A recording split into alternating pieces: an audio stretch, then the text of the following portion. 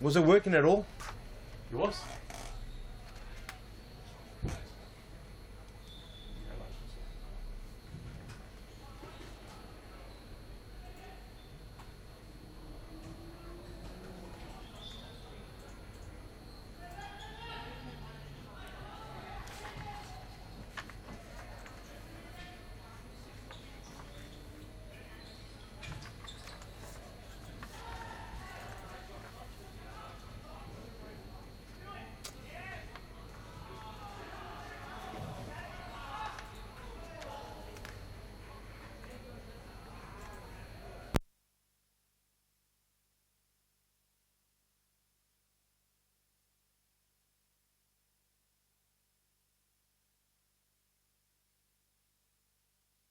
Hi, my name is Daniel Capolaro. I'm from Futsal Oz. I've played futsal in over 4 continents.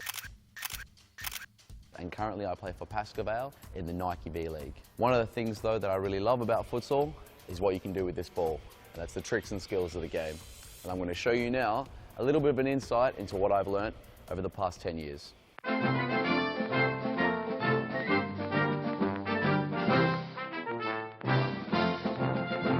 The trick I'm going to share with you today is called the Elastico. When using the Elastico, you want to make sure that the ball is underneath your center of gravity. So that's just probably in line with your belly button. That makes it easiest. And then you go from your little toe on your strong foot. So for me, my strong foot's my right. And I push the ball outside with my little toe, and then as I come back in with the inside of my foot. So if I do it slowly, the more I push it out, the more I bring it back in with the inside of my foot, and I stretch to my right. Just like that. You can do a few slowly, and then you can get quicker. And then when you're doing it a bit quicker,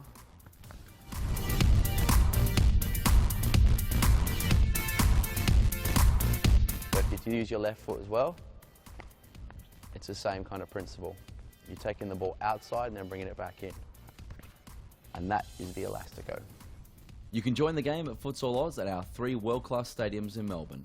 Call or visit our website for more information.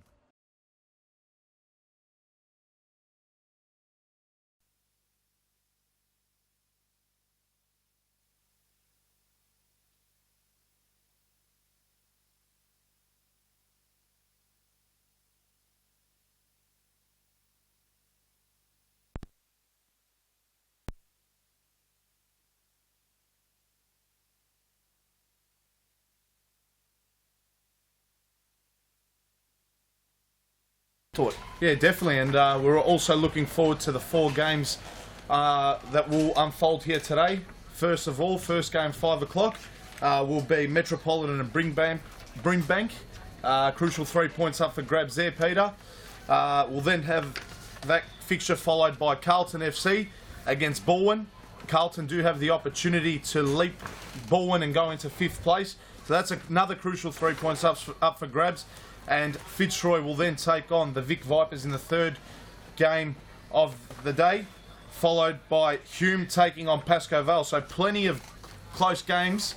On paper, they look like very close games, but you never know what just could happen out on the court in the middle. No, absolutely. Looking forward to it, mate. We're not too far from kickoff, Harry. Not too far away. Earlier on, we saw Daniel does tricks as the starter. Looking forward to a lot more tricks out in the field there today. You said about the first game, Metropolitan versus Brimbank. Both teams need to win this game. It's a very important game, and you just can see that if Brimbank don't get a win on this one, it's pretty much good night. They're not going to be able to, recover and get out of that last position. Yeah, definitely. And like we said, the 6 p.m. game as well, crucial there, Carlton and Balwyn.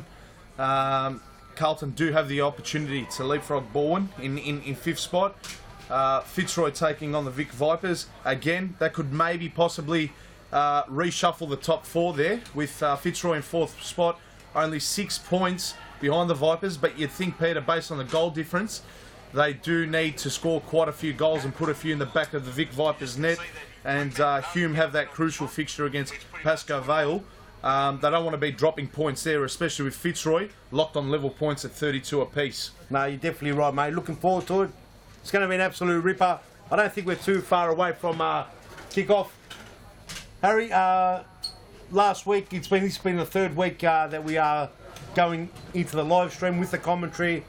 How are you finding it so far, mate? Yeah, no, really enjoying it. I think it's a really, really good, innovative idea from Futsal Oz. Love coming in on a Sunday afternoon, watching the games and commentating them alongside you, Peter. Yep. So, yeah, I just think it's taken the V-League to another level, to say the least. Absolutely, mate. We've got a lot of things installed. We've talked about it in the last 2 weeks. I'm not sure if the viewers have caught on. We are rebadging the V-League. We're rebadging the FAFL. This will be the last FAFL, as we call it. FAFL, it will have a new name. The V-League will have a new name. We're going across the board. A lot of new things happening in Futsal Oz. A lot of exciting news. We've got Arnold Schwarzenegger coming here on Saturday, Harry. It's going to be amazing. He's going to follow Beyonce to Brunswick, which is pretty famous now, Brunswick in Melbourne, where the big stars are coming down. Arnold Schwarzenegger is going to come here for about half an hour. He's going to have a kick on the field with the kids. We're going to have dancers, the red carpet. This place is going to be closed off, security everywhere. It's going to be absolutely amazing. We have got a couple of interesting facts about Arnie. He did play soccer when he was young, football as we call it in Austria. So he's not unfamiliar with the game. Really looking forward to seeing the big man. We're going to do a couple of flexes, see who's bigger. Obviously, he's the main man, mate, Terry. Yeah, it's going to be absolutely amazing. Yeah, you couldn't imagine him being muscled off the ball on the futsal pitch. I think he'd muscle off quite a few of us on the futsal pitch. Even now, at almost 70 years old, he looks amazing. Yeah, definitely. And, Be an intimidating opponent to come across in a game of futsal. Yeah, so with the Arnold Classic, it is at the Expo Centre. It's $75 to get in to the exhibition centre. However, the main thing for us is that there are a couple of spots still. If you want to come and see him live here at Futsal Oz Brunswick, you could come in and definitely see him for $25. If there are limited spaces available, so please call the 1300 number, 1300 788 799, and see if you can reserve yourself a ticket. It is 10 o'clock in the morning, Saturday morning, so get up nice and early. There'll be people packed, the street will be blocked off. Amazing things, Harry. Yeah. There's a lot of things happening here in the background. We're trying to get all our production right. We did see Daniel does tricks, Daniel Capillaro, D10 as we know him, done some tricks. Can we see that again, Mr. Producer? Can we see the Daniel does tricks again, please? Let's put that on. Hi, my name is Daniel Capillaro. I'm from Futsal Oz. I've played futsal in over 4 continents. And currently I play for Pascoe in the Nike V-League. One of the things though that I really love about futsal is what you can do with this ball. And that's the tricks and skills of the game. And I'm going to show you now a little bit of an insight into what I've learnt over the past 10 years.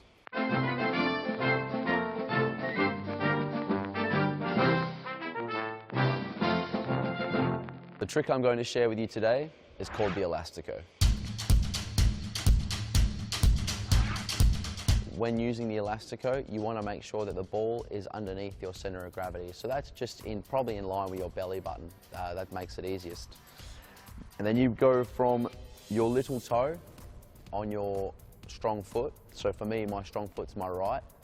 And I push the ball outside with my little toe, and then as I come back in with the inside of my foot. So if I do it slowly, the more I push it out, the more I bring it back in with the inside of my foot, and I stretch to my right. Just like that. You can do a few slowly, and then you can get quicker. And then when you're doing it a bit quicker,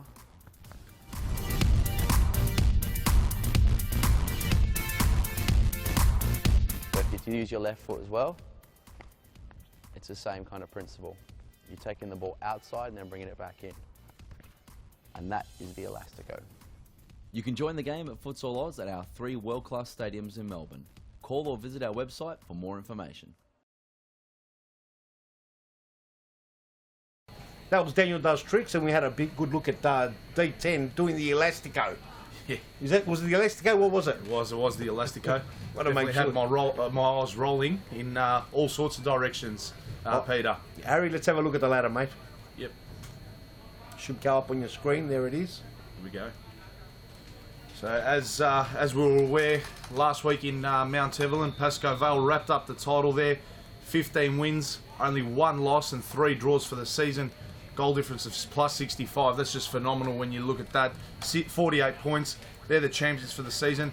Now look at spots 2, 3 and 4, Peter. Anything can happen. With 2 games left, you've got the Vipers, who you'd pencil in as your favourite to finish second with 38 points. But if they are to drop the game today to Fitzroy, you'd think on the last round of the season anything can happen from spots 2 to 4. The 4 is fixed, but Hume can finish second, Fitzroy can still finish second. It's all up for grabs, those spots there. So it's Vic Vipers in second spot in 38 points, Hume with 32, Fitzroy with 32 as well. Only goal difference separating Hume and Fitzroy. Now having a look in 5th spot, Baldwin with that important win last week against Metropolitan. They won 7-4. They got themselves to 23 points, and they are playing Carlton in 6th spot today, who are on 19 points. And the bottom 2 are playing up against one another today, Metropolitan and Brimbank, and that's a crucial 3 points up for grabs for both teams there today. Metropolitan in 7th spot with 16 points, and Brimbank there with 12 points as well. So a few teams that are locked close to one another on the ladder are all up against one another today. It should be an entertaining day and quite a few entertaining fixtures for us here today, Peter. Certainly is D-Day for Brimbank. Brimbank need to get this win. Otherwise, if they don't win today, it's pretty much good night. They will go to the relegation. They will be straight out into the State League, back where they came from. Earlier on, Brimbank did say they were going to come into the V-League and take it on, and then V-League was quite easy. One of the very early interviews was that we thought it'd be harder than this. Now they're eating a little bit of humble pie because they're going straight back to the State League, and the V-League's not a very easy league to come into and take over. And it goes to show you that the chances of coming into the V-League from the State League and remaining and staying in the V-League is pretty low. So all the clubs out there that do come up, it's good to see Brunswick. Brunswick won the championship, the State League a couple of weeks back. They'll be back in the V-League after 5 seasons of in the State League. They're going to have their engine purring beautifully to stay in there. And they've got a good crew. They've stuck together. They will have to make sure that they don't go back into the relegation zone. As we kick off the match, we've had some audio and visual issues here, which we're back on. And the game has started between Metropolitan and Brimbank. Off we go, Hazza. Well, this is going to be an interesting game here today, Peter. There's going to be definitely a lot of emotion out there on Court 1 of Futsal Oz Brunswick, as a foul's committed there, but so much up for stake for both teams. Metropolitan don't want to be losing this game, and Brimbank can't afford to lose either, or else it's, like you said before, good night for them. So, yes, as we've got a big shot, Deno Redzepovic and Hazza. We are improving here in the commentary box, but Harry, we've got no numbers next to these players. We're back in the thick of things here. We're back to guessing again. So this is going to be the big guessing game again. We know Shaker number 10 for Brimbank, the Metropolitan boys who are wearing green today.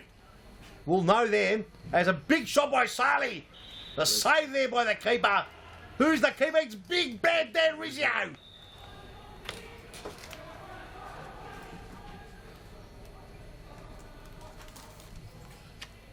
Ball comes across, Dan Rizzio throws it out, tries to get the play back going. Across goal, and there's the heartbreaker. Grigic, who kicks it away and makes sure that Shaker doesn't get it. Shaker to bring it in. Over the top, Shaker with a cute little pass over the top. Sam Bison, no problem whatsoever. Sali down the line. He's looking for Dino Redzepovic, who's looking for brother Ali. Ali with a snapshot. Here's the first goal. And Metropolitan on the board. Nice little interception, interchange play there between Alia Redzepovic and Dino Redzepovic. Shot by Alia, rebounds it, and a ball goes in the back. Are we going to see a replay of that, or we on target? Here we go. Here's the replay, but you've got to put the replay sign up there too, young man.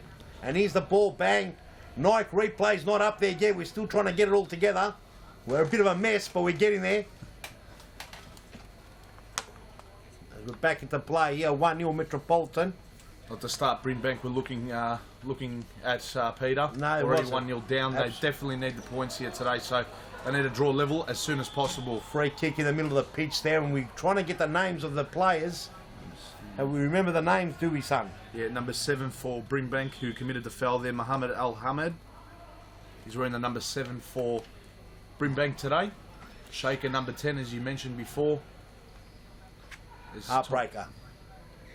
Heartbreaker back onto it. Here, Dino Redzepovic. Just missed him. The famous Brunswick Futsal Stadium. Everyone across Australia has played on this court. I'll tell you what, it's not an easy court to play on, Hazza. It looks easy from up here in the commentary box, but when you get out there, my word, it is a tough pitch. No space, no room to move. It is an absolute joke.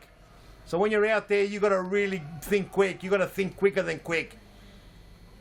Not many teams can come here and take that prize. As Shaker, back to Shaker. Is that the only name I've been called from Bringback so far, Shaker? Sali with a big shot and big interception. Block. We're still trying to get the names to ya. A big shot, toe poke by Alia Redzepovic. Number 2. And then we're getting the numbers here slowly as Shaker back on the ball. Josh Ring is in the commentary box just staring at us. Oh, another big intercept. Dan Rizzo with a save. Big bad Dan Rizzo puts the arm out. Number 19, Al Hamoud. Is that right? No. El Safara. Saraf. And the ball gets put out of play by Dino Redzepovic. In the middle of the pitch. Here's Al Hamoudi. Al Hamad. We're getting the names there. 1-on-1. And it's a big slide tackle there. Great challenge. Great challenge by number 3. We need to get the numbers. There's a big... Is that what's happening there? Our officials, Evan Rabotis on the far side, puts out a yellow card for the number 3. Put a yellow card down for number 3. Who's number 3? We need to get the names, Josh Ring. We're all over the shop here. Came 2 hours early today to get organised, and we look like we're more of a mess than we were at Mount Evelyn last week. One of our cameras downstairs is gone. Big shot there by Redzepovic. A save there by big bad Dan Rizzo, making a comeback into the V-League after being axed.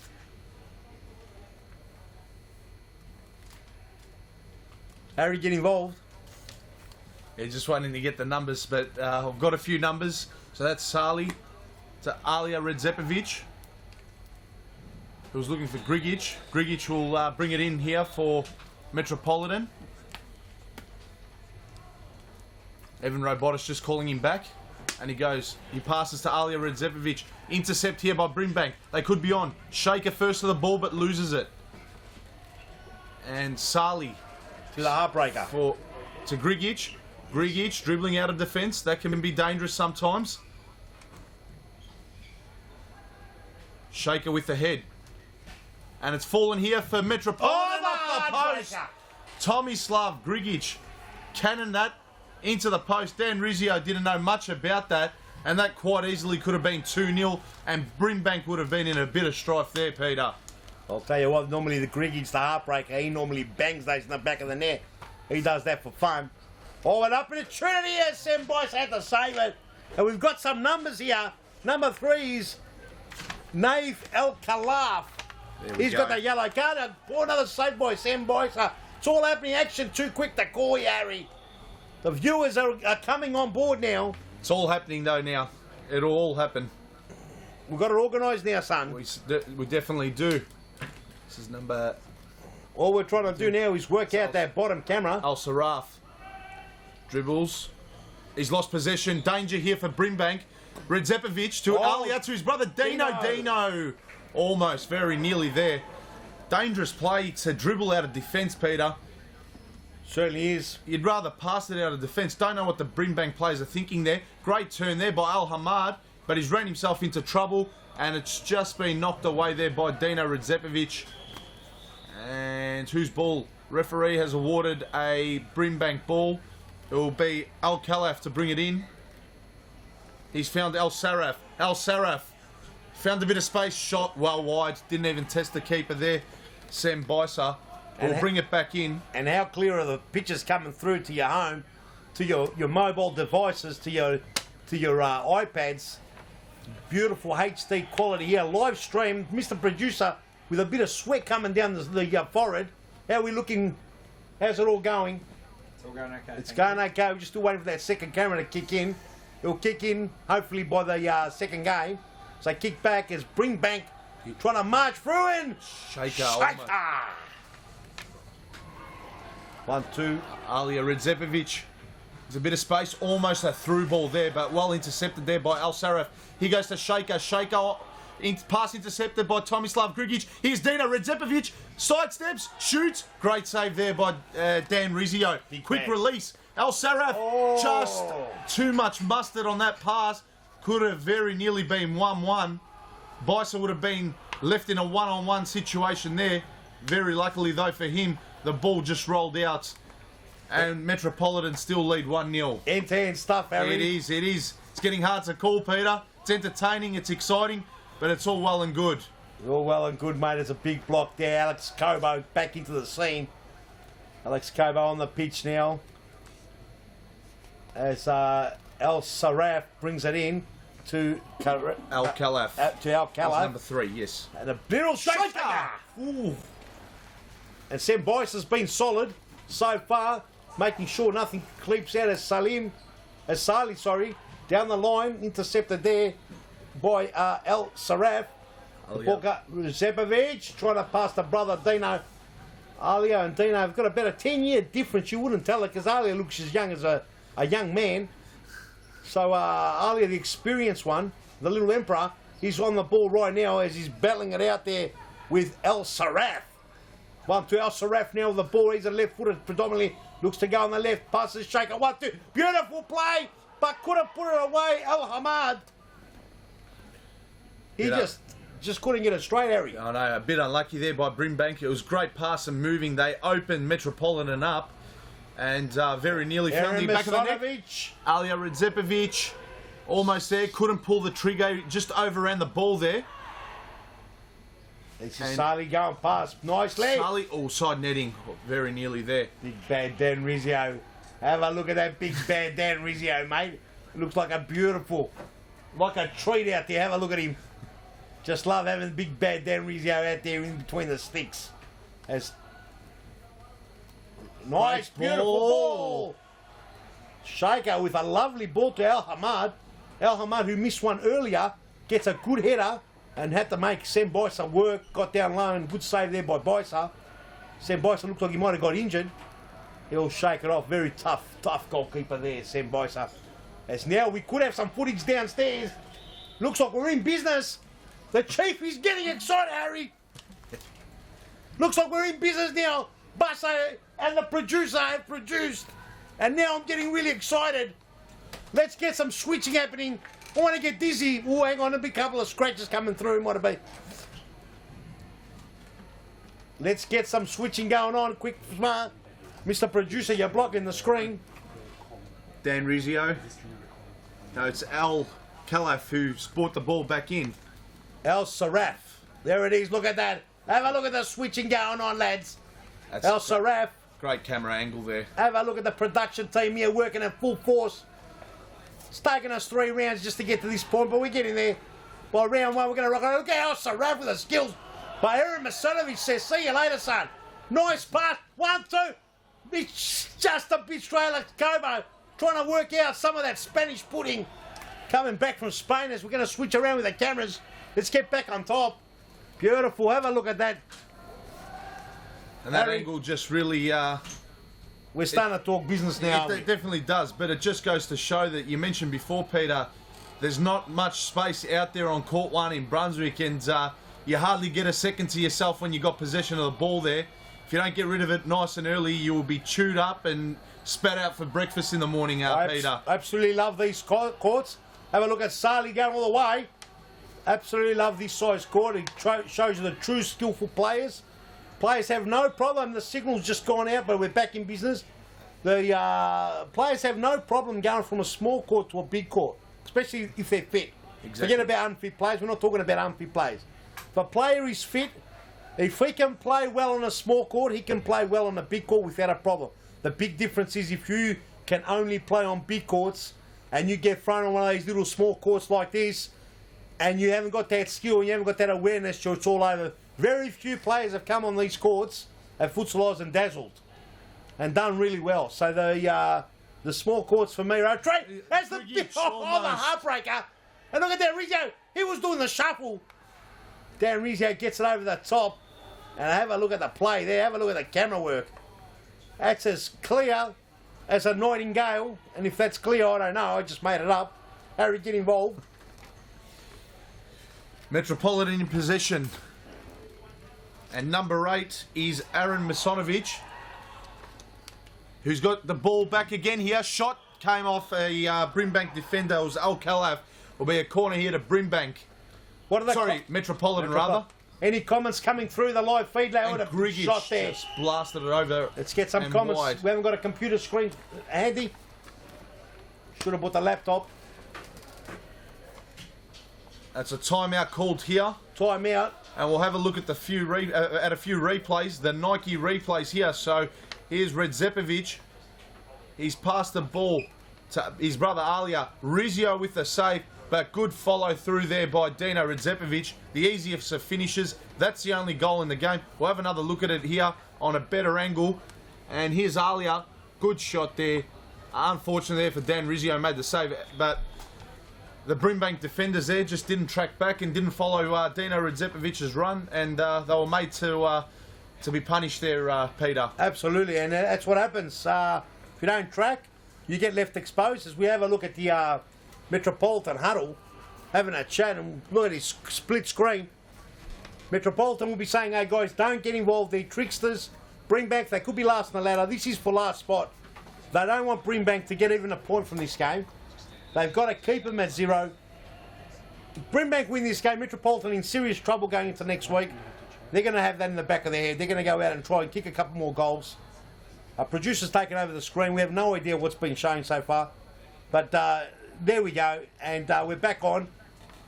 Harry, it's been entertaining so far. It's been scrappy. Both teams know and that this is very important and cagey. But the main thing has got to be is that Brimbank have got to say, hey, you know what, we've got to roll the dice, and we've got to go for it. So this is where it's going to open up. Exactly, but it's been end-to-end stuff, which has been entertaining, Pete. Yeah, there have been a few errors, but I reckon there'll be a few more goals in this game, and it's good to see at the pace in which the game has been played at. So we'll have a look here. I'll hammer almost on the end of that ball. Sam Bison with a throw over the top. To Grigic. He's crossed it in, but I think it was just out there. Players come on now. Last week he played the young lad. It's Redder. Al-Hamad with a shot. I think Redder's back on. Redder played well. His name is Mehdi Redder. He played well last week, got their goal last week. Bring back, he'd be looking to score another. Here he is, Mehdi Redder, very dangerous player, plays in the youth. So he's a young lad, big boy. Oh, great save, Sam Bisa. Al-Hamad over the top. And a cross goal. Flick almost. Sam Bisa, oh, dangerous play. All ball, referee said, oh! And a big chop there. Young Slovacek getting absolutely perplexed. Josh Slovacek. It was a big tackle. It was an important tackle. Yellow card being given. Who actually received the yellow card, Harry?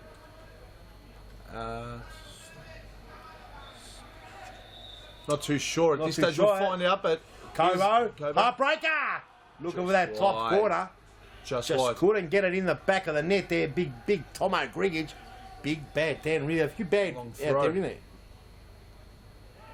Very nearly. Brimbank in possession. And number 4 is just come on, is Osman Ali. Osman Ali, he's almost on the end of this, but Sam Bisa again off his line very quickly. Mops up the danger there for Brimbank. Hello. For Metropolitan, rather. Hello. And number 8 is Aaron Aaron Misonovic. Misonovic. Plays a ball through Heartbreaker. and almost, Grigic almost found Slovacek at the back post there.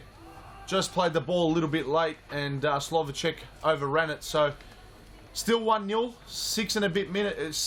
literally 6 minutes left now in this first half. 1-0 Brimbank. They desperately need a goal, and in an ideal situation for them, they'd want to be in front at half time. Oh, without a doubt. Dan Rizzo thinking, do I come out or not? Stayed where he was. Stayed put. A couple of background noises here. As this is Redder. Redder looking to get on that left foot. Bit of a traffic jam in that corner. Have a look at the tight spaces up there. Have a look at the tight That was spaces. Ali's shot block there. Ali with an awkward shot. Looked almost unorthodox. Just took a snapshot. A little bit off. Yeah, he was a bit off balance there. Redder, who's he going to look for? Looks for Ali, and Ali looks for a bit of a pass Slovacek. shot. Slovacek gets it away. Kobo, he's got the heartbreaker here, Grigic. Heartbreaker, what can he do? Gets it back to Kobo. Kobo lost, nice pass by Slovacek, and Ali kicks it out.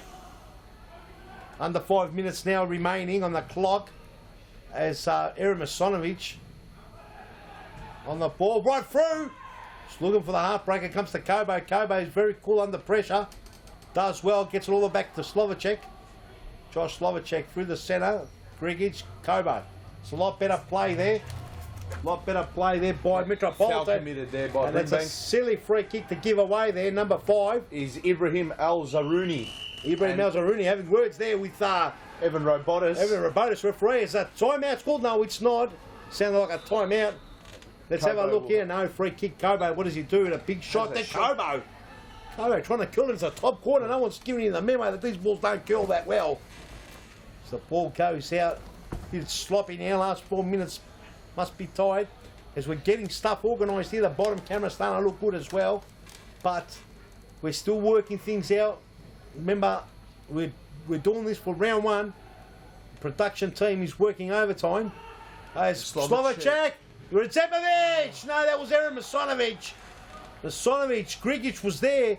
It probably not a bad idea to have a shot, but it was a really good save there by the big bad Dan Rizzo. It was a very good save. I like the fact that he extended the legs out and it did hit his legs and just had enough of it to flick it over the bar. Oh, bit of a mix-up there, kicked it out. Kobo will mop up, no problem, as Sam Beiser. Harry Metropolitan looked comfortable, but 1-0. Plenty of futsal left in this game. Absolutely, there is plenty of time for more goals. They do look the better of the two. They've maintained majority of the possession. They have threatened more than Brimbank, and I think Brimbank, especially in the second half, they want to have most of the play. They need most of the play. Or as we said, Peter, it's good night, and Rizzo comes off his line there and knocks it forward and clears the danger. So What There's actually a happening? hesitation Is there a out free kick there. here? What is the cameraman doing? Is he here in the right spot? He is. send Beiser to restart play. Brings it in as a bottom Kobo. camera starting to look good. Kobo, nice little pass there. Who does he find? Is it Sully? No, it's It's Masanovic. Aaron Masanovic. Gives the ball away. Number 44, new That's player. Al Mansouri. Al number- Mansouri coming on. And Bringbank have bought a lot of new players today. And number 23 is Frihi Rayane. Glad that you can pronounce the names, Harry, because I'm a bit of a tongue twister. As the ball goes out there, almost Sammy Jever-Rabotis, the referee. It's in favour of Metropolitan. He's awarded it to Metropolitan. And here's Dino Redzepovic. Finds Masanovic. Rizzo comfortably No makes problem. a save there. And 44, as we mentioned, is Al Mansouri. He's dribbling. Mansouri. He's almost through there. And a shot there. Oh, great save by Beiser. And Brimbank were threatening there. Not on one occasion, but twice there. Very nearly was their first goal. And a shot by Al Mansouri was deflected off the Metropolitan defender. And it's a corner to Brimbank with 1 minute and 43 seconds left on the clock. Ball knocked back there to big bad Dan Rizzo. Rizzo. Out to Al Saraf. Al Saraf. To Rayane. Rayane twisting, turning, trying to get past the defender. He's boxed in the corner. He's let it run out. What's the referee awarded? He's awarded a goal kick there. John Nikolakoutis has awarded a goal kick there. A throw-in, rather. And Brimbank, Dino Redzepovic, switches to Tomislav Grigic. Grigic. Ball knocked out there by Brimbank. It's Masanovic to Grigic. Switches back to Masanovic. Look, great challenge there by Ritter. And Brimbank will obtain possession again. and they're hoping that they can score a goal in these last 50 seconds, but it's cheaply given away. Masanovic, great challenge there by Rayane. Ritter. Sorry, that was El Saraf. A flick there almost. Nice little player, very skillful player, but just not coming off as Metropolitan experienced campaigners. They don't want to lose this lead, especially being a relegation playoff, this one. And El Saraf. Saraf with a shot. It's a corner. Bisa got his hand to it, and it's gone out. Corner's come in. Oh, Rayane almost there. Well defended there by Metropolitan. Grigic plays the ball out wide. Two. Almost nearly. Hand-to-hand stuff here. It is. El 10 Masuri. seconds left. Masuri going on that left. He's going to poke it. Masuri does okay, but left the ball behind as Masanovic, Masanovic, and a shot! And Aaron Masanovic! Nice combination play there. Dino Redzepovic and Aaron Masanovic. 1-2 and he bangs it home. A worm burner. Burns the top layer of the floor and it goes in the back of the net. Big bad Dan Rizzio had no idea about that one. He got up straight away and looked around and said, guys, give me a hand. As it's 2-0 now, it is time lapsed on our clock. But I'm sure there's plenty of time. How do we know what time's left? We don't. And that's a goal Brimbank did not want to concede. They needed to be locked level or at least in front at half time. 2-goal deficit. Metropolitan thoroughly deserved the lead, Peter, but yeah, Brimbank, they need a spark. They need a goal definitely before half time now. They don't want to concede a third here.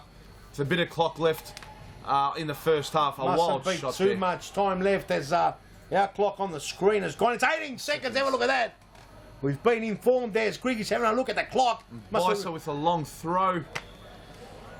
Rayane A bit fouled. of a trip there. It's every Clock gets will one on the box. As on the ground, play on, says the referee. Seconds remaining in a shot, and there can't be much time left now, has there? That'll be pretty much half time, just about. Enough for a throw in, or the no, it's referees not. Have indicated half time here. Oh, what a game so far. 2-0 Metropolitan as we're going to go down to Morgan. When are we going down to Morgan? I'm going to switch over to us, or what's going to happen? Let's have a look. Here we go. Hey guys, half-time here. Things are heating up. Brimbank haven't been able to capitalise on a few of their opportunities, whereas Metro, as you can see, 2 goals up, have capitalised on a few of theirs. So it's going to be an interesting second half.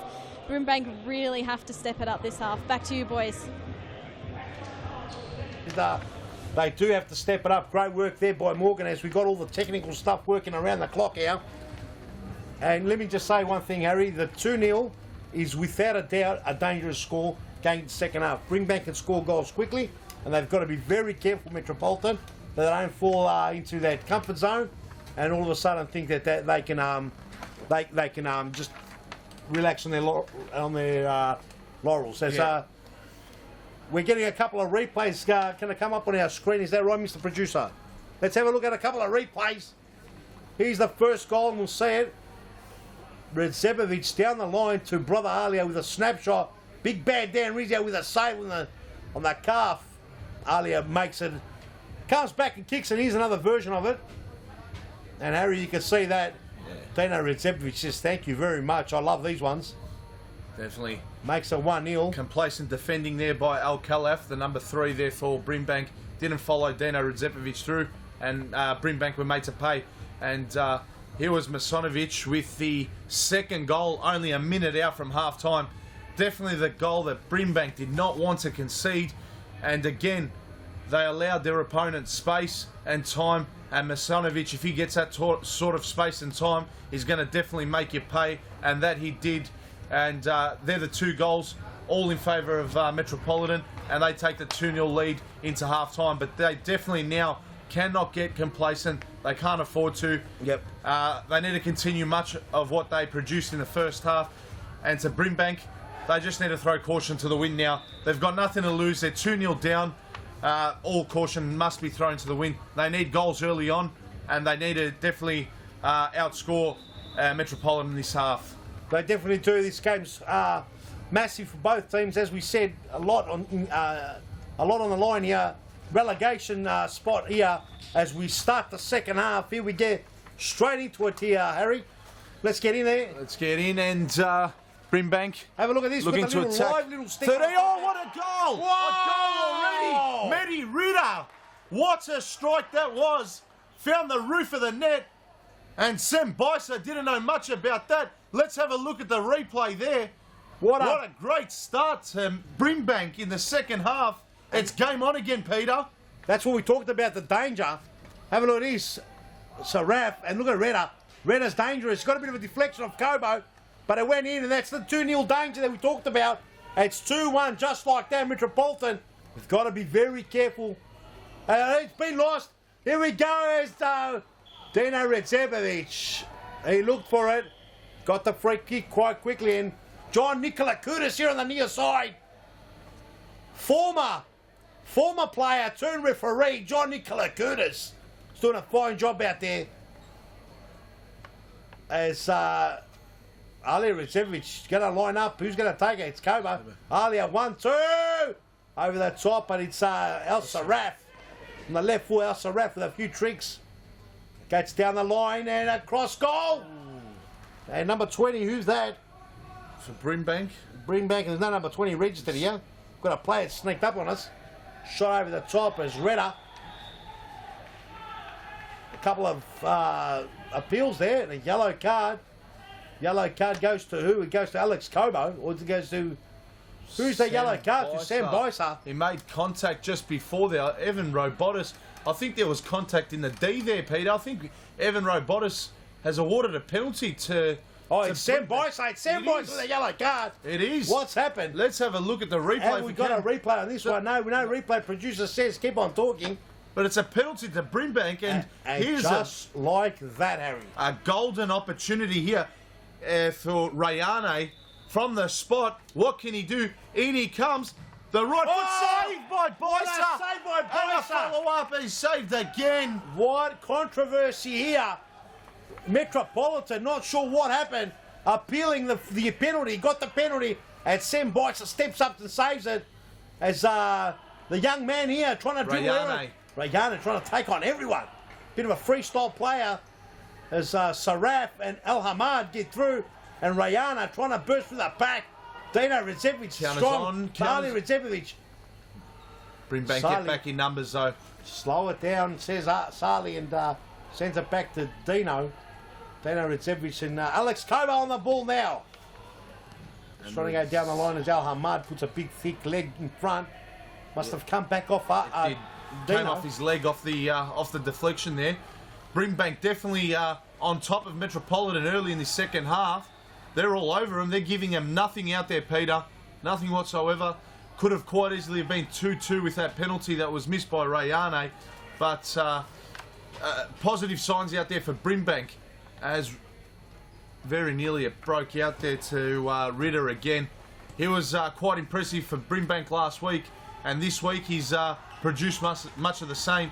Single-handedly brought Brimbank into this game. And a sub there. The goalkeeper. Yeah, to the goalkeeper for Brimbank. So it's Dan Rizzio who's come off, and on for Brimbank is... No. It's not Harry Kuthari. Let's have another look at the sheet here. He must be the...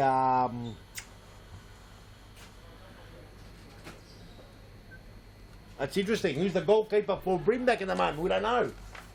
Let's have a look. Our sheets are all over the shop here as we're getting a couple of squeaks in the microphone.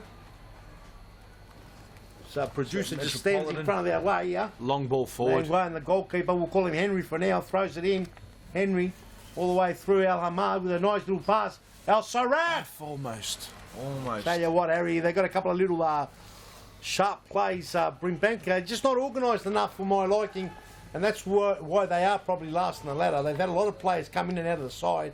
It's really unbalanced them throughout the season. Haven't been regular throughout the whole season. Been ins and outs, and their shape's been all over the place. I'm not sure how much they're training. Metropolitan, of course, they play almost every night of the week, so their training is in competition. They've been playing for a very long time. Represented the Metropolitan brand many occasions. Been in the V-League runners-up on many occasions. I think they've been runners-up on 3 or 4 occasions in the V-League, and about twice in the FOS Cup.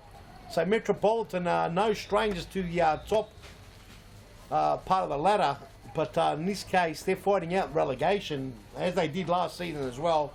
So it's changing the tide as time goes. 4 seconds. Redzepovic there. Shot was high and wide. No trouble there. I think the keeper is number 12. I think it's Harry Kitharidis, Peter, out there. So Definitely not Harry Kutharides. I know Harry Kutharides quite well. He looks a little bit taller and more danglier than him. So it's definitely not him. This guy here is a new keeper. He might have been the one from last week. Who did we have last week? Can tell our professionalism here is the highest order.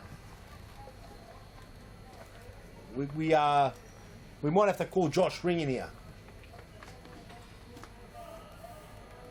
we'll keep you updated with the keeper's name, but we'll go back live now and it's Al Saraf. What happened to that little live thing that was in the top corner? That was nice. We're getting that back at all. That looked good. What did you reckon about that, Harry? Have a look at that. Whoa! Have a look at that. Live, but then we lose the ladders and all that. Doesn't matter. It still looks good for that. Oh! That's Al Saraf. 2 all Al Saraf on the right foot. And Harry, we thought the right foot was only to walk on. Definitely not. We'll have a look at the replay here. And there we go, Peter. 7 minutes into the second half already. Brimbank have drawn level. The game is in the balance now. And look at that. Oh, it's a right, it's a left footer. What am I talking about? Straight in the back of the net. Sam Bicer knew nothing about that. Brimbank back in it. 2 all. And almost a Metropolitan goal on the other end. Missed a bit of a controversy here, a bit of a free kick as Dino Redzepovic. There's a bit of an argument there between the two. They better be slowed down. The referee's got to get involved here. Dino Redzepovic having a bit of a chat to Pasquale. What's his name? Rayane. Both men exchanging a few pleasantries. There's Alex Cobo. Wasn't too far away at all with that strike, Cobo. Metropolitan had a good first half, 2-0 up, and now Brimbank in this half 2-0. It's all goals at the one end. All goals at the one end. The wind must be blowing all at one end. Nah, definitely the scoring end to the Victoria Street end. Well, it's definitely the commentary end, that's for sure. Maybe they can hear us. They're probably getting excited as El Masuri. It's heartbreaker. Grigic. Metropolitan. Brimbank intercept. Al Saraf has been instrumental in the second half with Ritter as well. Them two have been the standouts for Brimbank. Ooh, and tough challenge. I think that was I think it's a corner. Evan Robotis. Yeah, he's awarded a corner. It was all ball there. Rayane will take the corner. Rayane and Dino Redzepovic, no love lost there. Ball comes in. It was a very short corner. Ball goes out. Big Brimbank ball.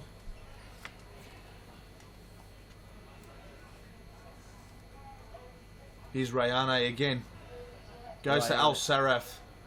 What a second half he's had. He's turned it on this second half. Number 4 there, Osman Ali. Ali, back to Al Saraf. Al Saraf, great pass there. Could be on Brimbank. Al Saraf's been everywhere. He has been.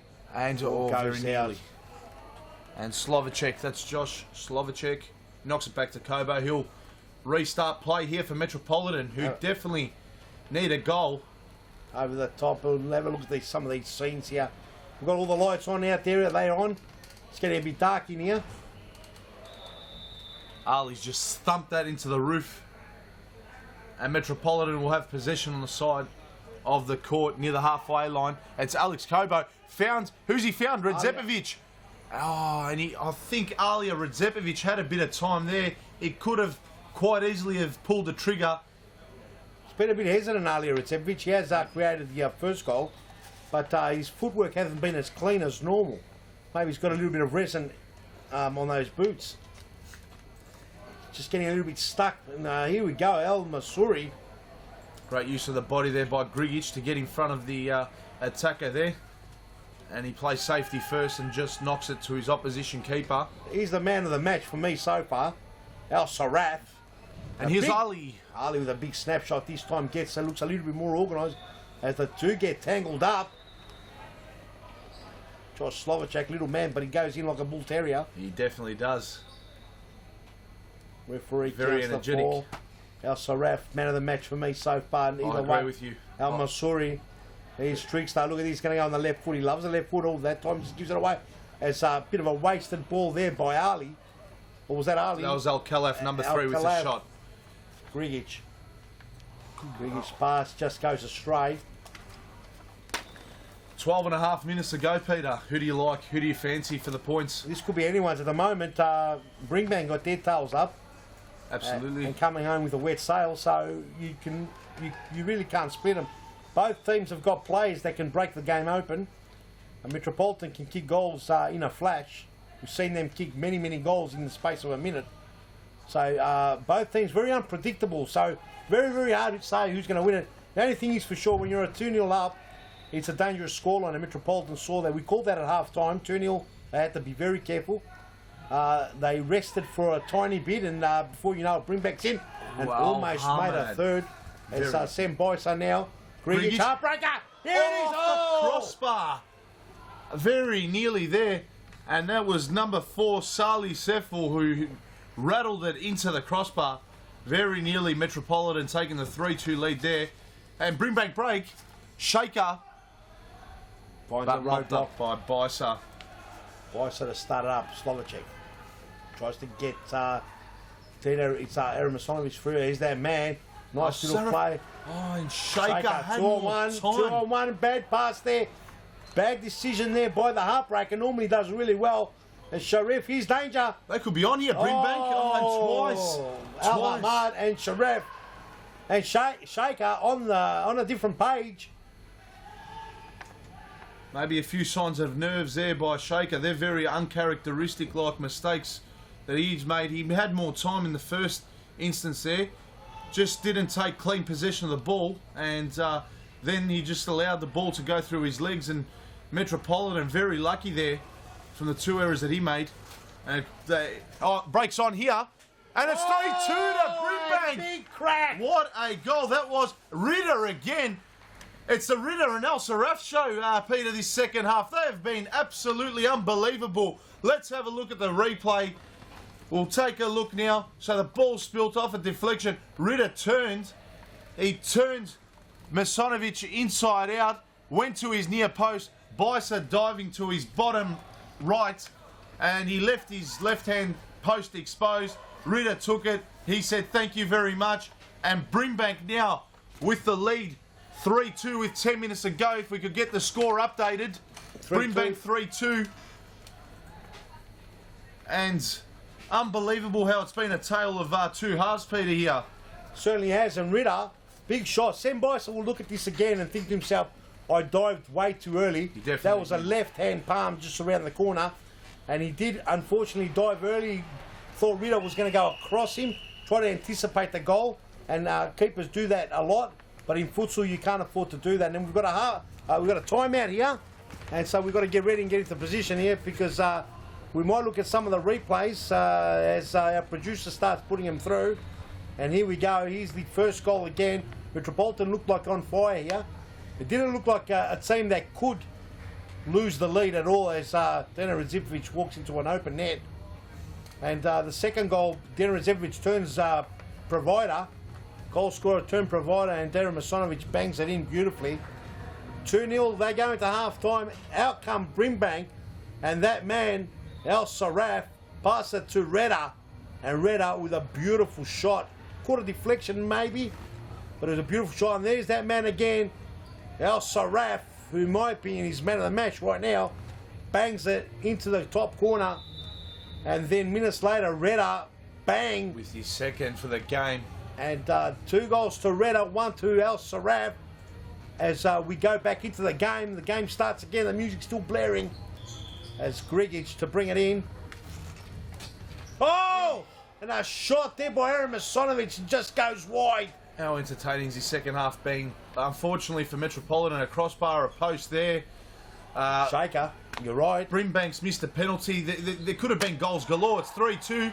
Could have easily been 6-all, Peter, right now. Calling for a handball. Was it there? Don't know. We could have to look at the replay. Let's have a look at the replay. And Aaron Masonovic hits the canvas hard. Al-Hamad just clipped him late there. Massive fall. I'm not sure if it hit his face. So apologies all round. We'll have a look at the replay. Oh, and no. Shaker asking for it. Let's have another look at it. Let's have a look at that. Oh, on the line. I'll tell you why referees don't. Evan Rabotis right there thought it was in the body. Didn't give it. Don't often give those ones. Would have been a free kick just outside anyway. I think he made the right call there, fair to say. It was just inside. It just looked like he did go for it for the defence. Either case, nevertheless, referee makes the decision. We don't. Exactly. We can right. only look at it. Ball open! Slovacek! And Josh Slovacek with a massive crack into the corner off the post. Or just snuck the post, got in there, near side of the keeper. And we've got a ball game, 3-3. Trapolton striking this half. And that was near post. The keeper will be absolutely spewing. But what can you do? 3-3. This game is heating up. This game is live, brought to you from Brunswick, Futsal Oz Brunswick, where Arnold Schwarzenegger will be here on Saturday. Full life size, the real Arnold Schwarzenegger will be here. Very famous stadium as Omar Shaker, all the way down. They confuse themselves. Maybe I yelled too loud and put them off. Here's Grigic. Almost found Slovacek there. And great individual bit of play there by Slovacek. He hit the post when they were 3-2 down. Could have easily have been disheartened, but second and third efforts there and got rewarded with a goal! What a goal! That's Dino Redzepovic. No, it's Aaron Masonovic. It is, yes. Masonovic. For his second. What a great throw there by Bisa. We'll have a look at the replay. He's literally picked the ball up. He's seen him unmarked.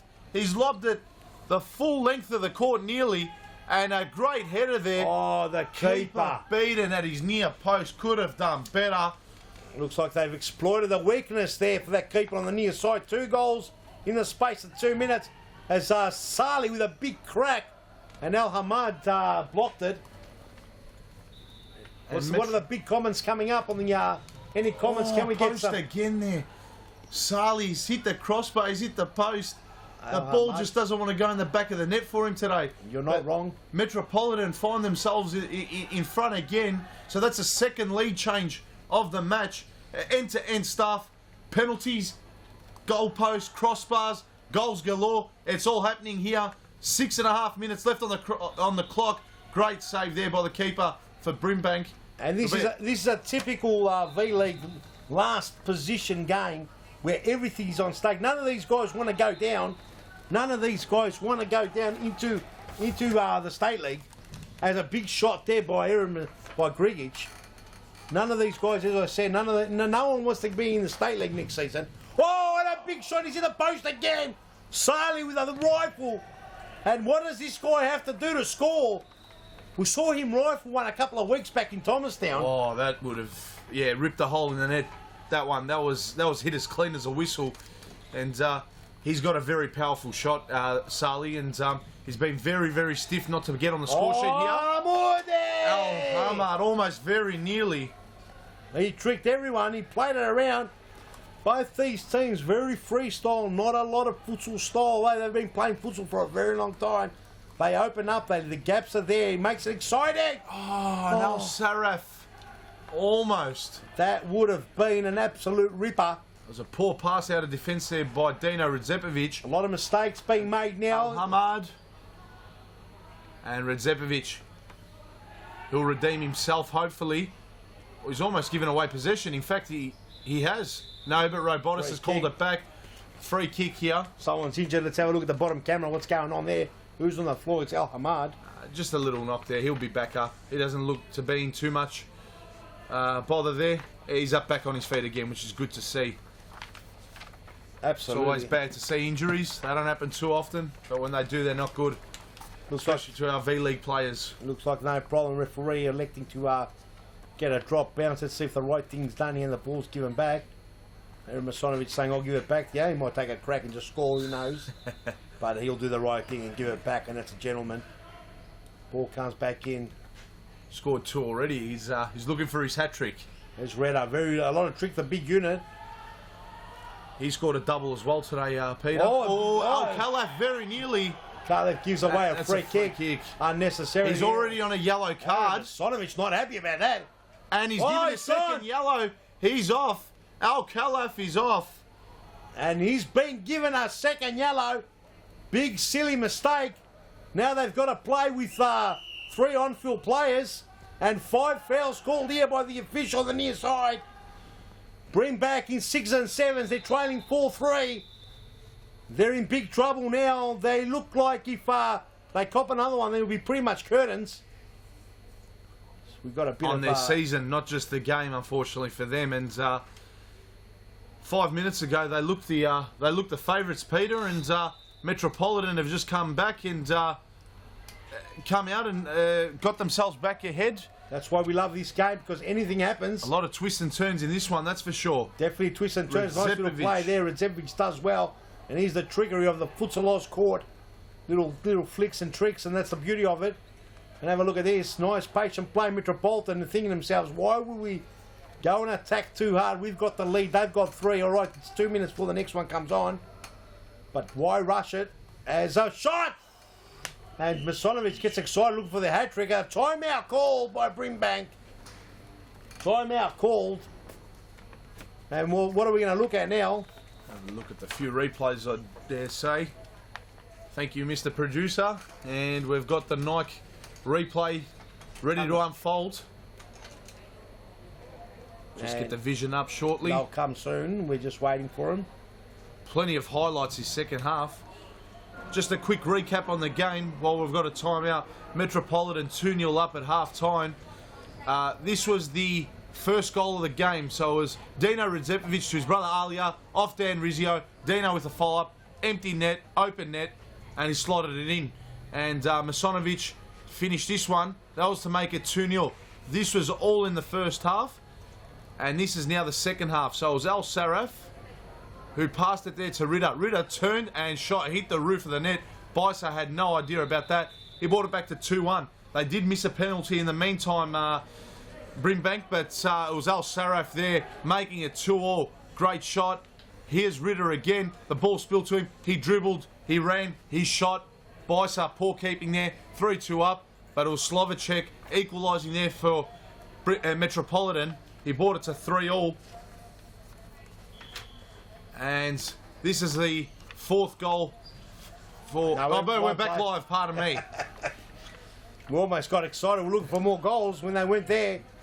As Radzepovic on the pitch now. Just before then, as we look at the replays, he was up and down. Metropolitan had the better. Then Brimbank had a very good spell. Looked like they'd run away with it. Now Metropolitan back on top. Brimbank have got a red card. Who copped the red card? It was Al-Khalaf, number 3. Two yellows. And here it is! And great play. Metropolitan, nice and patient. Get another one. And that man, who is it? Dino Radzepovic gets his second. Have a look at the replay here. And there was a... Masanovic, nice play. Here's that man Salih used the post and crossbar about 3 times today. And bang, Radzepovic off the post and in. We need the numbers. And it's all good as we go back live. Yes. 5-3 the score. As we're losing the plot here in the commentary box. It's only the first game, Harry. Got another 3 to go. We're looking forward to them. Absolutely. The froth is pouring so hard. We're perspiring. Here we go. The ball's going to come out there, Dino, and he does. He just boots it out, never about it. Says, I can control it still. Don't think I've retired. I'm still playing. Balls to come in, and Rayane. Ball goes to no one. About a minute and a half left. We've got 2 minutes left on the clock. We hope that's the right time, but anyway, we're going to call it that way. And Metropolitan need to hang on here. Brimbank can get a sniff in. They got the player back on the pitch now. All they need is that extra goal. Don't forget it's stop clock here at 2 minutes here at Futsal Oz, the V-League. As I have a look at some of this camera work, and Rayani on the ball now. It's been a good inclusion. Big mistake, Rayani. What a finish. And Salih gets the goal he's been looking for. No posts this time. And well deserved. Well deserved. Metropolitan wearing the green today have banged it away, and it's 6-3, and the score will be changed any second now. 2 posts and Have a a look at this. crossbar, Crucial and look mistake. at this intercept, and finally he gets on the score sheet. What a finish. No keeper would have stopped that. That's right in the top corner. That's a great shot. He's got such a lethal right foot on him, Sali. If he gets a bit of time and space, good luck if you're the goalkeeper. That's all I have to say. 100%, 100%, and here we go. Al Saraf off the crossbar, very nearly. Metropolitan done well to keep Saraf quiet. He looked like he was going to run away with the game. 5-10 minutes into the game, he looked on fire into the second half. They've quieted him right down. He's been off. They've quieted him down. The game changed as El Saraf was made negative. Is the score 5-3 or 6-3? 6-3. Score 6-3 as we're getting the score getting up there. Here we go. As Deno Reserve was having a rest near the crowd, as the crowd looking away. Next game lining up to get. Come on, next game, who is it? It's Carlton. So, pardon me, it's Fitzroy versus Vic Vipers. Is it the next game, is it? You sure? What's the next game? No, it's Carlton. It's Carlton, pardon me. Oh, a mistake! And here's another one! And Deno Redzepovic, does he get his hat trick? What does he do, Deno Redzepovic? He just backheels it. Easy as you like it. And have a look at the replay here, Hazza. And big mistake here as Iramasami puts it through. And the keeper, the young keeper, tried to kick it away. He's made a mistake. Redzepovic, relentless. Chase it down and we get a little bit of a backflip and a bit of a, how you going? I still got a very happy days, Metropolitan, as they're talking, as we've got the keeper coming on now. Metropolitan now talking relegation battles instead of looking at going straight in that last spot. Masanovic, Open the nets, pass. very nearly. And I'll take you back, Peter. Apologies for that. And to our viewers, the next game will be Carlton against Balwyn. So that could quite determine 5th spot, how the NOC V-League Premiership season ends up. Can Carlton still get 5th spot? They can. There's 2 games left. Carlton on 19 points. They need to win this one to get to Balwyn on 23. So there is a 4-point gap. And then very nearly who's there. Balwyn playing in the last game? That's what we don't know. We'll find that out later on. Or was that the one? Almost there, a goal scored And ball by there. Alia Redzepovic. And Balls to be brought back. this game is very, very nearly over. Pretty And much over. Unfortunately, that's Brimbank season's over, Peter. That season gone as Brimbank will go down. And that's a full-time whistle, so that's Metropolitan winning 7-3. They had a bit of a hiccup early on in the second half. They allowed Brimbank to score 3 consecutive goals, but then it was all one-way traffic from there as they polled on the last 5 goals of the game and ended up winning convincingly 7-3 here today. Well done, Metropolitan, and commiserations to Brimbank on their relegation from the V-League. Yep, one more game to go. They can't do anything now. Metropolitan way in front now. And Metropolitan did well. Metropolitan still got a big battle. Metropolitan 19 points now, still got a big battle. They'll be facing 3rd spot in the State League. As we'll go down to Morgan. Morgan, who you got for us? Deno Redzepovic. It meant a lot to you to finally get out of that last position. Well, you weren't in last position, but this ensures that you will not be relegated straight out of the comp. Yeah, it's a massive relief. We knew what the stake was when we came to play, and thankfully we got the 3 points in the end. A nice goal from yourself out there at the end. Bit of emotion in that one.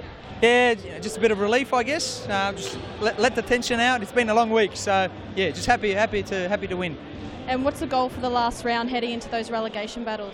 Well, momentum. We're looking for momentum, so we can't drop off what we've done today, and yeah, hopefully we continue to win. Great, thanks for your time. No worries. Thank you. Thank you. Thanks, guys. I was here with Deno, and in six days' time, we've got Arnie here the Arnold Schwarzenegger. No imitation, no phony, no cardboard cutout. The man himself will be standing right here with our Futsal Oz kids. Back to you, boys. Well done, Morgan. Excellent interview there with Dana Redzevic. And Arnold will be coming, she's right. No cardboard cutout, no imitations. We're going to put some graphics up on the screen once we get it up there. But Harry, Dana Redzevic made it quite clear there that he said it clearly that there is going to be no turning back, and they're looking for momentum. They're looking to take it on. They don't want to rest their last game, even though they're not going straight down. They're looking for that momentum. Yeah, they definitely are. They can't afford to have fade-outs in games, which we saw early on in that second half. They were doing it quite easy. It was all them in the first half. They allowed Brimbank back in the game. They took the lead. They could have been 4-2 down as well if the penalty was converted, but a great save by Bisa. And that was a momentum changer. It was all Metropolitan after that. And Dino Redzepovic, well done. A hat-trick. He was instrumental in their win today. Very great performance by him. Slovacek played his part. Sali as well. All the Metropolitan players played really well. And I thought in my eyes, and we've mentioned it a few times, that Al Saraf and Ritter were quite impressive today for Brimbank. So well done to those boys. Oh, no doubt about it. Al Saraf and Ritter, they flew the Brimbank flag quite well. I would have liked to see Al Saraf on the pitch a little bit longer. Not sure whether he's picked up any injuries or got a knock. It looked like when Al Saraf was basically made negative, he had no impact in the game. And unfortunately, what can you do? What can you say? Metropolitan way too good. Exactly, yeah. And it's been a bit of a consistent thing for Brimbank to be inconsistent all season long. They have been. And if you're inconsistent in the V-League, you won't be in there for too long. So that's what happens, unfortunately. There's got to be one team that goes down, and Brimbank have been the most inconsistent team this year. They'll be fighting it out in the State League Championship next year. So exactly. Let's turn our attention now to Game 2 of Round 20 here at Futsal Oz Brunswick. And what a game we have here. I'm quite excited about this one. I've loved the way Bourne have played in recent weeks, and so too Carlton. Carlton have introduced a few young players. In particular, Dylan Govich has impressed us, Peter, in recent weeks. Scored a few goals, has been impressive. But Bourne are gelling very, very well. They pushed the Vic Vipers 2 weeks ago to a 2-2 draw. And last week, they beat Metropolitan, who we just saw before, 7-4. They've done it quite comfortably. They've added a few new players into their team. A few players have come directly off the plane from Italy. So they've definitely added quite a bit of talent into their squad. As we kick off here, best of luck to both teams, and this could shape up who takes 5th spot here this afternoon. Certainly. And at the end of the season. You're right. Take it away, Pete. Ricardo Bianchuzi, is that what we called him? What's his name? We called him a chocolate the first game, and we thought he was Bianchi. Bianchini, we thought it was, and then it was Bianzizi, what was it? I think it might be it's double Z-I at the end. Biansuzi, Biancuzi, one or the other. We're just going to get Josh to get us the team sheets. We know most of the players' names from Carlton and Baldwin. I can see Rajab there for Holmes as well. David, they're going into the wall, into the railing. He's saying, what happened? This is not UFC. That's Davide Jacovici, number 8 for Baldwin. This is V-League Premiership as the big man, Matteo Rocca. The big shot almost crept through. As that's young Joaquim Jimenez, who's sporting a new haircut. It's about 4 weeks old, but we still call it new because we got used to seeing those locks and curls flying around with a headband. But now number 17, he's that young man we're talking about, Joaquim Jimenez. And on the pitch now we've got Joaquim, we've got Cameron Holmes, JP here, and Shaban Rajab. And for Baldwin, we've got David there. Oh, and a cross goal! And, very nearly. Cross goal, and we forgot to say Samir is in goals for Carlton. And for Baldwin, starting lineup, number 4, Cameron Holmes. We're going to get to the starting lineup. It's too quick to call. We've got Bianshuzi, Davide Jokovici. We have got Matteo Rocca. And Michel Joca in the starting lineup. The goalkeeper, we're going to get to the goalkeeper in a second, and a nice little pass there to Michel Jota. As Shaban Rajab, the captain, the organiser. All the way back here, Bianshuzi. Here's Mateo Rocca. Impressive last week in their 7-4 win. Free kick in the middle of the court. Mateo Rocca got cleaned up by Cameron Holmes. Having a laugh about it. He's enjoying himself out there. But look at that big Rocca, 6'4", having a laugh. Bianshuzi with a Wow! Bianshuzi with a worm burner on the ground. And it goes right into the corner. That corner's been dangerous today. Ricardo Bianshuzi, what a strike, what a free kick, what a hit. We'll have a look at the replay here and just very comfortably stepped up, strike the ball. What happened? And he just wrapped it around Rajab, who was standing there, and Samir, the keeper there for Carlton, he didn't know much about it. He dived late and allowed it to go in on his near post. Ball and 1-0 up. Very surprising, very surprising. And a very, very complacent start from Carlton. They were extremely impressive as well last week. They were 6-2 winners against third place Hume. And Rajab! What a goal! That's a great strike at the far post. And it's already 1-1 after 4 minutes. Great answer by the Carlton outfit. Have a look at the replay. As JP, Rajab in the thick of things. Rajab 1-2, Cameron Holmes. Have a look at his left foot. Across, through the legs.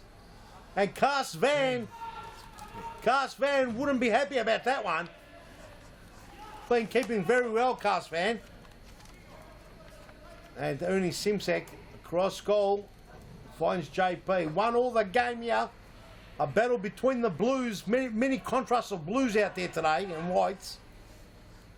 As Jimenez all the way through, 1-2 played, tight corners there. Shaban Rajab all the way back, finds Simsek, a worm burning crawler. Rajab, Jimenez, nice footwork, Jimenez. Does he keep it? And Jota just kicks it out.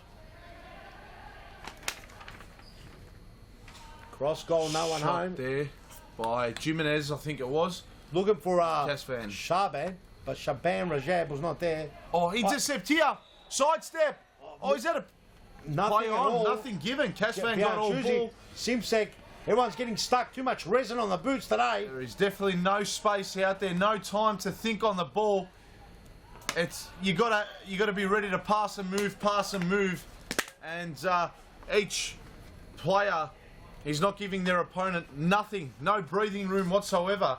It's going to be an entertaining game. I was definitely looking forward to this. 1-1 already. 6 minutes played into this first half, and we've got a game on our hands here, Peter, and I think it's going to go down to the wire. No doubt whatsoever. Both squads. There's that little singlet again by Cameron Holmes. Wants to stick it out. Both teams, they don't want to take a back step. Fifth spot's important. Oh, what a save by Casvan. Redeemed himself for the one that he let through the legs. That is a phenomenal save there. Great by save there by Casvan. Casvan.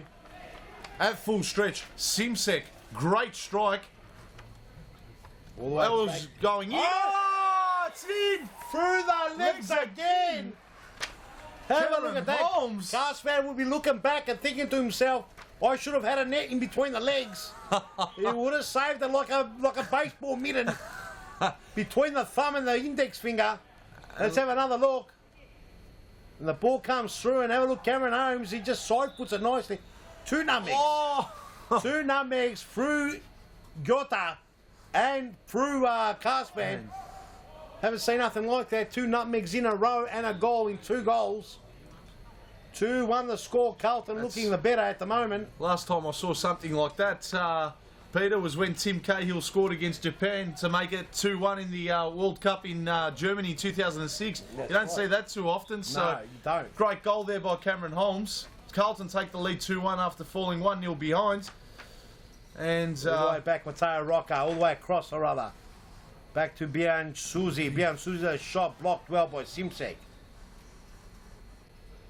There's Rocca. Rocca, nutmegs there, gets it through. 2 and a nice snapshot. David Iakovisi, Simsek tries to break through, gets a free kick. Beyond Susie must have clipped him.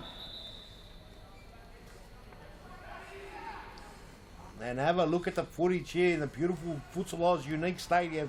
The famous stadium where big stars come down. Oh! Cameron Carlton on top of that. Right on top of that little singlet. Popping out of Cameron Holmes' side pocket. He just bangs it away. Great play. Let's have a look at the replay. Harry, take it. Well, it was Rajab with a free kick to Holmes. So Rajab, he's gone out wide there. Don't know who the player was with that ball, but what a great ball it was. Jimenez. And Cameron Holmes threaded the eye of the needle at Cashvan's near post. Cashvan couldn't get it to it in time. And 3-1 as Gobok fires one. Gearbox Well wide. couldn't get on top of that one. Just goes wide. And Carlton, after the slow start, they're leaders. And I think number 6 who's come on is, for Carlton, he's Joey Conroy, the hat-trick hero from last week. Look forward to what he's going to produce today. Jimenez does well, but they're in the And pickup. here he is. And Gearbox, and there we go, beyond Susie to Gearbox. And a shot, oh, and a cross goal. Jimenez almost made a meal of it as Samir went across goal and almost sort of lost it, almost turned it in the back of his own net. As action too quick to Koya, Davide. Gearbox gets pushed off the ball there. Cameron Holmes not giving an inch. Ball and Rocca with a shot. Oh, almost flicked in there by Jakovici. And Rocca will mop up for Bowen. Great pass up the line there, off the post. Very nearly there was Jakovici. And that's a bit of that's unlucky there for Bowen. It was great play. It was great pass and moving, and Jakovici just cut in, slid it past Samir, and only hit the upright. Very nearly found the bottom corner of the net. 5th spot up for grabs. That takes you out of the relegation zone and into safety. And both these teams, they want both. They want the 5th spot. Currently, Bowen have got that 5th spot. And how much points separates them? It's I think 4 points right now. But with this scoreline, we'll look at the live ladder, and Carlton will then have 22 points, a goal difference of plus 14, and we'll have a look at Bowen as well. They'll hold on 23 if the score stays like this and Carlton get the 3 points, but their goal difference is very ordinary to say the least, with Carlton having a goal difference of plus 12. There's no issue there with Carlton's goal difference, but they will trail still by 1 point. If they are to win today, they'll go to 22, 1 point behind Bowen in 23 with 23 points. It's remarkable. Bowen in 5th spot and got a minus goal difference, and Carlton have got a plus. It goes to tell you how up and down Bowen's season's been this season, this year. They've shown a bit of consistency. Yeah, The last- a cross goal Very and close. almost found the back of the net. 3-1 the score here. The live ladder telling us that Carlton is only 1 point behind Bowen now if it remains like this. And we are live. We're coming to you live from Futsal Oz Brunswick. Timeout called. Timeout called, and we'll have a look at the replays as we go to the timeout.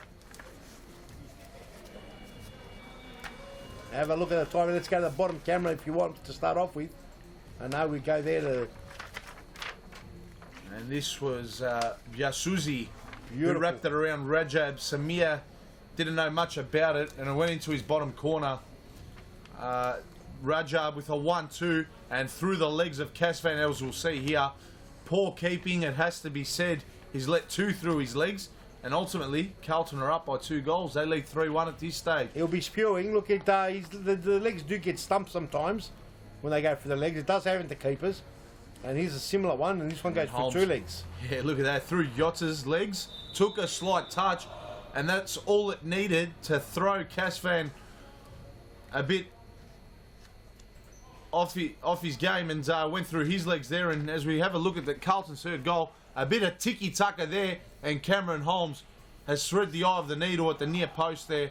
That's 3-1 Carlton. What a great, They're the what a goals great for you. pass by Jimenez as we're back live. As Gearbox fixing the hairstyle, scratching that beard and saying, when's the referee going to blow the whistle? And he does.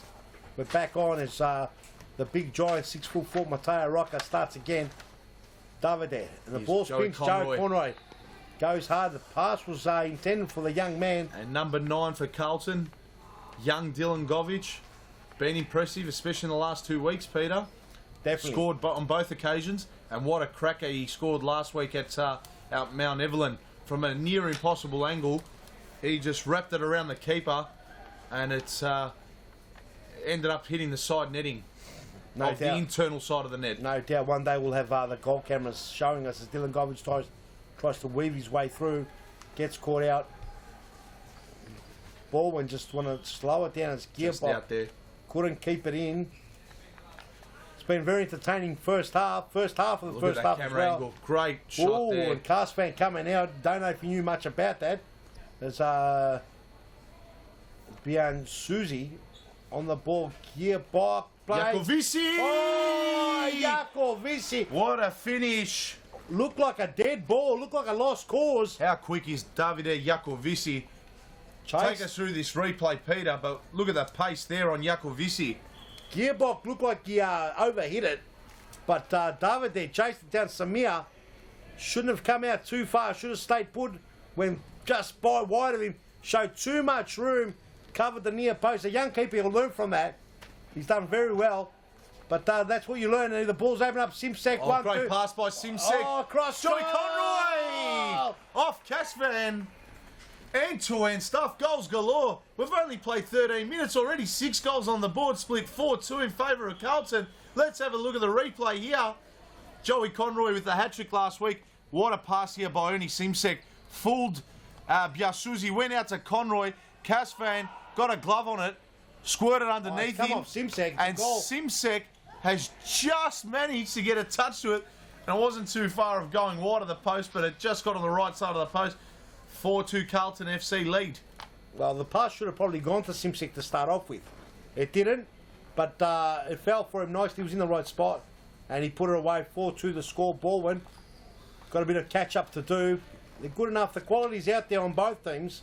It's good to watch as Khalid comes in. Khalid Arch. Oh, that shot. Oh, he's gone for the top corner. And Cast went at the stretch. He's a ripper, Harry. Very good game. Yeah, just bringing it back to Casvan. He didn't throw it outside his D there before his player took possession, so Well, there's Oscar Just a- Magrinas. Magrinas made an appearance now. great game by him as well last week, it must be said. He was a hat-trick hero off the top of my memory last week Yes, he as was. well. Some of the goals he scored, he was twisting, he was turning, he was shooting, he was running.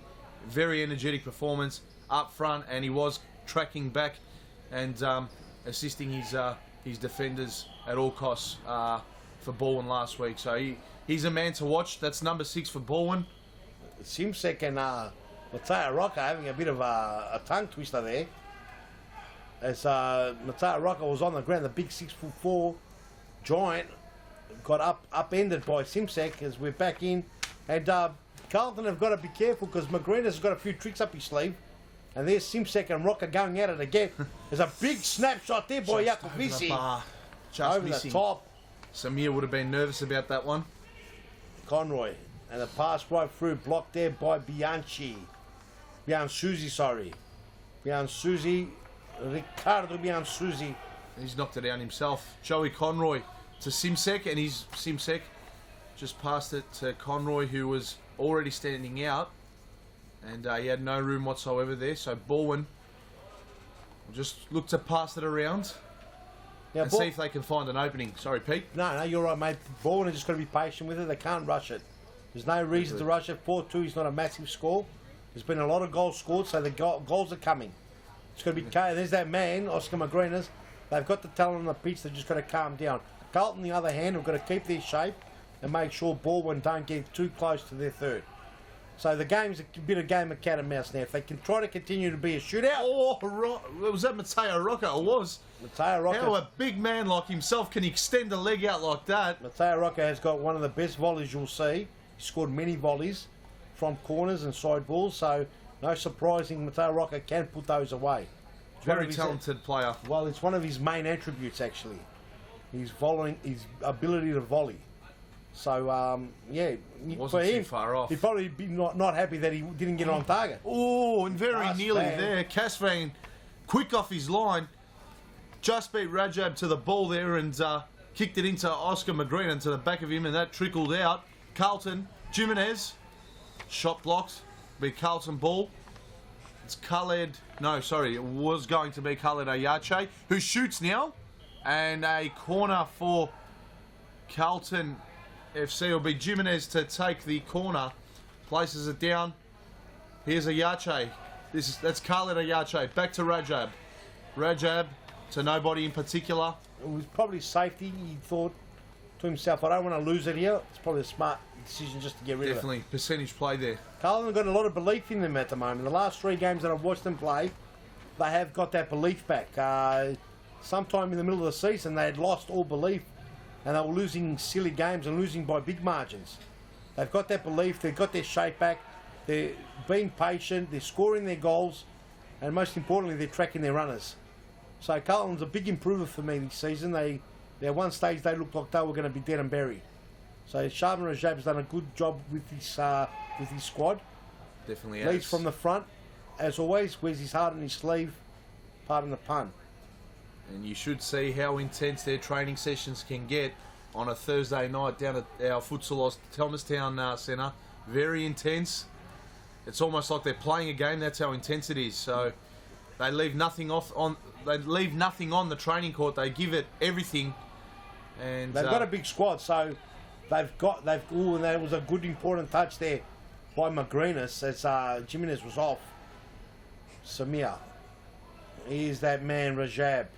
Shaban Rajab going with the left foot, open for another opener, as he has time to tie up those shoelaces. Those beautiful Jomas that he bought here from the pro shop that we've got out there just behind. Anyone needing futsal shoes, come to the shop, come and buy them.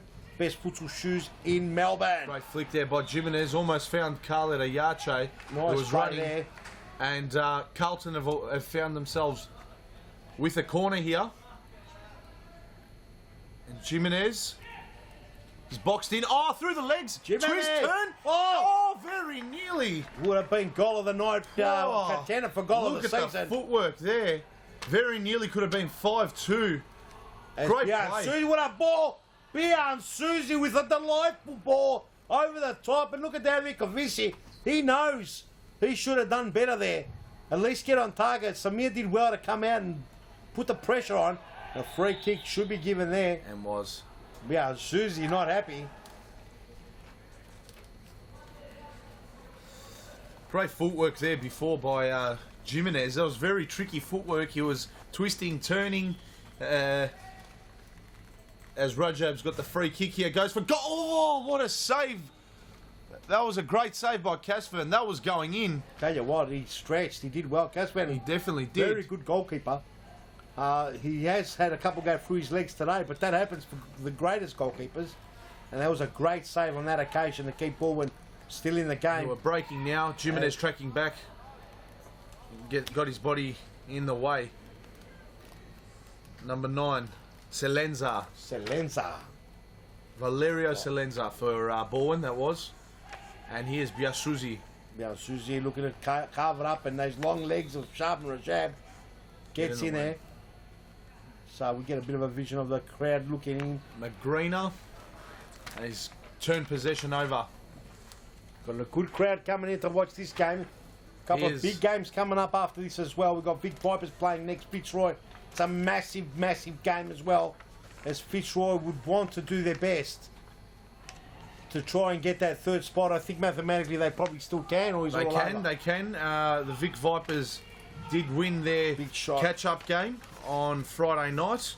As the ladder stands now, the top 4 is locked in, Peter, but Pascoe Vale, we know they can't drop now from first. They're the champions. Vic Vipers in second spot, goal difference of plus 23, 38 points. That's second. Remember, there are 2 games still left to go for the Vipers, Hume and Fitzroy. So Fitzroy will take on the Vipers. If they are successful in beating them, they're on 32 points right now. They'll jump to 35. They do need quite a few goals though, so they need to win comprehensively, not just by a 1 or 2 goal margin. And I think that'll be on the minds of the Fitzroy players, as they've got a goal difference of plus 7. The Vipers plus 23. So a bit of daylight in the goal difference, but you never know what can happen. Anything can happen as Rajab intercepts. Rajab saved by Castman. getting a leg out. Nearly. Rajab for the double. Could have got a little chip over the top, but couldn't get that chip. As Simsek. The big cast fan firing his team up. And it used to be said that Vic Vipers did defeat Baldwin on Friday night in the catch-up game, 7-1.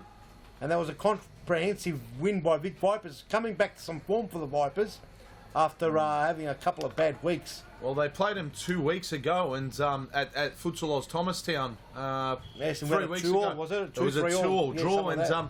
I thought in that game, Peter, Baldwin were a bit stiff not to get the 3 points. They definitely took it up and served it to the Vic Vipers, but the Vic Vipers, a good team that they are, they took the most of their chances there.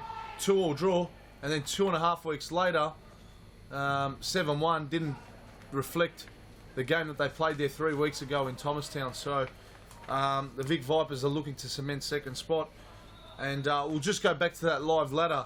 Last game here from Brunswick will be the 8 o'clock kickoff, which will be Hume FC taking on league leaders Pascoe Vale FC. Now Hume are in a similar position to Fitzroy. They're third, Fitzroy's fourth, both on 32 points.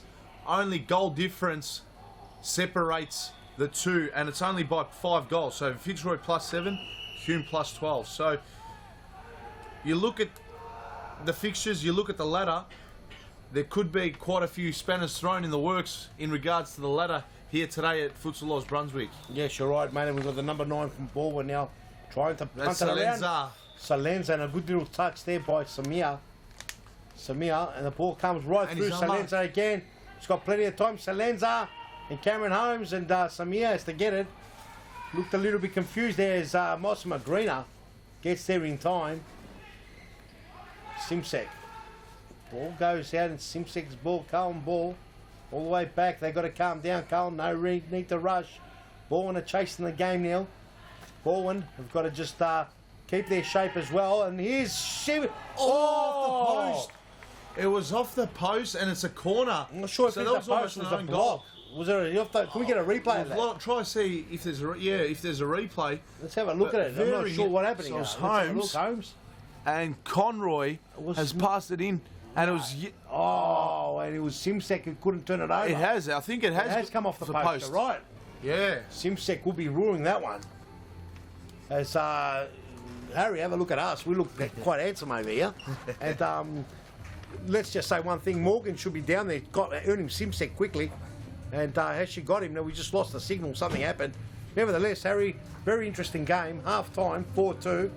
It is half time, isn't it, lads? It is. So 4-2, great game so far. Carlton looking the slower starters have come out in 4-2. Great goals there by Sharpen and Holmes.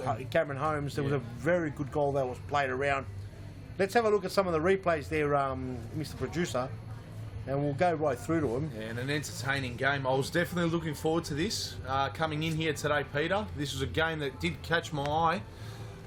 And here's Ernie Simsek to Conroy, saved by Casfin, but Simsek just That was just the toe poked it, didn't really know much about it, and he just snuck it in, just found the right side of the post. Luckily enough for Ernie Simsek. So here's Jakovici. Dakovic here, and he chased the ball down that I thought was almost a dead course. Gearbox I thought overhit it, but credit. So did I. And they both got it in, and let's be honest, very, very important goal for ball when they needed that. Yeah. Great play. Look at his ball by Jimenez. Absolutely magic ball. And young Jimenez, fantastic effort.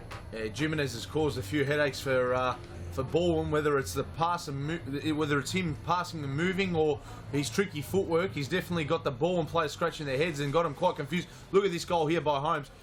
Through the legs of Jota and then through the legs of Casfan. You don't see that too often, Peter. No, you don't, mate. But look at his pass here again. 1-2. This is the Jimenez pass. This was absolutely delightful. What a ball. Split the defence. That's a great run by Holmes as well. Split between, great run by Holmes, who started off the play. Split between David there and Bian Suzy. And this is the goal earlier on. And Samir perhaps coming out a lot too quick, but really, really good chasing down by David there. And there's that goal where Simsek gets the save off the keeper and bangs in the back of the net. We're ready to start the second half. And here we go. 4-2 the score. And Carlton looking solid so far. Live from Futsal Oz, Brunswick, where the famous Brunswick Futsal Oz Stadium, where we're going to have Arnold Schwarzenegger coming here in 5-6 days' time. Next Saturday, 10 o'clock, the real Arnold Schwarzenegger will be coming to visit us. A lot of people don't know that Arnold Schwarzenegger loved the soccer and played it when he was young in his native Austria. Now, whether he played it a lot or a little bit, I'm not sure. We're going to ask him that question. It's one of the burning questions we're going to ask him. What does he think of it? It's all part of the Arnold Classic. Conroy almost there on the score sheet. Cast found that time nice and calm. Didn't allow through the legs. There's big 6'4" Matteo Rocca. Jakovisi found no one in particular up front. And Samir will throw it out for Carlton. Here's Joey Conroy. Who's he looking for? And Carspan does well. Came out of his D. Looking for Moa Archie. Moa Archie's come on the pitch for the first time this half. That's number 19, is it, for Carlton? Oh, and Carspan with a great save.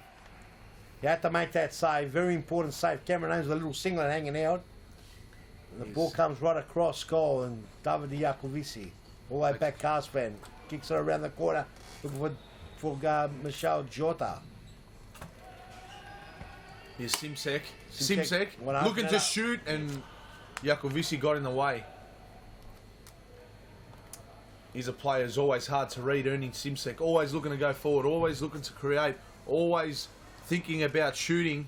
He's definitely a very unpredictable player. Makes life uncomfortable for his opposition. Great flick, look at that. That's what I was talking about. Look at the creativity. A split second to think, and he very nearly created something out of nothing. Conroy intercepted by Rocca. Rocca looking for the toe poke. There it is.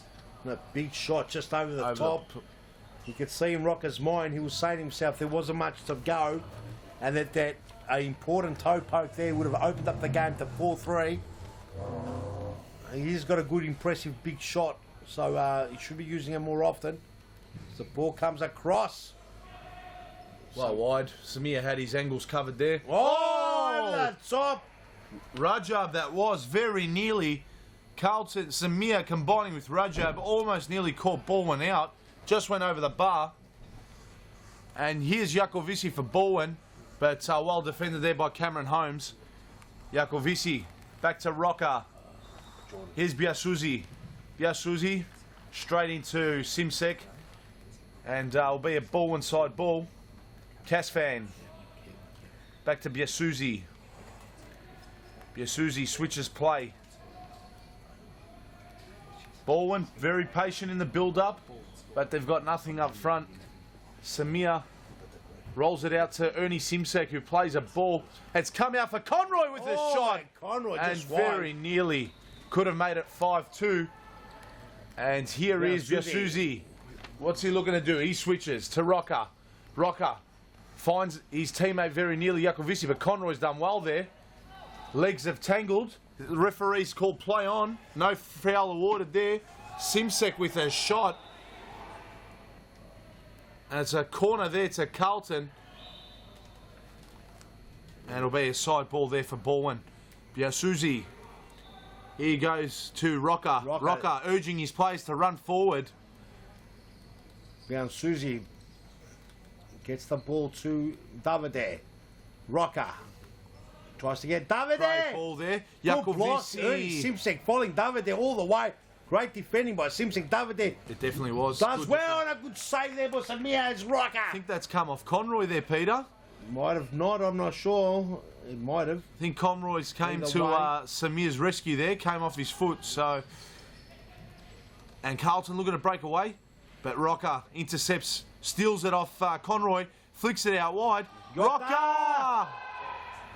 Appeals of handball, but referee John Nicolakoutis giving nothing, awarding the... Joey Conroy saying he's been struck in the face. Might have to come off. It looks like he's Got a bit of a mark there on the side of the cheek. He's got a cut. Not sure, they might have collided faces. He has to go and see the physio. Matteo Rocca. That's good sportsmanship. Matteo Rocca maybe accidentally... Two referees having a chat with each other. I'm not sure what's happening to Joe Conroy. The physio will have to go out and see him. as we've got a break right now as we try to work out what's happening. Are we going to play on? I'm not sure exactly what's happening. Is there a report here? Is there a card? What are the referees trying to find? An elbow might have been hit as Rabotis, Sever Rabotis on here on the near side is having a word to Rocker. Looks like it's all clear and they're going to get back on along with it as Carl made a sub. Yeah, I thought it was accidental. Free I didn't kick. see anything wrong with Rocker's arms or the way he was positioned. I don't think there was anything cynical in that. But hopefully the physio can tape and put a band-aid on Conroy's cheek and we can see him back out there. As Rocker, he's got possession. He almost gave it up. Jimenez, how quick is he to close down space? Rajab intercepts Rajab with a shot blocked by Mateo Rocker. And it'll be a side ball. Jimenez to take it in for Carlton. Still plenty of time left on the clock. There's 17 and a half minutes, just over 17 and a half minutes. Only played 5.5 in his second half. And ball went 4-2 down. They can quite easily get back into it. But at this stage, they do seem complacent. Carlton seem like they're all over them. And Carlton look like they're going to get the big W and the 3 points today, Peter. So far so good, but there is plenty of futsal still to play. And I know quite well not to sort of pick it from now. Very, very early because there could be a couple of big mistakes made. Absolutely. As we've got some technical issues with the top camera, so we're going to be watching them from the bottom from now on until we get that sorted out. Here's Khaled Ayache, long ball forward. Ball goes to the top. Someone's got to tell the cameraman at the bottom to keep on recording. As here we go, top camera's back working. Let's switch it over. So we've still got it. Here we go. There we go. Big shot there. And that was number 19 for Bowen. Bian Suzy. Jimenez. Or intercepted, but it'll trickle to Casfan. Casfan throws it out. And Bowen passing and moving. Got the Looks phone. a bit better. Phone's ringing here in the commentary box. It's all happening here. What's happening? Josh rings. Answer the phone. Could be an international phone call coming from Arnold Schwarzenegger himself, Peter. Could be a call. Schwarzenegger wants to know what we're doing. Here we go. Cameron Holmes on the ball. And play resumes. Mateo Rocker. Mateo Rocker cops one in the back of the leg. He's off. He's not happy. Have a look at the big man. He's just copped on the back of the solar plexus. They sting. They definitely sting. Oh, they're not sweet, that's for sure. Davide as Wolf and Number 19 for Bowen is Andrea Farina. Andrea Farina is the man on the pitch now. Here's Rocker. Intercepted there by Jimenez, 2-1. He's been busy today, Now it's Jimenez. that comeback ball and plenty of numbers back. Here we go. Going across. Oh, the Sabre Casman.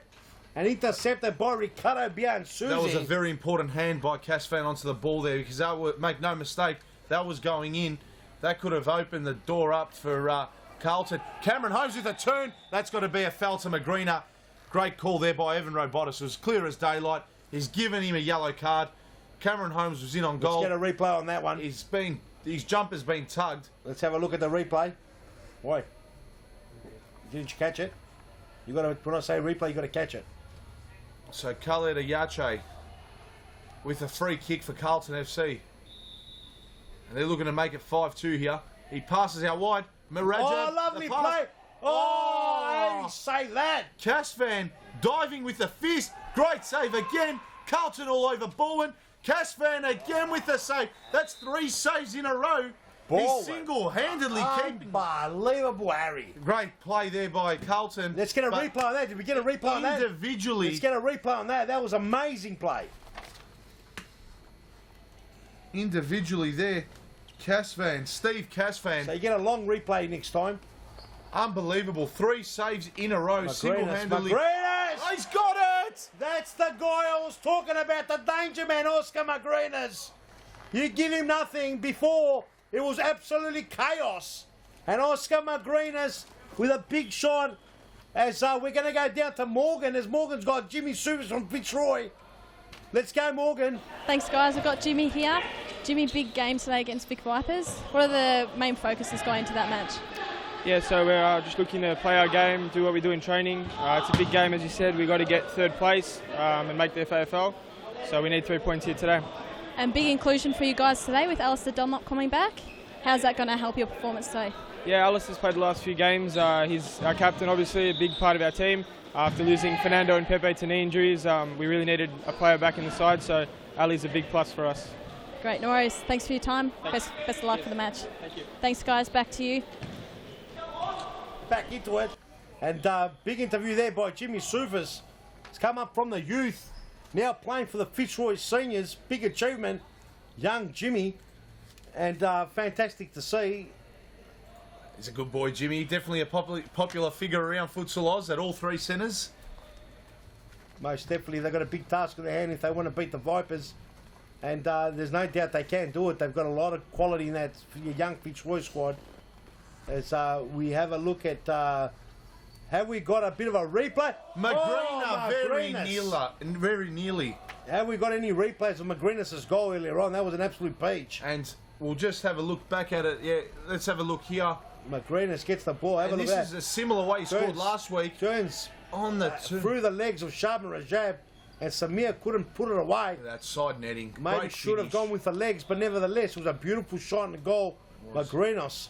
Great finish and great goal awareness. And Unbelievable by the Spaniard. you also have to give some credit. Before that, Steve Casfan, Carlton had three. Samir with a save, and it's gone over the bar. There'll be a corner there to Baldwin. But before that goal, to Oscar yes. Magrina. I'm not sure if we got the replay of that. Did we Steve get the replay of that? Casfan, 3 top-notch saves. Let's have a look. Maybe we can see it. I Maybe think this might be the last of the saves.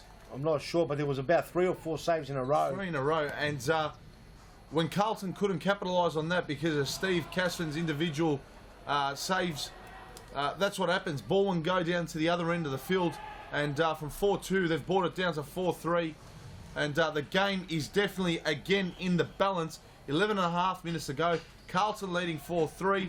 Only goal of the second half coming to Baldwin. They look like they're back on top of things. They're retaining possession. They're creating more chances, and that was a bit of a backbreaker there for Carlton, not being able to score from those 3 shots that they had. And Oscar Magrina, great finish, great goal awareness. He's just a clinical finisher. You can't give him too many opportunities, or he will make you pay. As Baldwin take possession of the ball, it's Davide Iacovici. Finds Oscar Magrina again, dispossessed there by Rajab. Ernie Simsek, he's ran out of play. Just unlucky there. Baldwin will take it from the start. Shaban Rajab has gone on the danger man. Oscar Magrinas seeing the danger, and he thinks to himself, I better man him up. And there he is. Can't give him any room. On that occasion, it was Cameron Haynes, but it was Shaban Rajab's not too far behind. And he plays the ball down the line, couldn't keep it in. And Harry, this game's been a ripper. 4-3 the score. Yes. 10 minutes to go. Game still in the balance. It's Magrinas, dangerous. It's spilled still out on the to ball. him.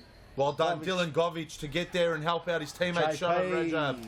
Too long, too wide. Couldn't get it to Simsek. Here's Baldwin. Here's Gearbock. Great pass there. Makes a run down the line. Gibok trying to Nicked it play around. someone through, no one home. That Simsek with the ball, it is. Rajab out wide to Govic. Govic shot. I love the way Carlton just pass and move. They just open the court right up. They got the ball and players running left, right, and centre. And Simsek with a shot well wide. Didn't really test Casfan there, but it's an art the way Carlton pass and move. It's their passing game has been on point today, and almost another goal. They have been playing well, but importantly, they have been manning up. Oh, that was a far Simsek off. would be kicking himself because that was a hunky-dory. Put it in the back of the net for Simsek, but he just wasn't home at the right time. As he gets again, Simsek trying to run down that line. Bekovic! Ernie Simsek! What a goal! Let's have a look at the replay. Ernie Simsek. Do you see how he's always looking to create? How he can just think like that in a split second's time, Peter. Have a Look at that. Yeah. Biasuzi thought he had him covered, and Ernie Simsek, he's come from behind, he's flicked it over Casvan. and he's lobbed him, and he's made him look silly, and it's dropped in the back of the net. What a goal. Very experienced player, Ricardo Biansuzi. And Simsek, the student, the sniffer, he says, forget it. I'm getting this in the back of the net. And Carlton 5-3, a bit more comfortable, but there's a rocker! The rocker with a toe poke, expected that. And Big Rocker, he's dictating terms, get in there, looking for that volley. Didn't come to him. He's got the #1 volley in the league. Simsek starts again, 1-2, Simsek again. Simsek, what he wants to do, he runs into a wall. That's a drive for Magrina. No, Magrina, rather. Ball cross goal, there's home. That was that Shaban Rajab, home, rather. David does well, and there's Shaban again. David with a shot over the top. Didn't trouble anyone. You start to sense a bit of frustration in the ball on players. Simsek with a shot, accidentally slipped over. Is he alright? He'll get. Might have rolled that ankle a little bit. Not good Magrinas, to see. he's dangerous, Magrinas. Great slide in there by And it's good to see Shaban Rajab has noticed the danger of Magrinas, and he's gone straight to him as JP. Past to Khalid, and the ball cross goal. David, they saw the danger as well and got rid of it. This game is very quick, end-to-end stuff. It's right at the mouth, Harry. It is, Peter, and 7.5 minutes to go. It's still anybody's game. I'm tipping Carlton will just get over the line, but expect Baldwin not to go down without a fight, as Samir is in possession, the keeper for Carlton. Knocks it forward, great pass. Khalid Yache, very nearly. Almost a similar goal to Simsek, almost lobbed Casvan, but thankfully for Casvan's sake, it just went wide.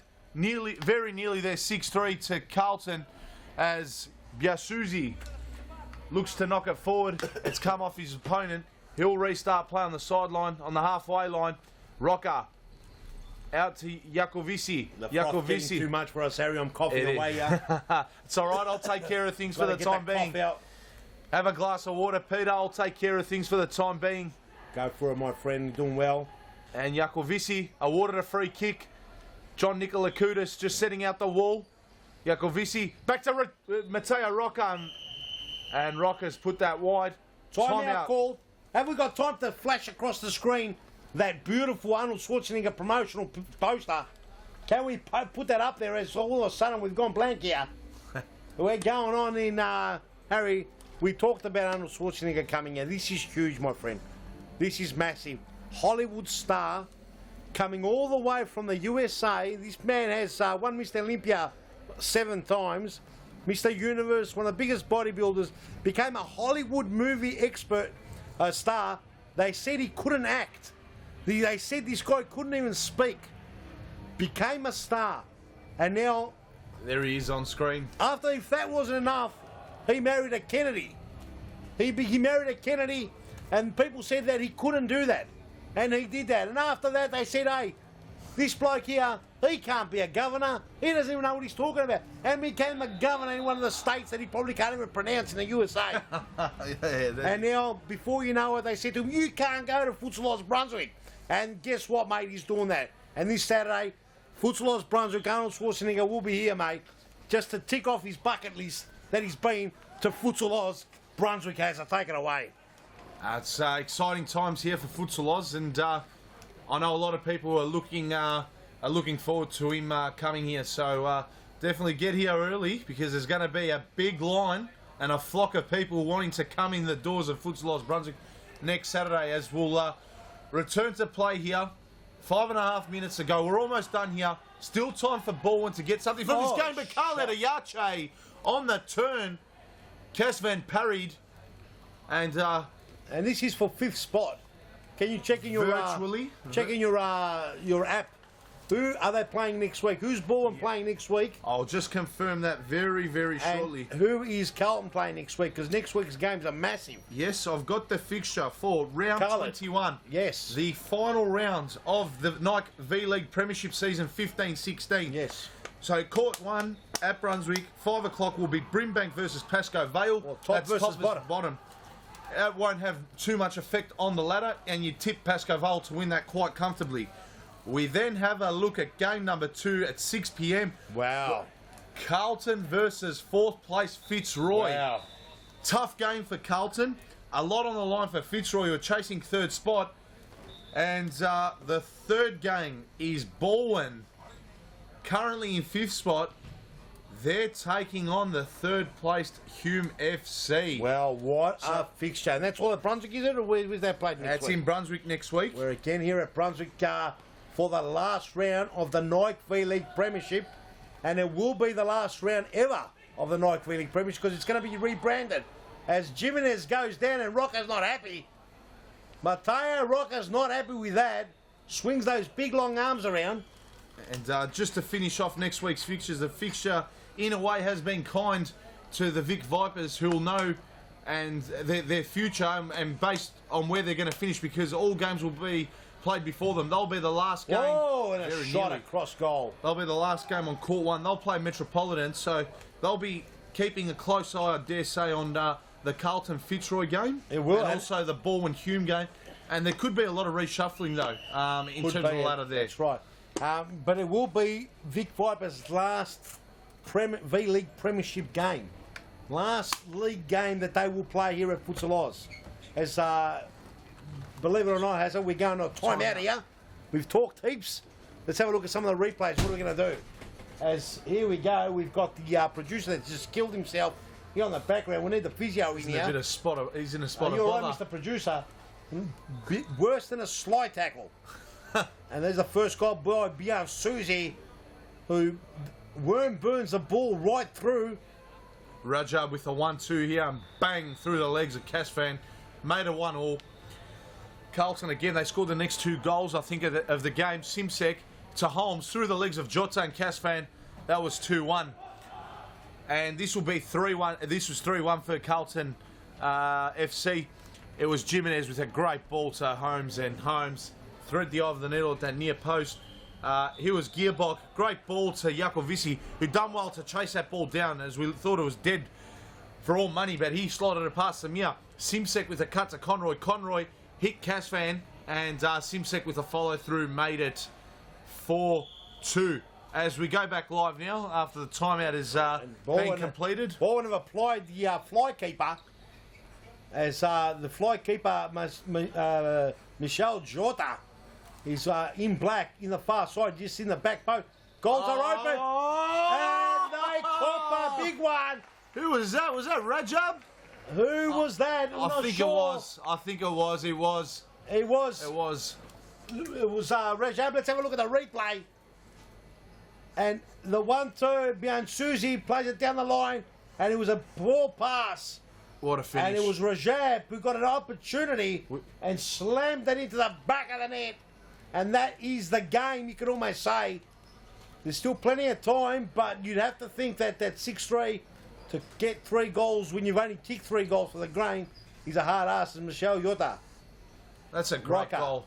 He had literally 0.3, 0.4 of a second to think about what he was going to do, and Rajab made no mistake with that, slotting the ball on the full Another chance here for Carlton. They've got to be careful here as Jota, in the back of the does net. he win the free kick? He got a push in the back there by Jimenez.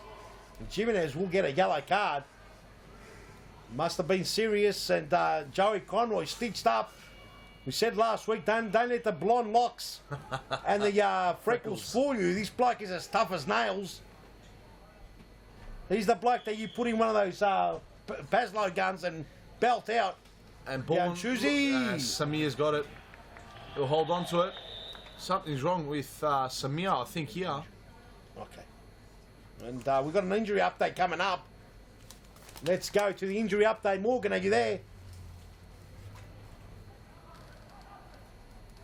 Going to take any further part of the match. He's been munching on some ice and has had the ice pack on his face. So, yeah, I think that's his day done. Back to you guys. Morgan, that looks like Joey Conroy's gone. Unless he's going to come in for the last minute or so. Got a lot of interruptions. Someone else is on the I ground think now. It's all Samir. happening here. I think it's Samir, Samir's on the keeper. ground. What happened to him? We missed Not too it. sure what happened, but the ball rolled to him. He collected it. I think he could have. It might have been self-inflicted. It looks like he's. He needs a bit of the magic spray there, and maybe a joint somewhere on the leg there, around the knee area, is bringing him a bit of discomfort. Let's hope it's nothing serious there. Hopefully, fingers He's got crossed. the physio on. He's wearing the number 14 there of the old Metropolitan kid. Have a look at that. They've kitted him up like that. Looks like he's from behind. He looks like Alexander Stevanovic. It's a fierce sight. There's Samir, the young man. Looks like it's something. His knee. He might have twisted the knee. Let's just hope for the young lad it's nothing serious. He might be all right by the look of his face. He doesn't look too stressed out. And just to our viewers live now, the clock is running. However, there is a bit more time than 43 seconds left on there. So there's about Just 2 minutes. 2 minutes left to go in this one. So hopefully Samir can recover. Is he going to continue? Let's have a look at his bets. He's a tough man, Samir. But sometimes it's not good to be too tough for your own good, especially when you're carrying a niggle. It can turn quite worse. But looks like he's going to carry on with things, which is a good sign. 2 minutes left to go. He's a young lad, 17 years old, so he'll recover quite well from this. It could be just a little bit of a twist of the knee. You have to get it looked at after this. No, he's continuing. Good to see. Evan Robotis, a referee, throwing the ball back to him, and he throws it almost a full length of the field. Jota will mop up. He comes off his line. Ball won't have to go for Broke here. They're 3 goals down, 2 minutes to go. They need as much luck as possible, but Ernie Simsek will flick that out wide to Rajab. It was. Just knocked it up the line to the halfway line. It's gone out. Ball wants to restart. Stop clock is in play now. Last 2 minutes. Rocker. And that was Biasuzi over the bar. And Samir will throw it out to Moa Yache. They've gone for the opening shot and no one home. Still no one in goal. Look at Michel Jota's trying to defend up high. I'm not sure how high, but it's obviously working right now because Rocker's got the ball. Rocker with the ball. Look at the feet of through. This could be game over here. This could be He game gets over. around him. Mo Archie, it is game over. Well done. Could be even a card. Beyond Susie, is he on a yellow card already? Could we see the second yellow of the night? He doesn't see anything as timeout's called. What's happening? No, nothing's called. Free kick foul. just given. Very, very lucky then, as that was curtains. That was great. That was great dribbling ability there shown by Moa Yache. Not to get past one defender, but two. Ultimately, he got fouled, but could have been in on goal there. So, Biasuzi very lucky to stay on the pitch at this stage. Who's this number 9 again? Mendes. 19. Here he is, Moa Yache. And Tries to play in almost. Ernie Simsek. Rocker's got it on a string at the moment. He's going to look for that toe poke. He runs out of room, but somehow gets it to Davide. Davide back to Rocker. Not sure. They're trying to play the fifth keeper, but they're not playing it convincingly. Oh, that was Samir, open. great touch. He got a hand to that, Samir, and it just was enough to knock the ball and striker away and distract him. And good save that was there, Jacovici Samir. almost scoring. And it'll be a side ball. It's Scrap City. And look at that. Jota running like a fire. Scrap City at the moment. Very scrappy play. Michel Jota gets the ball in. And the ball gets wasted. And Samir. Carlton will not rush to take this in. Here's Rajab. He's already scored 2, and what a goal he scored. Awachi loses the ball. No, he doesn't. Gets it back. Bian Suzy does well. Very strong player, but Sharvin Rajab back to Bian Suzy. It's very scrappy at the moment. Last 2 minutes remaining, less than 2 minutes. And here's Cameron 20 Holmes. seconds. We're not even sure how much time's left, but there can't be too much. And look at And this. Jota, At the last minute. he was playing with fire there and almost nearly got burnt on his goal line, dribbling out. This is almost comical. All the way back. Mo Archie tries to take a snapshot, just wastes a couple of seconds. That's all about it. And Michel Carlton will Jota win. will bring it in. Jota brings it in. He'll try and go forward straight away to get an attack happening. Over the top, Michel Jota to look for Michel Jota. No one's home. And Rajab all the way back to Samir. Samir with a big kick over the top. Almost, And and he- that's full time. No, it's not. Not just quite yet. I thought I heard the whistle. Well, I heard a whistle, but it's only from the side. He just boots it out. I don't know what the hell he's thinking. He's got to throw it in. Does he know the rules, this guy? I think he understands the rules, but they've just called it game over. It's game over anyway. Time is wasted. He thought, why am I going to kick it in? So the ball was kicked in. The time has been wasted. It's game over. Carlton, big win. 6-3 and one step closer to that 5th spot.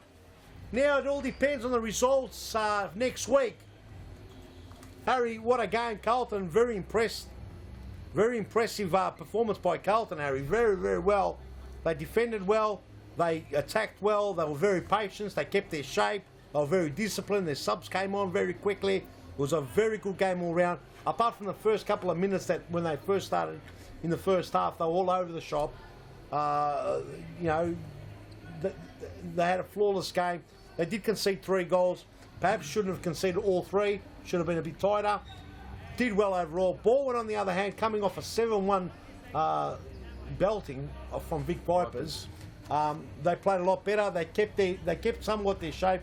Did get confused. A lot of new players coming into the team, probably unbalanced them. I would have liked to see Oscar Magrino in there a little bit longer.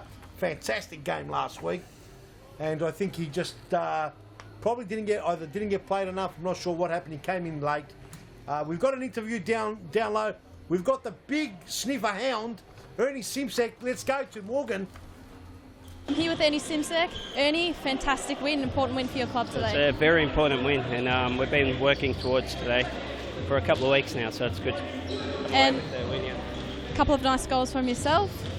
You must be happy with that? Yeah, I'm happy that we won, really. Who scores, I don't think it really matters.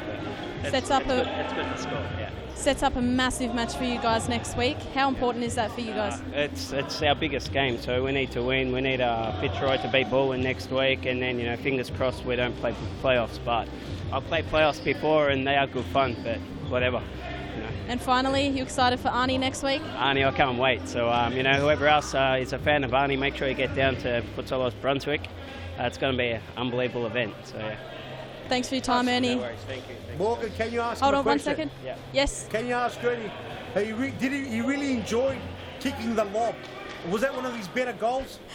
Peter wants to know, did you enjoy kicking that lob? Was it one of your better goals that you've scored? I didn't know much about the lob, so I'll take it though. Thanks a lot. That's all from Ernie. Thanks, guys. Well done, Morgan. Excellent.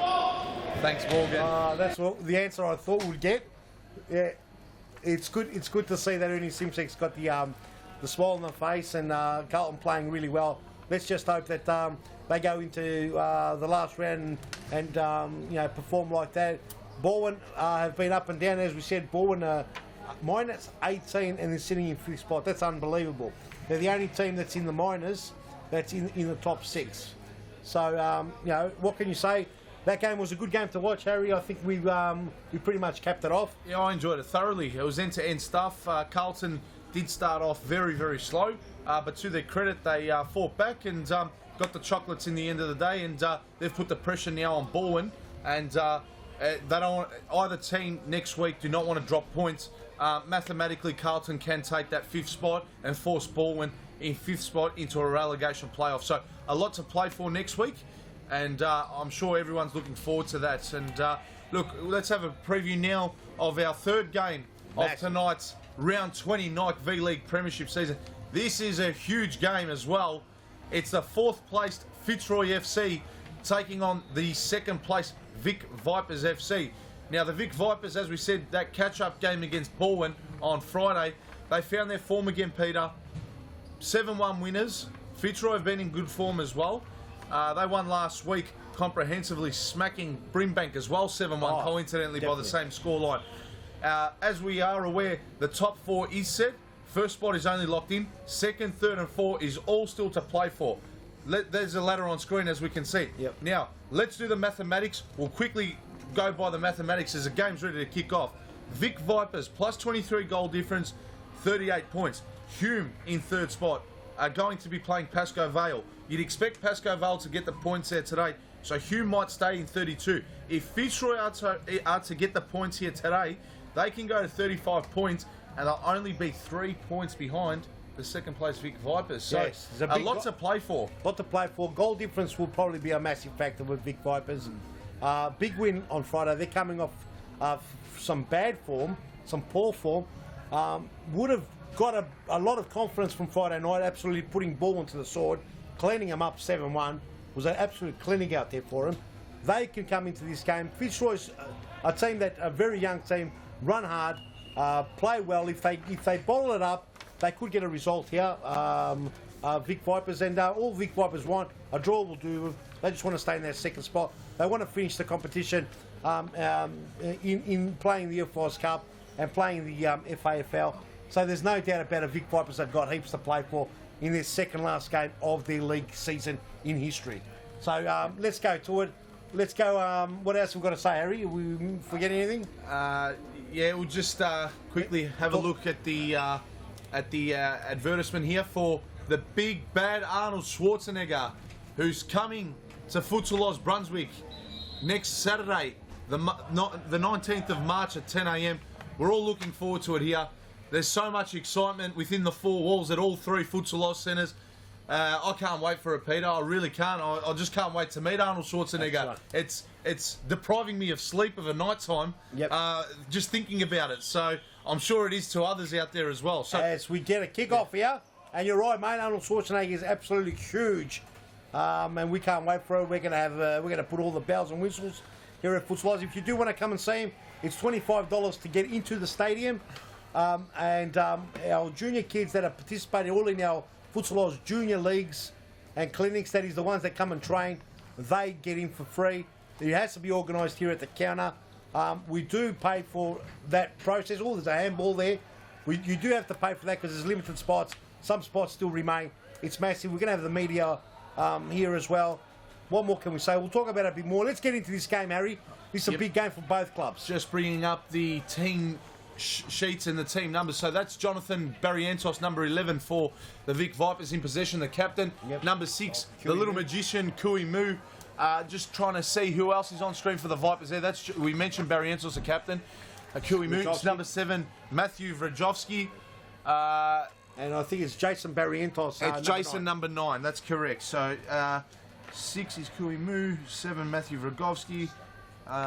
We'll have a look at the keeper once we get him in screen as well. Christos in goals. Let's just have a quick look at Fitzroy as well. Number 7, Scott Rogan. Number 5, there's Llewellyn Stone. And the back two there are Cosimo Russo and Alistair Dunlop.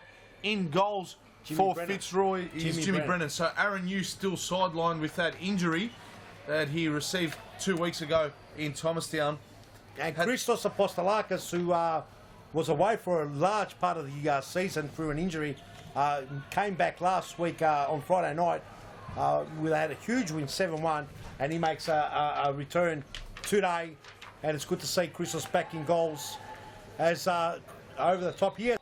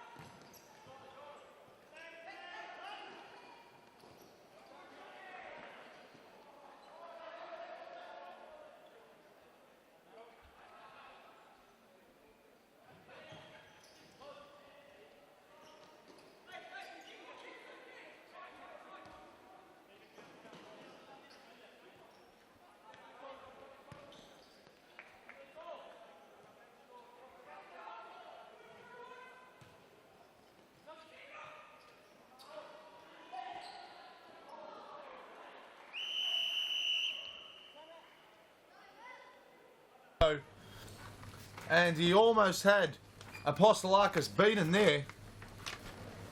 And so timeout call. We'll have a look at the some of the replays in a moment. as we do a bit of an audio check here. Some of the replays, have we got any replays to show or no? No, yes, maybe. Might Let's just have have a the look. last look We at probably- Cosimo Russo. Let's have a look what let's- happened here. let's go back to, We might have missed that one. It's okay. It was a good little play there by Cosimo Russo. Try to flick it to the back post. Yes, we didn't get that. We're all back in the thick of things here, Hazza. We definitely Let's put up the Arnold ad. There you go. Arnold Schwarzenegger is coming to Futsal Oz Brunswick, Harry. We all look forward to it. Have we mentioned that today? Yeah, we have quite a few times. Have we? I think we can't stop mentioning it, and why not? I mean, Have a look at that bicep, mate. He's 70 years old. Reckon there's a bit of Photoshop there? Nah, No way. That's Arnie, mate. that's Arnold. That's Have a Arnold look at that. Schwarzenegger. My old man's 73. Doesn't look like that. I'll tell you one thing. Look at Arnold Schwarzenegger. I can't wait to see this bloke. I want to talk to him. I want to see how tall he is. I want to smell him. What do you think he smells like? I'd probably pass on that one on Peter, but yeah, definitely I'd like to observe him close by, but not to the point where I'm smelling him. But No, I'm just saying get close enough to have a chat to him. As we go back to the game, Christos to bring it in. Rajovsky, Barrientos, to brother Barrientos, Jason. Jordan Constant plays the ball, trying to find Jason Barrientos. But Brennan done well there off his line. Oh, given away there by, I think that was Rogan. He just off the side of the boot and went out. Rogan, got to be scared. He heard the stamping of Constant. Yeah, and scared. Barrientos very nearly. Oh, and Jonathan with the first shot, spilled to his brother Jason with the second shot, went wide. And Vipers have come out strong, looking the better of the two, and look a lot more comfortable on the ball, passing and moving very well. Jonathan Barrientos to Jordan Constant. Great flick there. Shot by Jason Barrientos. No, it was And- Constant, but it didn't trouble him. Oh, Constant, yes. He's wearing number 8 there for the Vic Vipers today, Jordan Constant. Rogan, the shot. Well wide. Wasn't really going to test Christos Apostolakis at all. He throws it out. A long ball up the line. Brendan to restart for Fitzroy. Not much doing early on. Not much happening. Cosimo Russo probably with the best chance of the game.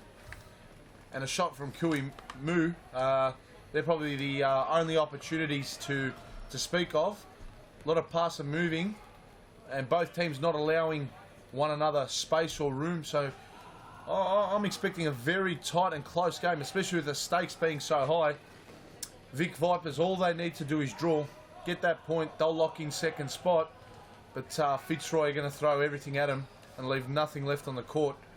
Baragos with a nice little run. Was well blocked there by Llewellyn. Llewellyn Stone, that is. All across goal. Constant with a shot. And another player who last week scored a hat-trick, Llewellyn Stone for Fitzroy. Yes, they're going to want to back it up. They played the bottom side. And here they've got a top side here. So let's see how they back that up. So far, so good as far as not conceding any goals. They do look a little bit shaky here and there. Vic Vipers have come out, look a lot more sure of themselves, a lot more confident. And had probably the better touches in the earlier stages. Good shot earlier on by Cosimo Russo. That went wide. And both keepers not having to do too much. As the ball goes wide, Baragos to bring it in. Over the top.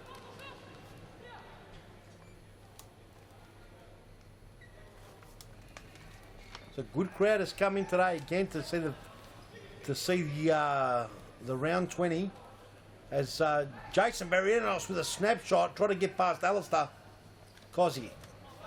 Vic Vipers pressing Fitzroy very, very high in the pitch. Fitzroy still electing to go short. Surprised they're not dictating terms. Constant out wide. Here's Barrientos back to Constant. Passing and moving well, but Fitzroy just not allowing him enough space in that final third. So both teams defending well here. Definitely defending well. Vic Vipers are defending high up the pitch. They're not letting Fitzroy out. They are. So Fitzroy is having to do all their little short passes but can't get away Risky from there it. by Russo, who almost gave up possession. Very and savage. Barrientos! Great finish.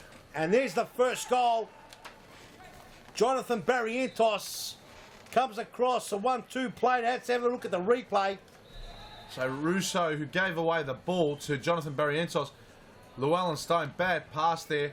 And it was Jason linking up with his brother Jonathan, the Barrientos boys, as they have for so many years, passing the ball to one another. They would have been doing it as babies in the backyard at home.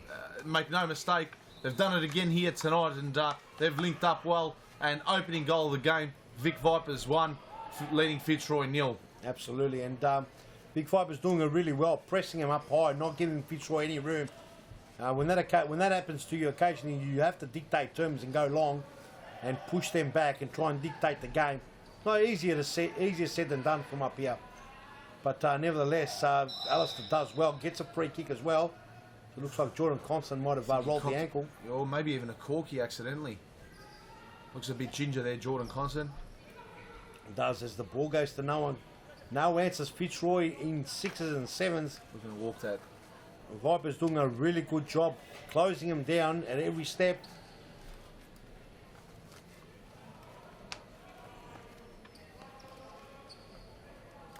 And number 5 in possession of the ball for the Vic Vipers. That's Conrad McCoy. Yes, number 5 for the Vic Vipers. Baragos. Guimu. Brennan had to get it. Touch off Brennan. It's a corner to the Vipers. Brennan had to get it because it was dangerous. Constant was right there. All the way back to Baragos and Wormburn Crawler. And Brennan had to make a save. Constance right through. All the way Conroy, McCoy, Baragos. Guimu. All the way back to Conroy. Great McCoy. Baragos. Here we go. Constance couldn't keep it up. Alistair hot on his trail. Stone. A very young team here, Fitzroy. They've just got to weather the storm. Fitzroy, Vic Vipers on them like a bad smell at the moment. They certainly are, Peter. Over the top and almost Rogan. here. Well done, Christos Apostolakis there, coming off his line. Just beat Rogan to it and averted the danger. So very well done there. And this is Alistair Dunlop. Good to see him back in action. The ball goes out.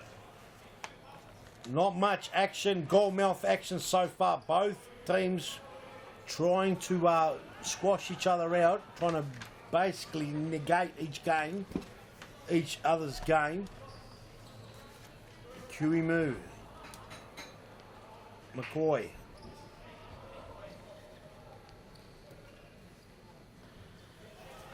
Move to Barrientos, to Constant, shoots. And wide. While wide, hit that solo sponsorship sign in the background. And unfortunately for Jordan Constant, not There that you go, McCoy. Deflection by, came off Llewellyn Stone there. Important touch. I reckon that could have been going in, Peter. Instead, a corner for the Vipers. And Matthew Vragovsky not too far away. And Brennan, the keeper there for Fitzroy, has gotten a touch on that. Vipers leading 1-0. And looking to make it 2. And Fitzroy's not careful here. They might just concede the second goal. But it breaks on here. And Rogan. Oh, very nearly. Great save by Apostolakis. Extended the right foot out and just had enough there to stop the ball rolling in at his far post. And the Vipers with possession now. Barrientos couldn't find Vragovsky, but nonetheless it has come off a Fitzroy player with Vragovsky to bring it back in. Knocks it backwards to Jonathan Barrientos, his captain, who's given away possession cheaply there. Llewellyn Stone to bring it in. Immediately does to Dunlop, to Rogan, and it's off. It's off Rogan. He kicked it into Vragovsky. We're live here at Futsal Oz Brunswick. We're live streaming. Have a look at our cameras, HD quality. Harry Menaris and Peter Partham, short commentators. We're feeling our way. This is a big dress rehearsal for round 1 of the new competition. in the 2016 season. It's going to be massive. It's going to be huge. We do say those terms quite often, but we're rebadging the whole lot. We're going to expose it. We're going to have a press conference after Arnie goes, after the FAFL. We're going to talk about it. We're going to let you know exactly what we're doing. It's going to be massive. Have a whole lot of TV production coming your way live. This will be a whole show. Plenty of content coming your way. And Harry, times are looking great for Futsal Oz. Yeah, definitely. They definitely are. It's definitely a fun environment to be a part of, Peter. And I encourage to everyone out there. It's definitely good to be a part of. Whether you're at home right now watching this live stream and you're not yet involved with Futsal Oz, you're always welcome to come into either one of the 3 centres. Provide us with your details. Get a group of mates and start a team. And it's definitely good fun. It keeps you fit. It keeps you active. There's nothing like playing a game of futsal in the social leagues, and it's always good fun to knock a ball around with a few mates and try and get a win. So it's definitely quite fun. Without a doubt. So the best. It's a highlight of many people's weeks. A day in your week that you really look forward to. So most of these guys that are playing out there started just like that. Some as juniors. A lot of Fitzroy were actually juniors. And here's Alistair Dunlop with a tricky, fancy footwork. But Jimmy Sufis on the pitch now, number 4. Had an earlier interview saying that they do want to close the gap. They want to get that third FAFL spot. And we're looking forward to seeing the rest of this game. 1-0 so far. Big Vipers, and a snapshot there by Jason Barrientos, who is ever so dangerous. Alistair Dunlop having a stint in France, playing futsal in France. He enjoyed himself. Very different to what we've got here. But then again, not many have got what we've got here. As we're live down. Go to Morgan. Go Morgan, go for it. Guys, I've got Nico, the coach of Hume here. Nico, massive match for you today against Passion Vale. Oh, it definitely is against the champions of this season, especially for our boys. We need to win to keep in touch that spot of FAFL. Yeah. As you said, top 3 make FAFL. What do you think you need to work on tonight to ensure that you lock up that position? Well, Pasco Vale's been the benchmark all season. The boys have just got to play as a team, stick together, making sure we work together as a team to have any chance of beating them, and I believe we definitely can. No worries. Thanks for your time. All the best for the match. Cheers. Thank you. Thanks, Morgan. Now, it's been definitely a... and Camilo. Almost nearly scored there for Fitzroy, but that third spot, it's been a big talking point throughout today. So many teams can get that third spot, and it's definitely a dogfight, in particular between Hume and Fitzroy, who are currently playing. So the Futsal Oz world will be definitely keeping an intent eye on both these fixtures and both their fixtures next week. Absolutely. As there are a lot of different situations that could unfold, and Sufis, whose shot's taken a deflection off. No, the ball's out, says the referee. So it'll be the Vipers to bring it back deep in their defensive half. Barrientos to move. Jonathan Barrientos and Camilo with the outstretched leg has knocked it out. Fitzroy ball. Kiwimu on the ball. Gets trying to find Jason. No, actually that was Matthew Vrajovski. Yes, it was. Number 7 for the Vic Vipers there. As Fernando Demorais rallying his troops, Fitzroy manager. Cosimo Russo. So far 1-0. Hasn't set the game alight. No one set the game alight. Christos had to parry that. The ball must have caught a deflection. He looked like he wasn't sure about it. And Seth Rogan was with the shot there. Had Apostolakis a bit nervous there. What did you call him? Seth Rogan? Sorry, pardon me. What are you thinking about wrestling? WWE Seth Rollins? That's pardon me. What did you think he was going to come off the top ropes or something? Eh? With that little dye on the side of the hair. Sorry, Scott Rogan. Scott Rogan. Apologies. Scott Rogan. We're looking to get him on fire.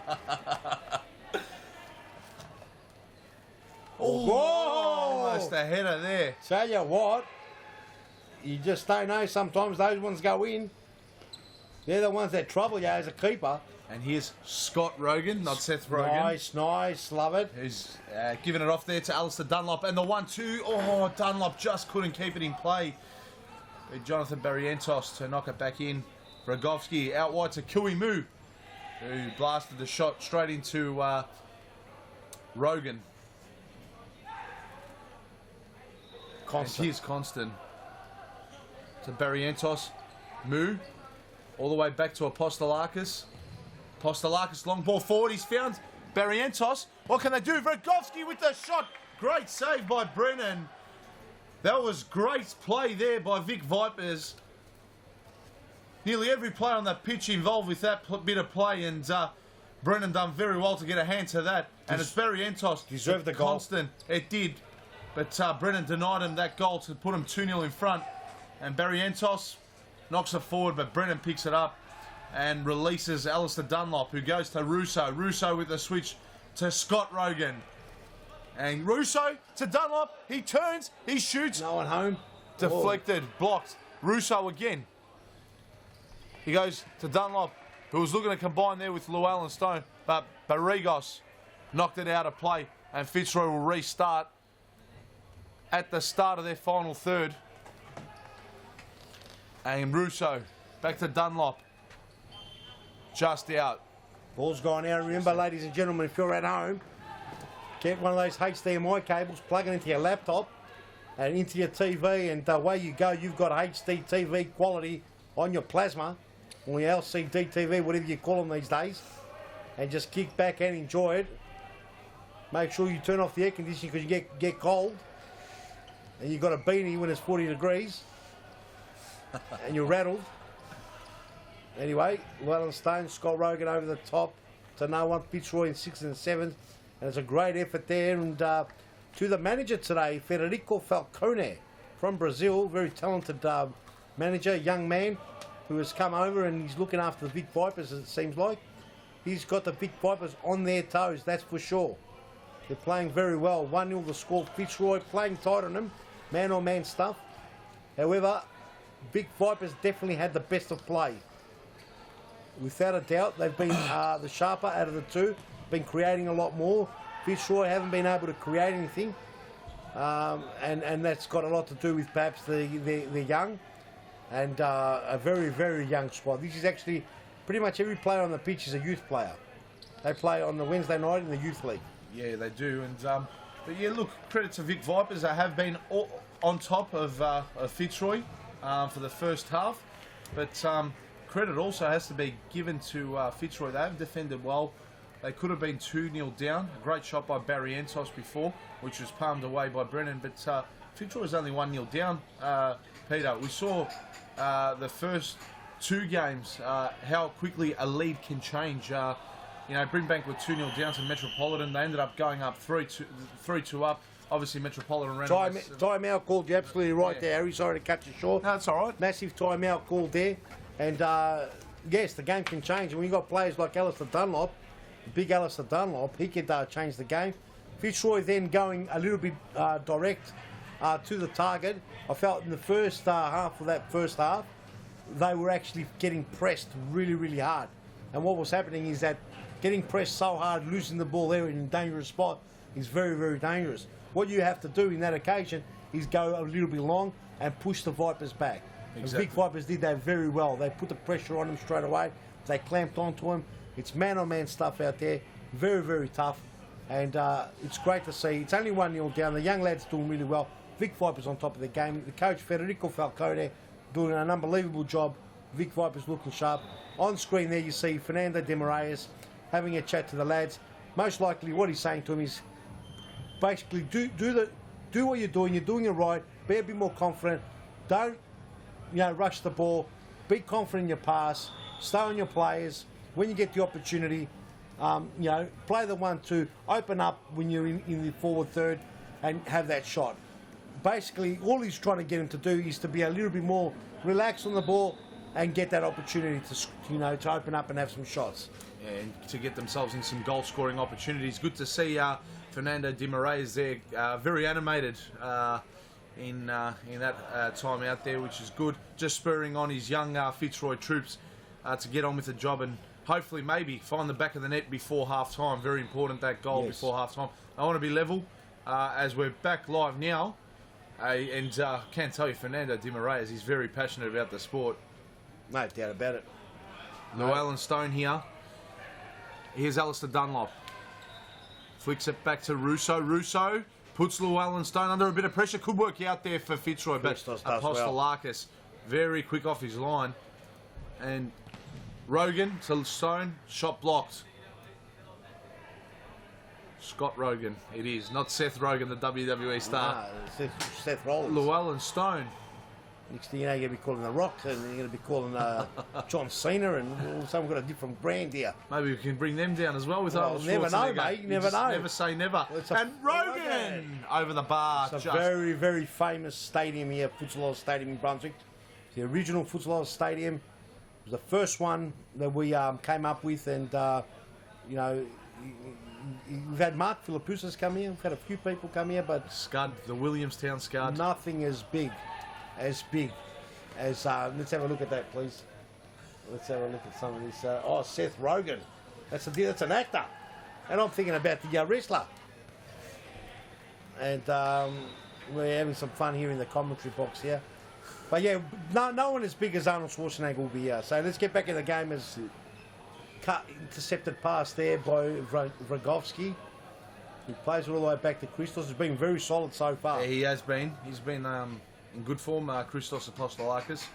Every time he's been called into the action, he's averted danger. He's made a few saves and come very quickly off his line. He's definitely got a spring in his step there, and a ball almost there to the man we were talking about. We've named him the WWE star. We've called him an actor. Oh, and a snapshot there, and almost going again.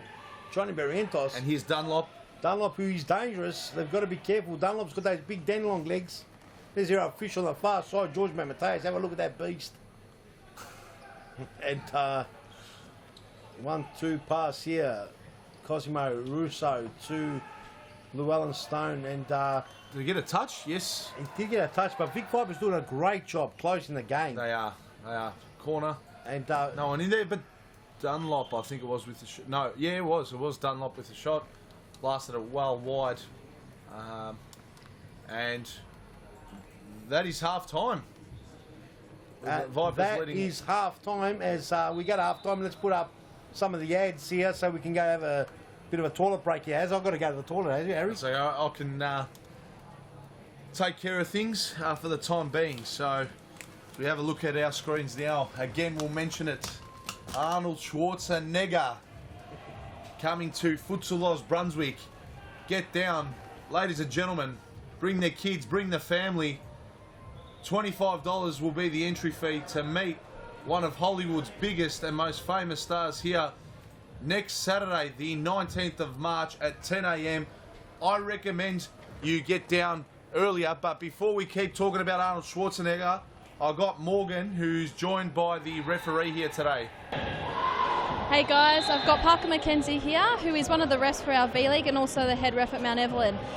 Parker, we've got the Vic East Premier League coming up tomorrow night down at our Futsalos Mount Evelyn Stadium. Can you run us through the lineup for that and how the final system works? We've got two big games tomorrow. We've got Macron Moorabach versus Blackburn, and then we've got Hampton Street versus Monbulk, who finished top of the ladder. So two good games to look forward to. No worries. One last question. The games can get pretty fiery out here sometimes. How do you keep your cool in those situations? Sorry, I couldn't hear. How do you keep your cool in some of the situations that might get a bit fiery out on court in the V-League? Book everyone who says anything to you and keep going. Thanks, Parker. Back to you guys. Got a big second half coming up. Thanks, Morgan. Thank you for that. Good little interview there. Always good to get the referee's opinion on their thoughts on the game and whatnot. So, half-time here in the third game of the Nike V-League Premiership Round 20 action, and it's the Vic Vipers leading Fitzroy by a goal to nil. Second half will be brought to you very shortly, but a lot's at stake here, and Fitzroy need to get the 3 points, a draw or a win for the Vic Vipers, and that's second spot cemented for the Vic Vipers. So that's what's happened here in this first half. Don't forget, to our viewers at home right now, we've still got one game that will be following this game, and that'll be the 2015-2016 Nike V-League Premiership champions Pascoe Vale taking on against third-placed Hume FC, and that will unfold at 8 o'clock.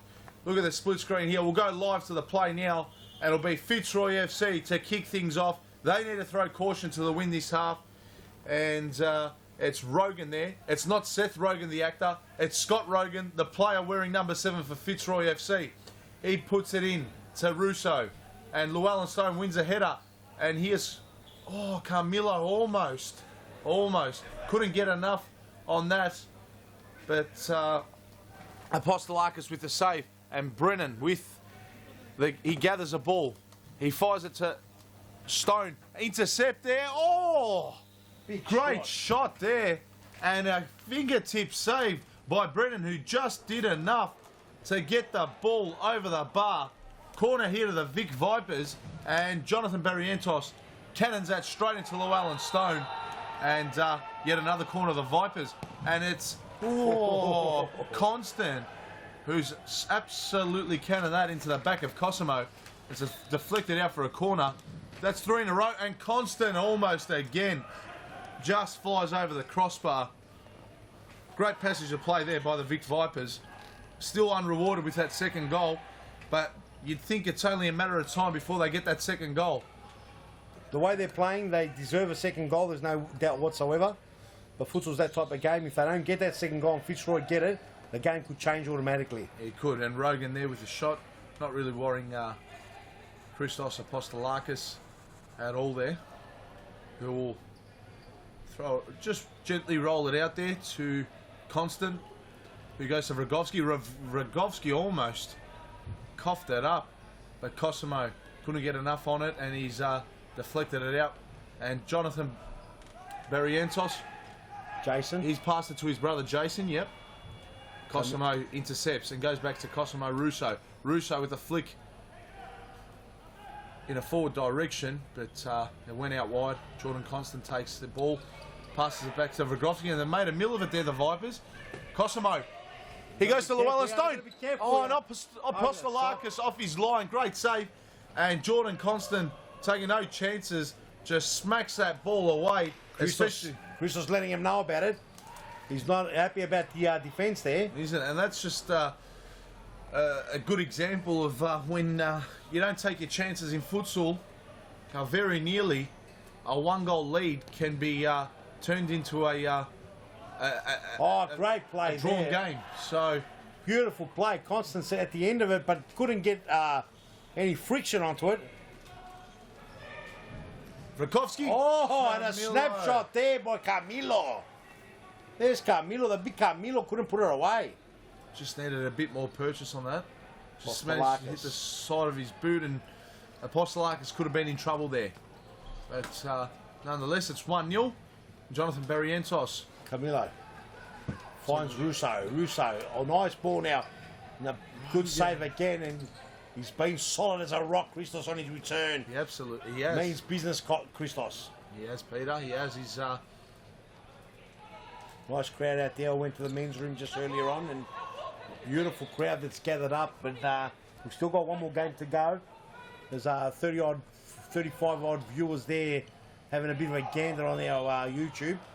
Once the technology kicks in and we can be able to, connect this to our big TVs, it's going to be a pleasure to watch our show. Plenty more to happen. It's Rogan. Nothing ball forward, and Barrientos to take it in. He knocks it forward, and it'll be Brennan with a long throw. Is Fitzroy on? See, this is not a bad way to keep the Vipers away from them. And a shot. That's a great save by Brennan. That's a brilliant save. Didn't catch the replay. It all happened too quickly, but I love the way how he just covers the goal mouth, dives to one end, extends the legs out the other way, and the foot of his shoe came to his rescue there. As the shot comes in, Brennan comfortably saves. Always looking to throw the ball forward and quickly. This is where Brennan's got to be careful. throwing a short when they're right there is very hard for them to get out of the trouble. It's a small court, so it's very hard. What they got to do is find a target. Camilla's a big target. Fitzroy should be using Camilla. Yeah, it's a big Gilliamo. gamble. Oh, and a good little shot there, but great block there by Llewellyn Stone. Gives away a corner. So giving it short and they close you in is very, very hard to get out of that situation. So Camilla is a big unit up there for Fitzroy. They should be using Camilla all the way back. There's a volley there by Barrientos. No touch on that, but very nearly Just didn't get where he went wanted through on it. everyone. Yes. That's the way. Go long to Camilo. And the smallest part of the pitch is there. So Cosimo Russo. Just need to structure up a little bit differently, Fitzroy. Conroy McCoy goes over the top. Jimmy Suvas on the pitch now. On the pitch, we've got Llewellyn Stone, Jimmy Suvas, Scott Rogan, Cosimo Russo, and as I said, Jimmy Suvas and Jimmy Brennan. As, Good control there by all the way Sufis. back, yes. He goes back to Russo. Russo to Rogan. He finds Sufis, keeps it in. Sufis back, all the way. Patient build up here by Fitzroy, but they're retaining a bit more possession, passing and moving, which is all you can ask from these young players, and they're doing it. Rogan looking to spot up Russo. He couldn't do it. It was intercepted. It went out, and Jonathan Barrientos just slides in and knocks that ball about 10 metres forward, but it goes out. Here's Sufis with a pass. Russo. They're on here, Fitzroy. Oh, Good Rogan save very again. nearly. Apostolakis. What a save. He's In done my that eyes, 3 or he's 4 my times. man of the match right now, Peter. If the final whistle was to blow now, Christos Apostolakis, what a game he's had as we have a look at the replay. So it was Sufis who brought it in, got the 1-2. He goes to Russo. Russo, Nice great play. pass. That's And where you needed the little chip. Rogan just Should just chip it over. I know it's very hard to chip it from there. had more time. He did very well. Christos has done extremely well there to block that. He's done that on 2 or 3 occasions. You're right, Harry. He is, up there in the man of the match, no doubt whatsoever. And it's great. It's great to see Christos back and second game back after an injury. He's doing really well and he's up there for man of the match. Federico Falcone here watching on our screen. He'll be telling the guys, "Hey, be patient. What are you doing? Don't force the ball. Keep the pressure on. Now, when you pressure them, they lose the ball quick.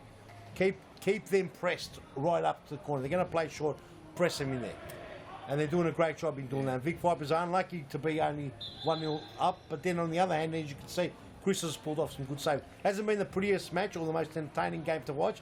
Been very tactical from both sides. It has definitely, and Fitzroy getting a bit of their own taste in regards to structure and tactics. They normally like to put the high court press up, and unfortunately they haven't been able to do that here today. The Vipers have given them a taste of their own medicine, and Fitzroy aren't really coping well with it, but Apostolakis has been called into action a few times, and I think he's been the difference between the two teams right now. He's done that. Jimmy Brennan's pulled off a few good saves too. Yeah, so, he has as look, well. 1-0. Look, 1-0 is not a big scoreline. You can lose at 1-0, obviously, but Fitzroy will be happy at this stage. Yeah, happy. And just a few mistakes being made here by the Vipers, just allowing Fitzroy just to get back on top of the game. A few easy passes just knocked wide of where the intended pass was meant to go. And it's allowing Fitzroy to get a bit of the ball. But Barrientos! Oh, what a goal! And that must have Jonathan caught a deflection because Barrientos. Jimmy Brennan was on the other side. And Johnny Barrientos he's at the second goal. It's his second goal as well. It is. We'll have Let's have a look at the replay. Let's have a look what's happened. Cozzy here in 6 and 7. This is what Federico Falcone must have said to him. Press them, they're going to lose the ball. And he gets a shot here, and it's come off Scott Rogan. It could have come off his elbow as well. And bang, a goal, the back of the net. And this is the press. They've pressed them hard. Cozzy was in no man's land. Cosimo Russo would have been better off just kicking the ball out and getting rid of it. Correct. I agree with you there, Peter. Sometimes you just got to, play percentages, even if it means you knock the ball out and award the opponent with possession. You'd rather do that than concede a goal. But look at the crowd there. You can't even get a seat on the sidelines there. Got the crowd flocking behind the goals. No, it's beautiful. And Russo with a shot. People coming in to watch. They're also enjoying the live production as the producer is moving around, talking to people on the sideline and watching all the camera crew moving around. It's absolutely fantastic. Any comments there, brother? No comments at all? No one's talking to us? 2 comments? Any positive stuff?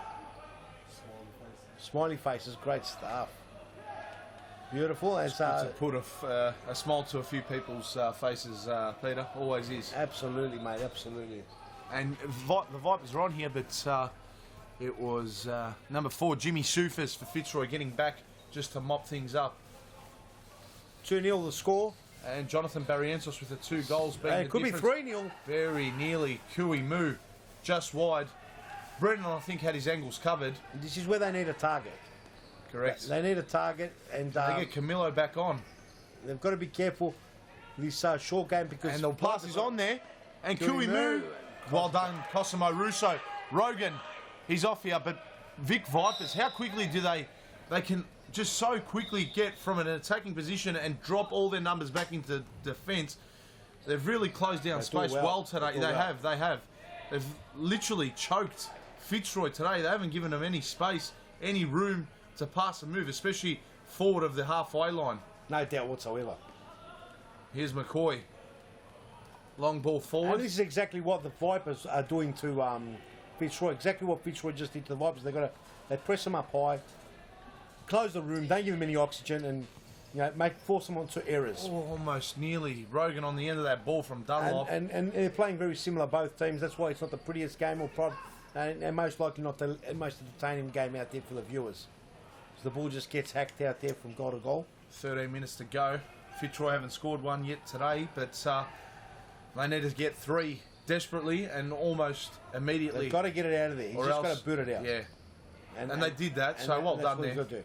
They've got to get a target and work on a target. And now they can push their lines up and force the Vipers into the high court press, which they've done again, and they'll get possession back. So it's a game. It's a bit like chess out there at the moment. Absolutely. These are- Barrientos almost for the hat trick. Jonathan Barrientos. It's got to He's go the difference long. right It's got now. to go long. Vic Vipers 2. Jonathan Barrientos scoring both goals. Fitzroy 0. Apostolakis assisting the Vic Vipers cause as well with a few good saves. And here's Alistair Dunlop. That's some great footwork to get around Adam Centofanti. But it was Barrigos. Actually, that's Brown on the pitch. Brown. It looks a little bit like Centofanti with a ponytail. Speaking of ponytails, the ponytail got chopped off this week.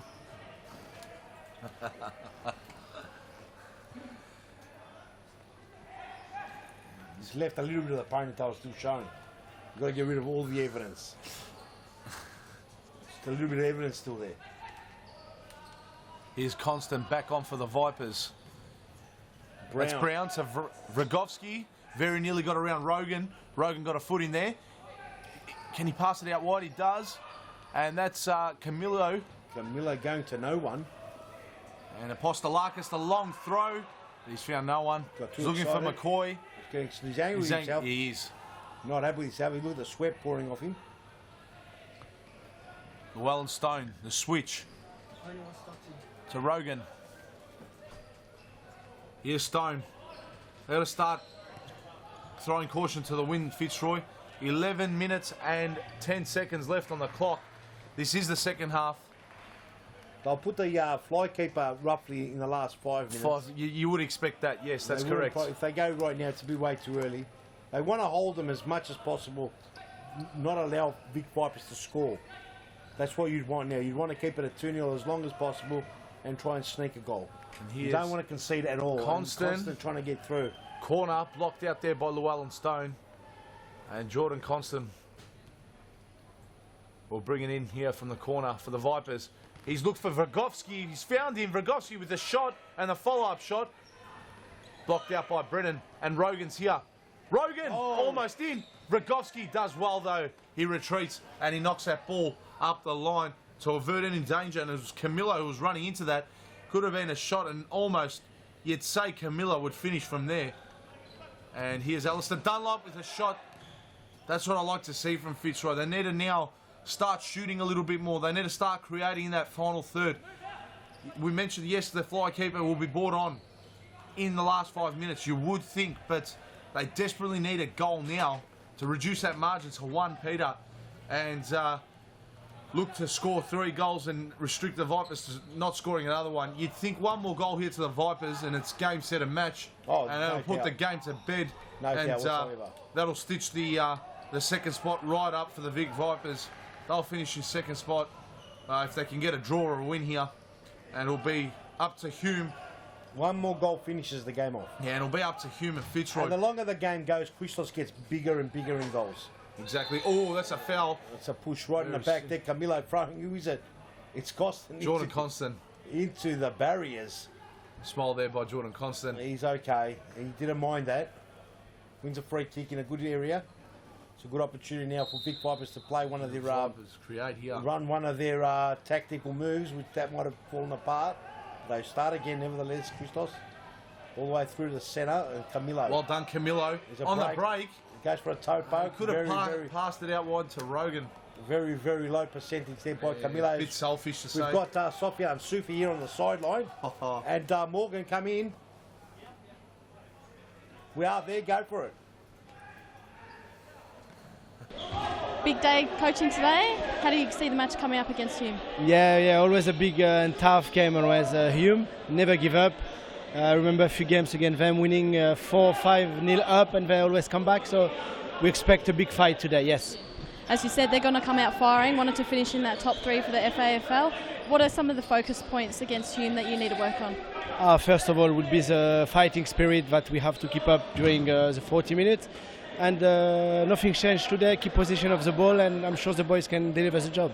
And will there be a focus on Andre getting that top goal scoring? It's a plus, yes. I would love for him to get it. He deserves this. Thanks for your time. All the best for the match. Thank you. Thank you, Morgan. As we get back into the game, that was big Sofia Sufi. As a snapshot there by Jason Barrientos, and big Paul Vidic is away today. He won't be managing the team, we've been told, and in will come in the injured Sofia and Sufi. So he's got big shoes to fill because that is shot there. Blocked by Camilo. Got big shoes to fill there because Paul Vidic wears size 15 shoes or something like that. So he can't drop this game here, and Hume will be looking to try and down Pascal and be one of the very rare clubs that has done that this season. As Alistair tries to barge his way through. A goal here will improve the situation. Just over the bar. And Sofia and Sufi always got a colourful personality, but that personality is going to be put to the test today when he coaches. Oh, great save by Brennan. And almost a hat-trick for Johnny Barrientos. It's a great throw by Apostolakis. And this is the difference, the throwing and going long and pressing, and Vic Vipers have done that really well. That was precise distribution by Christos Apostolakis. Good corner there, straight to Constant, but he's cannoned it straight into Alistair Dunlop, and he's given away the ball there. Be a Fitzroy ball. Llewellyn Stone to bring it in, and he switches out wide to Cosimo Russo. Last 6.5 minutes now. What can Fitzroy conjure up here? Or will it be the Vipers who seal the second spot on the Nike V-League Premiership table? Ball knocked forward. Brennan, he'll restart play here. Fitzroy ball. No, it's a Vipers ball. Pardon me. It'll be Jason Barrientos to bring it in. Goes to Jonathan. Jonathan to Kui Mu. Back to Jonathan Barrientos. Just taking a bit of time off the clock as well, the Vipers. Oh, handball picked out there by the referee. And Cosimo Russo to Stone. Back to Russo. Can he find someone in space? He could have passed there to Stone, who was running in towards the goals. Russo. Stone. Russo. Looking for Rogan. It's a referee awarded. It'll be a Vipers ball. Yeah, Vic Vipers doing a great job taking the oxygen out of Fitzroy. Fitzroy had a little bit of a better passing spell there, but way too good, the Vipers at the moment. Brodowski almost got a bit on it, but not enough to worry Brennan there. And yeah, they've lacked creativity, Fitzroy. That creativity has been lacked because of the way the Vipers have structured up. They've given them nothing, Peter, from the minute the first whistle went right to the last 5 minutes. Now in the second half. It's a big credit to the way Federico Falcone has asked the young lads to play. They are playing with a bit of a step in their, a bit of a kickiness in the what do you call it? How do you say? A bit of a spring in their step. That's the one. Has I lost the plot then? A bit of a spring in their step. Russo, and it was Stone with a shot. Yeah, Apostolakis didn't know much about it. Yeah. And something like that, just a split second, Peter, can just bring a team back in the game, especially with a 2-0 scoreline. Well, there, a goal from Fitzroy now could do many things. Still plenty of time, 4 minutes. I know they haven't scored a goal for the first half and majority of the second half, but Brown with a big shot on the left foot. There's still plenty of time. I've seen 2-3 goals scored in 4 minutes, and don't forget as well to our viewers at home and to our crowd here at Brunswick that once the clock goes to 2 minutes, the stop clock will be in operation as possession given away cheaply there by Fitzroy. Be Brown to take it in. 3 minutes 47 left on the clock. Brown to Kui Mu to Jonathan Barrientos. Out to Brown. Barrientos! Nice. Accuracy was there, but just over the bar. Looking for his hat-trick. Will he get it? I reckon he might get it, Harry. He might get the hat-trick. He's playing really well. He's gotten the first goal to open up the proceedings. Then second goal was... bit of luck on his side. It was on target. Dampened the momentum. There's no doubt about, you create your own luck as well. But yeah, there was an element of luck. But the way they were playing, they absolutely suffocated them. So there was no other option for Fitzroy to cough up that ball. They could have got rid of the ball, but the decision was made. And there you go, 2-0. And the Vipers are continuing to dominate this game. And they could be on for their third, but just chested out there by Barrigos. Stone out to Rogan. Rogan through the legs, almost nearly found Cosimo Russo. Danger averted there by Kui Mu, I think it was. Whistle blown. Timeout call as we go to our advertising of the Schwarzenegger. Have a look at this. Put it up, Mr. Producer Arnold Schwarzenegger. He's coming to Futsal Oz Brunswick. Will you be there? Of course you'll be there. Saturday, March 19th, 10 a.m. We're selling tickets here, $25 to get into the stadium. If you want to come, you've got to come to Futsal Oz and buy these tickets way before Saturday, before anything happens. I definitely recommend that advertised time that you see there at 10 a.m. Try get here half an hour early, because I can guarantee you one thing. It's going to be a pretty big line flocking into our Futsal Oz Brunswick Centre. No doubt about it. No doubt whatsoever. Try avoid the traffic, the queue coming in. As the time out there, Fernando Di Maria is talking to his Fitzroy FC troops, spurring him on. I think now is the time that he's quite possibly could introduce a fly keeper, Peter, and just throw all caution to the wind. Well, he's going to have to think about it. There's no doubt about it. 2-0. There's no shame in waiting right down to the last 2 minutes. The way Vic Vipers have played, and Chris has been huge in goals. He's pretty much squashed any opportunity. It's going to be a hard ask for Fitzroy. They've got to get that one goal, lift momentum, to get everyone playing with that extra spring in their step, as you said earlier on. Let's go back to the action. As was it a Vic Vipers call? Let's have a look here. I can't remember. It's a Fitzroy ball. Yeah, Rogan to take it back in. No? Even Rogan's asking what happened. Yeah, no, it's Rogan. Poor pass there. He gives it away. And Barrigos, he's ran out. Alistair Dunlop, good to see him back on. He could be an X factor here for Fitzroy. What can he do? Passes it to Rogan. Rogan, poor pass. But he could get a chance here. Kui Mu, their pass intercepted. Llewellyn Stone. They're doing well. And Barrigos has intercepted it. But Dunlop, great footwork. Brown knocks that out. Straight into the side fence there. On our Gatorade sponsorship sign. Almost put a hole in that sponsorship logo. Absolutely. And it's Rogan here. Passes it to Russo. Russo trying to sidestep Barrientos. Chance here for Fitzroy, but Dunlop. You mentioned that the Vipers' defence are on the Fitzroy attackers like a bad smell. That was just a perfect example of it there. Alistair Dunlop tried shooting on the turn, had no room to turn into whatsoever. Shot immediately blocked. It's going to take something magical. Yeah, I agree, Peter. Something very special for Fitzroy to get back into this game, because at the moment they are done and dusted. They've got to get the fly keeper on. It's about a minute 30 left now. I'm not sure if Fernando de Moraes is going to leg for it. Either way, they've got to get something now. It's They have to. Stop clock. The momentum's got to come with them, and this is a bad pass by Llewellyn Stone. But he recovers, somehow gives wins it up back. again.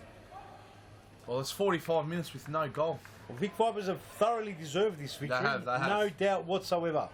And like I said, it'll take something very magical, very special from here for Fitzroy to even draw this game. Yeah. Well, to be honest, I won't lie to you, even if they score, they don't even look like scoring. No, they don't, and it looks pretty ominous now. That, But here we go. Oh, here's a chance. Apostolakis again. He's just too big. Off his line, makes himself big, blocks a shot of Rogan, who takes a corner. Alistair Dunlop and Cosimo Russo. Good save. Again, Apostolakis. Cosimo Russo with a shot. Apostolakis like 10 men. Or the Russo. equivalent of one Arnold Schwarzenegger. Well, one on the at his peak. At his peak, that's correct. And Constant. And here's Vic Vipers doing what they did best all day today. And that's just moving it around. And just making sure there's no areas of relaxation for anyone. Look at this. There's absolutely no time Nothing for any whatsoever. player. There's a free kick has been awarded here. I'm not sure why. Oh, Baragos, Baragos here, not wondering what the free kick was about. I have to admit too, I didn't see it. Oh, right. Well, Camilla, be special. again, Aposta. How quick does he come off his line? He does. Had a split second to think, Superb. and he's ended up sliding about a metre or two outside his D. He's got quick feet, Christos Apostolakis. Oh, he's reading the game superbly. The break could have done him well. He was away for an injury, and there's no doubt about it. Russo couldn't. Been called back. Okay, so it wouldn't have counted. No, it wouldn't have counted. Yeah, it's looking pretty ominous. Fitzroy FC. They're probably now having to hope They and need to pray. get a goal right now. Right now. And Russo. Christos won't allow anything. Oh, is that him? No, side net. netting. Well, Peter, it's fair to say that Fitzroy are probably praying to the Almighty Father above us that Pascoe Vale get the 3 points against Hume. Yes. In the next game, which will follow this game. And then next week they need to get the 3 points, and hopefully either for them that Hume draw or lose. That's right. For them to get up in That's right. the third spot. So on the other hand, advantage Hume. It's going to be it's going to have to be a Herculean effort for them to get the 3 points against Pascoe Vale. Absolutely. Impossible is nothing, but they've got a big game ahead of Jimmy themselves. Brennan just has shot things all well. That's it. And that's pretty much it, ladies and gentlemen. That's full A time. very big victory for Vic Vipers, and well worth it and deserved. No doubt whatsoever. Vic Vipers' game plan was by far much superior than Fitzroy's. They did everything right. It wasn't the most entertaining game or the best game to watch, but from a Vic Vipers perspective, Federico Falcone would be absolutely delighted. At 2-0, they did everything right. Fitzroy didn't even look like scoring. Massive effort by Christos Apostolakis on his second game back after a long injury layoff. And Harry, what can you say? Absolutely superb. It definitely was. It was a good game. I was very impressed by the defensive structure of Vic Vipers. They gave Fitzroy little room and nothing to room. Had no room whatsoever. But just quickly, we'll go to Morgan White. She's Let's joined go by down to captain Morgan. of the Vic Vipers, Jonathan Barrientos. Take Let's us go, away, Morgan. Thanks, guys. I've got Jonathan Barrientos here from Vic Vipers. Crucial win for you guys today, and a couple of goals from yourself. You must be pretty happy. Yeah, definitely. Look, a win's always good. To score a few goals as well is always good for the confidence. But I think overall the team played really well, and that's what got us through. You guys seem to run out the game pretty well, considering you had a match on Friday. How are the legs feeling at the moment? Yeah, look, to be honest, before the game my hammies were pretty tight. I was pretty concerned about my level of fitness today, but pulled through. Just playing at that intensity, just testosterone just goes straight through. That's all good. So win today locks up second position for you guys. Heading into FAFL, you must be happy with that moving forward. Yeah, definitely. Look, FAFL is a good tournament to have. it's just preparation for us for future things. We've got AFC coming up, so it's just a good test for ourselves and to get the boys together and just play some competitive futsal. So that's all we're doing. Congratulations on the win. Thanks for your time. Thank you very much. See you later, guys. Thanks. So guys, we've got a big match coming up, Hume versus Pascoe Vale. Let's see if Andre Caro can lock up that top scoring of the goal kickers. Thank you, boys. Well done, Morgan. That's brilliant. And well said there, Johnny Barrientos and Christos Postolakis definitely up there for man of the match. 2 goals, did well. And like Morgan said, they've wrapped up the second spot and secured the FAFL position. They've been runners-up 3 times in the FAFL. So perhaps this one will be their last FAFL. Maybe they can run out and actually take the title. It's one title that's eluded them. They've won the Premiership, they've won the FIS Cup, but haven't been able to win the FAFL, so you never know. And if Federico Falcone gets them playing like this and firing, you just don't know. You know, it wasn't the prettiest game, but I was very impressed the way they played. They did all the right things. They squashed all the positions out of play.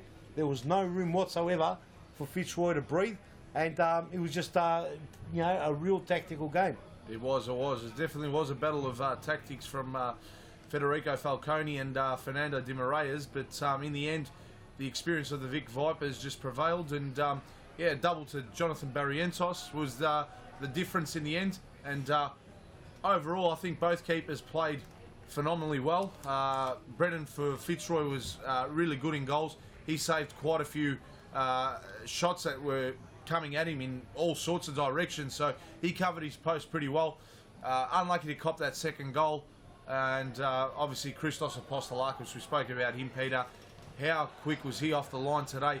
And he just, within a split second, you'd see him on the goal line, and then all of a sudden, within a second, you'd see him half a metre, 2 metres outside his D, sliding in and getting clean possession of the ball. So well done to both keepers today, but unfortunately a 2-0 win there. Federico Falcone will be absolutely stoked with the way Christos played. He did everything right, kept the clean sheet, came off his line. Every ball in dispute was his, confident. He looked like he wasn't going to concede a goal. We did say, I think even in the later part of the games, that Christos doesn't look like he would concede a goal, and it would have taken something really magical to beat him today. And well done to the Vic Vipers. Excellent. It was a great game tactically for him. And you know what? Going into the next FIS Cup and FAFL, if they continue that kind of form, who's to say they can't do a clean sweep? Only time will tell, Peter. Absolutely. Only time will tell. So best of luck to... Best way to go out, wouldn't it be? Exactly right. That's Absolutely. right. So best of luck to the Vic Vipers. They've, just a recap, they've cemented their spot in second spot. They'll be off to the FOS Cup and the FAFL Cup as well. So as we can now see on the split screen, there's Andre Caro. What a season he's had alongside his fellow teammates. There's Sofiane Soufi, that colourful Sofiane Soufi. Got a bubbly personality, but I'm pretty sure he's going to be quite animated here today. Make no mistake, he's got big shoes to fill. You mentioned physically and literally.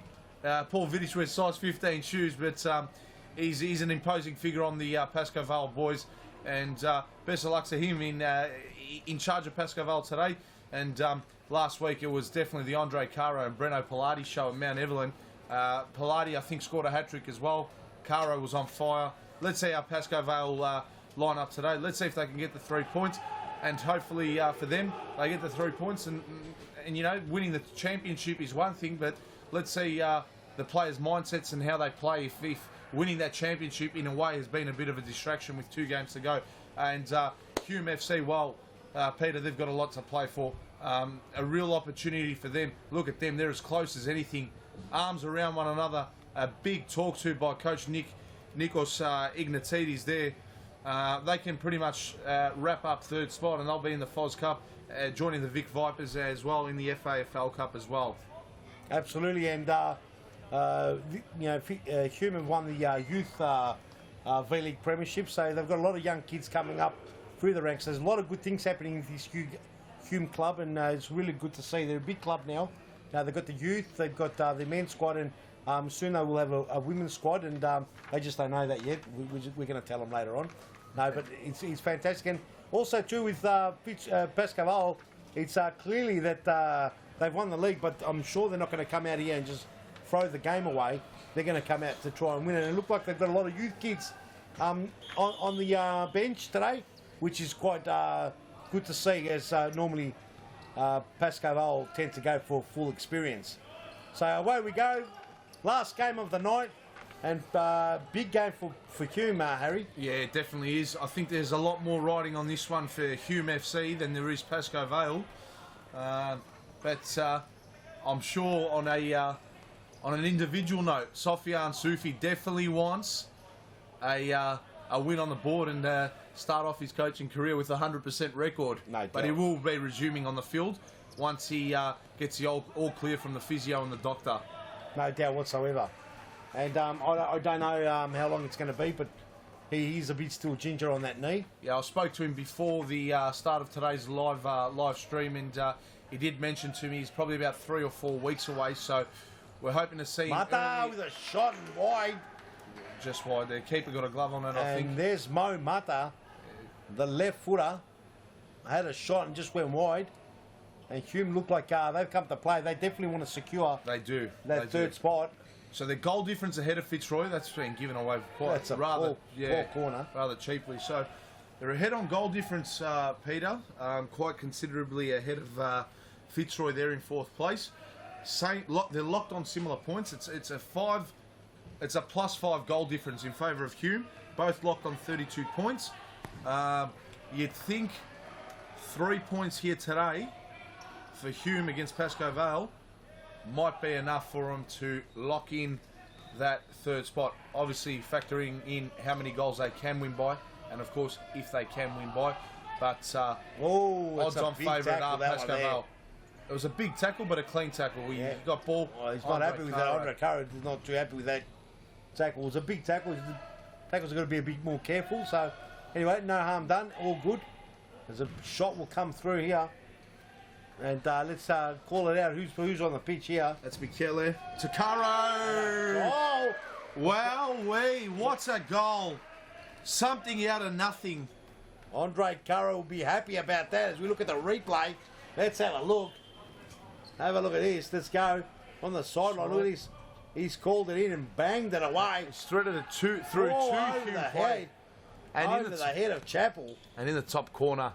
No chance whatsoever. That's a ridiculous finish, and he's putting his he's making a strong claim now to finish on top of the list of goal scorers. So good luck to him today. Hopefully he can score a few more and finish up on as a top goal scorer How many for the is season. he clear? We'll find that up soon from our producers, hopefully. How many goals is Andre Curran got? Say 6 clear. 6 clear now. So who's next to him? So he's pretty much wrapped it up if, now that he's kicked another one. And well, let's see. Obviously, this, in futsal, he could probably play a game and score 8 goals. So that's pretty rare. But Is it his teammate Bruno Pilati who's in second, perhaps? It might be Alia Radzevic. Anyway, let's not guess. As Pilati, who's been playing outstanding, and there you go. And there is Sofiane Soufi. He's quite animated. As I did mention, he doesn't look all too happy. The team's got the lead and he's pretty fired up. He's not happy at all. And nothing changes from being on the field to the sideline. As Nedge is saying, he did well there to get Curran off track. As the ball comes to Mirko. It's not Mirko, who is it? It's a far side down there. Let's have a look at that player. It's the young lad, the youth player, number 5. Number 5 for is Mohammed Jamal. Tamel. Jamal. Tamel. Tamel. Pardon me. It's the messy handwriting from Dr. Josh Ring. Yeah. Has made a T look like a J. He's a doctor. Anyway, Martha tries to break through it. Paul Pilati too, as he'll try to get out of it, does well, and almost didn't get the return pass just the way he'd like. But Pascoe Vale 1-0 up, and Hume would want to try and keep the scoreline very, very conservative for as long as possible. As possible, because Pascoe Vale can run away with it. And Martha just bulldozes Caro. Caro's not happy right about now. Caro's hit the pavement. He's kicked the goal, but he's long throw there. He's hit the pavement twice today. By Felipe Blay, who's been in sensational form, especially in the last 2 or 3 weeks. As the top goal scorers have been handed to us And I was right, it was Alia Redzepovic on 28 and Andre Caro on 33. But how many did Alia kick today? One. Alia. So is this live, this update? So He's 29 and 33. So 4 goal difference. 4 goal. The producer said 6, so we're not happy with the producer. Let's put it. Let's grab him. All right. Is Mo Mata from Hume. He's only 27. Yeah, 27. So he's not can too score far. a few here tonight. You That's just never 6 know. behind. So Andre Caro, if he keeps on banging him away, as he loves banging him away, anything can happen. Oh, that big shot again. Andre Caro on fire. He's got his eye on the prize. And there's Ahmed Azam. He's back. The big unit is back in the thick of things. There's a shot there by Breno Pilati. Richie Ferguson sporting a couple of new tattoos on the arm. Big kick over the top. There is Richard Ferguson. Somehow wins it back. Comes to Nizar Sahin. Ball trying to be fed through back to Ahmed Azam. He's on the pitch right now. Pilati in possession. Goes to Ferguson. Ferguson to Caro. Caro. Number 9 for Pasco Val is Joel Da Silva. Da Silva. Top goal scorer for many, many seasons. MVP, best and fairest. He's done it all, Joel Da Silva. Premiership player, FOS Cup, FAFL. There's Mata. And a big shot there, and Azam, is it? No. 48 is Sali Doran for Hume. Sali Doran with a big shot. Might have to go and check those nets at the back there. I think he might have put a hole in it. Put a hole in them. And there he is again. Pass there to Sahi, who lost possession. Ferguson to take it back in for Pasco Val. Here he goes to Pilati. Love watching Breno Pilati go about his business. Azam and there's a bit of a battle here. Joel Da Silva and Ahmed Azam. There's no love lost there. As the numbers have been good today. Had quite a good crowd come in. Good numbers are watching the live stream. Got 50 watching right now. That's probably the peak. We've got to get that to another 950 at least. Bit of hard work, but we'll get there. Production's running a lot smoother. Doran. Sali Doran. Or is it Goran? No. It's Sali Doran with a D. D-O-R-E-N. Sali Doran, number 48. Doran.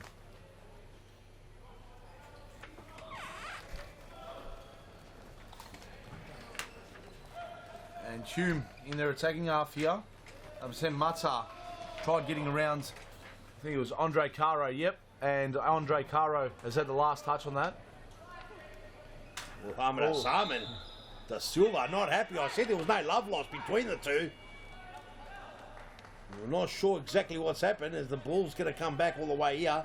If referees rightly awarded a free kick to Pasco Vale, Ali Azam a bit undisciplined there, pushing away Joel Da Silva. Oh, there's a bit of a... Young kids, come on now. Iggy on the pitch, a young junior kid, 15 years old. Pasco Vale giving a bit of extra time. Oh, and Caro! Almost. And Chappell had to be good. As Nikos not happy, getting told to be quiet. Zaman Azam, have a look at the beast. He's telling the referee to relax. Big shot there by the young lad, number 7. Who's number 7 on Pasco Val? 7 Pasco Val is Stefan Ristich. Oh, the Stefan Ristich, young lad, is a good key player. Another junior from the rankings. So Pasco Val electing to go to the junior outfit today after they've wrapped up the title.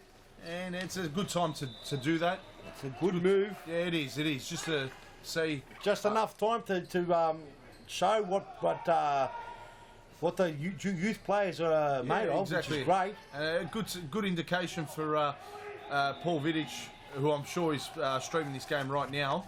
Who can't be here obviously tonight, just to see who's up to V-League standard perhaps, and who maybe isn't. But so far, all the junior players are playing well for Pasco Val. So maybe next season he could have a few selection dilemmas.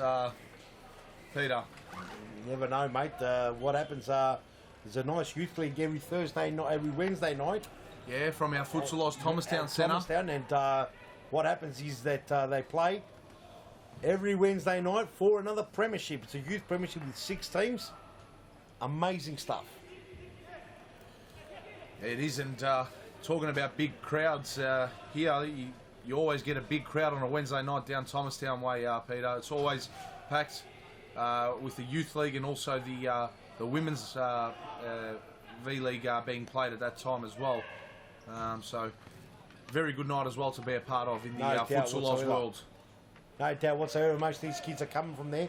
We mentioned Hume are the premiership. They won the premiership already in that youth regular. In Pascoe, most of these players are playing against the Hume players. So, it's some great rivalries in all ranks. From the women to the men to the youth. So, absolutely, the futsal clubs are growing as Caro, with a nice little snapshot, combining well there with the youth players. Andre Caro. Long throw there by Chappell. And Sahin. Back pass. And Sisek almost very nearly. Sisek almost putting that back of the net. Pardon me for the pronunciation. Caro. Blade, over great the throw. Top. That was a great, smart and quick throw there by Blade. It's a bit of a tactic, that one. And Andre Caro perhaps. He's been in great form as well. Yeah, Blade or Felipe Caro? Blade. Yeah, well, we know the obvious one, Caro definitely has been from very first minute of this V-League season. He's given away possession, but and that's very unlike him to make mistakes. Goran, who's that? Is it Sessig on the ground? No. It's Goran, not happy with everything. Looks like Goran just threw the ball out, very undisciplined. Not sure if he's going to get a card for that. Looks like the referee has let that one slip by. Yeah. Let that one slide. Not sure why. He was a little bit rough. Referee George Mamathias on the inside, very close to the action, and would have thought that would have been a free kick. So he's awarded free kick to Pilati over the top to no one. Caro, but just overhit that pass. And here's Chappell. Had an ordinary game last week, Chappell, in goals, but hopefully looking for a better performance this week round. And Caro to take it in. Caro. Last game of the round 21. Round 20. Round 20, sorry. Last game of round 20. Pascoe and Hume now. Pascoe up 1-0. First half. Shot. Oh, great shot. Great save by Blake.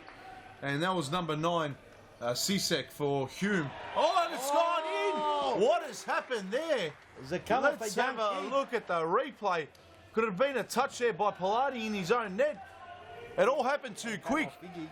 So let's have another look. It was young kid Iggy Mazurski with the corner. Oh, it's just come through the legs, deflected off the young kid. Number now 15, not much he could do there. Iggy Latif has let it. That's an unfortunate touch. Just hit the back end of the foot with the leg slightly open, and it's managed to. No matter, Hume will take it. Post. It's just a post. They definitely will. That was, I think that was Michele, wasn't it? Michele Seville. Yeah, it was. It was. Salvi Michele. Yep, it was. Cannoning that into the post. So Hume a little bit lucky. A bit of luck has gone in their favour. The own goal just sent by Iggy, and also the goal as well. The own goal. And Chappell. Save. Chappell. Well saved.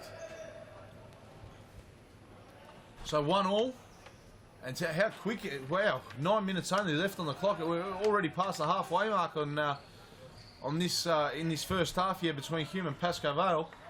So they say time flies when you're having fun, Peter, and that we have here tonight. So this is the very last of our games. It's a shame that it is our last game. Love for another 1 or 2 more games. It's been great tonight, Harry, like it always has. Just calling it out here in the box, it's fantastic stuff as we're seeing. A lot of new things developing in the futsal world, and futsal is right at the forefront, pioneering many things, and we're producing a fantastic show here. You know, the V-League, it's not only a premiership title race, it's also entertainment, and we're looking to bring it to you better than anyone else, not only in Australia, but anyone else around the world. And we'll be working closely with everyone and our partners, and everyone that wants to be on board and wants to be a part of it, you're welcome. Because this is a party and everyone's welcome. Mazurski just then not too far away from putting that second goal in for Hume. Get a ping pong. I think Blade may have had it covered, but he definitely was scrambling and it just went wide of the post there. Yeah, definitely a bit of ping pong and or futsal pong, I should say, and it's hit the roof of the stadium. So Pascoe Vale awarded with the side ball. De Silva, very nearly. Great stop there by Chappell.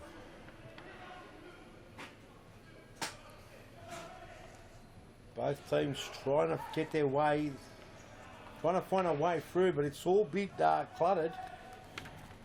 It is. And 7.5 minutes to go in this first half. Shot by Skin! Andre Caro How gets his second. How was that found a way in? And he finds a way in somehow, the Shark. He's just defied physics there. The Shark gets a goal. Let's have a look at the replay here. Let's have a look. How do you do this? And he gets his 30. So a touch goal. and a shot. Bang, and Clayton's got no... Oh, no, it's come off. You can't give that goal to Caro. It's come off Seville, and he's telling us he's hit the midsection. So it's not Andre Caro that's going to be awarded the goal. Is he a bit of... He's all right. He'll be fine. He might have been in a bit of a spot of bother. And Pascoe Vale are away here. Oh, great challenge. Who was that? Josh Sasich. Number 13. Yeah, that was Josh Sasich. Junior from the Futsal Oz ranks now coming through. Pascoe Vale playing them all in now. And Hume come away with it. Good to see. Caro covering and forces his opponent, Mazurski, to go out of play. And Andre Caro to bring it back in. He goes to De Silva. De Silva, the flick back to Caro. Caro, good ball, but intercepted. And number 9 for Hume was Cesek, who went to Mazurski, and he's knocked that ball out of play. So it'll be Breno Pilati to bring it back in for Pascoe Vale FC. 6 minutes left on the clock in this first half. A lot on the line for Hume. And third spot is definitely on the line for them. They definitely need to get something out of the game. It doesn't look like the fact that Pascoe Vale wrapped up the title last week, it doesn't seem to have affected them or taken the players' eyes off the ball here today. They seem like they're in cruise control. They've introduced a few young players from their youth, which is understandable, and they've got license to do that right now. As they've cemented the championship. I actually feel that Hume started off the season really well. Had a really good season in the middle of the. Had a good patch in the middle of the season, but I have to say the last 5 to 8 games, Hume have taken their foot right off the pedal. They're not the team that was playing that really great quick brand. Mo Mata was on top of his game. Nejah Sahin was slamming him back. The players were right on top. As we go to a timeout, and honestly, I think that Hume have also taken their foot right off the pedal. They were playing right on top of the game in the middle of the season. Right, they were very first at the ball. The defence was great. As we see the replay of the own goal, it's come off the young kid Iggy Latif, and it's unlucky, it's unfortunate for him that he was in the wrong spot. The ball came off his leg, couldn't do it. And there's the first goal. Andre Caro just snickered right off the head. If we had snick cam, that you could get Clayton Chappell's forehead on there. It'd be good to see the hot spot as well. The hot spot would be really hot. And this Andre Caro almost got his second, but Michele and Michele Saville, great finish. Salve put it in the back of the net.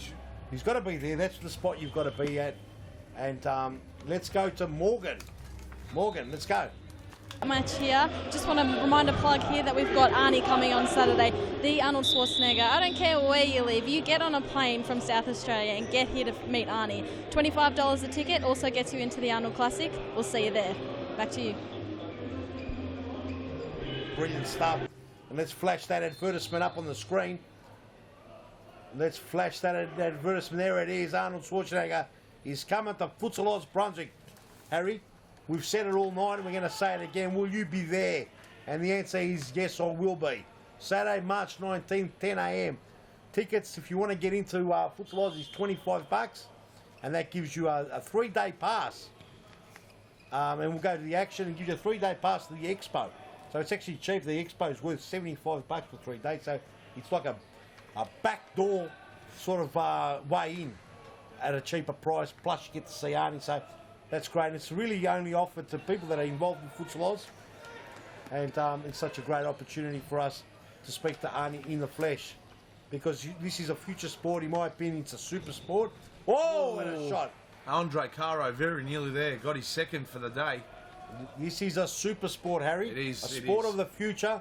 And who better than a bloke that is from the future that's going to come here. Like how you summed that one up. That's the only way you can talk about it. He's unbelievable guy, Arnold Schwarzenegger. Have a look at Nikos. Nikos got a lot to go for here. He's sucking it all in.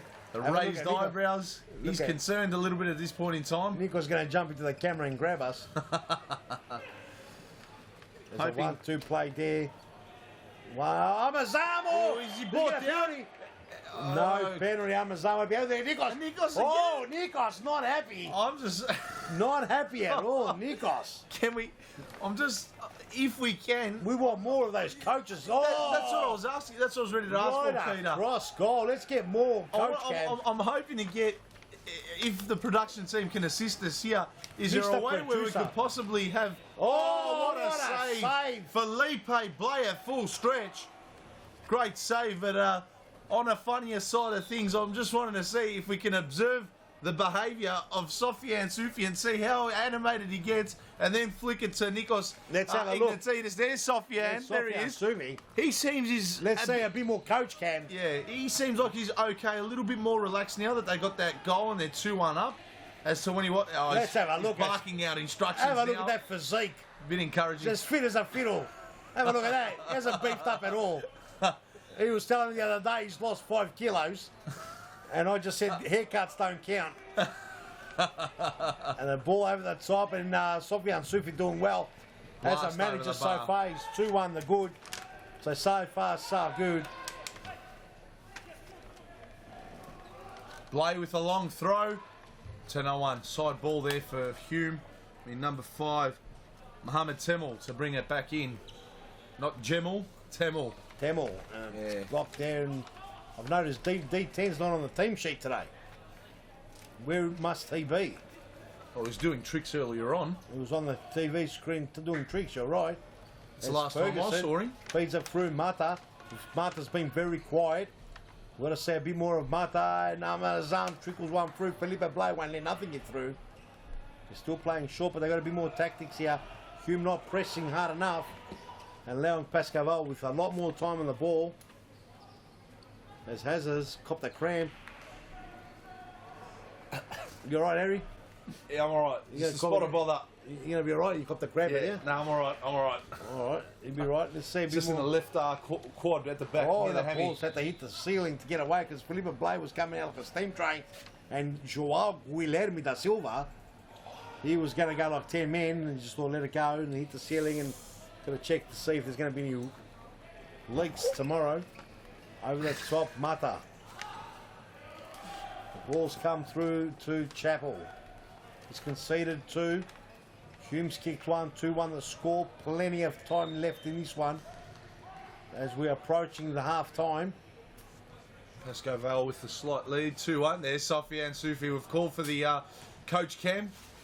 So Yes. hopefully see if we can get a bit of Nikos. Let's get a bit more of Nikos. Want to say more Nikos. So let's get a bit of Nikos. Tell the producer Nikos. So Morgan, if you're next to the producer, let him know. Or the cameraman, we want to see Nikos. And then here we There go. he is, there he is. Hang on, look at Nikos. Look at the eyes. Whoa. Oh, well. No, he's not happy, Nikos. Nikos is in 6s and 7s. He's making changes. Let's get back into the game before we lose the plot here. Felipe Blay, he's going to try and score. 1, 2, he's exposed. You've got to score here. And a big error by Felipe Blay. He's made to pay. Ali Azam, the goal scorer there. Azam Kazan. Let's have a look at the replay. The big unit. And Nikos would be absolutely wrapped with this. That was intercepted there by number 5 for Hugh. Have a look at Mohamed Temel. Great intercept. Great pass. And look at Sofiane Soufi at the bottom of the screen. He's just lost for words. He doesn't know what to say there. Oh, and Ahmed Azam Kazam, the big unit. What can you say? And that finishes off the half in style. 2-2 the score. And we've got a great game on our hand. And both managers are pushed to the limit. Nikos, he's there again. Have a look at Nikos at half time. Not happy having a word to the referees.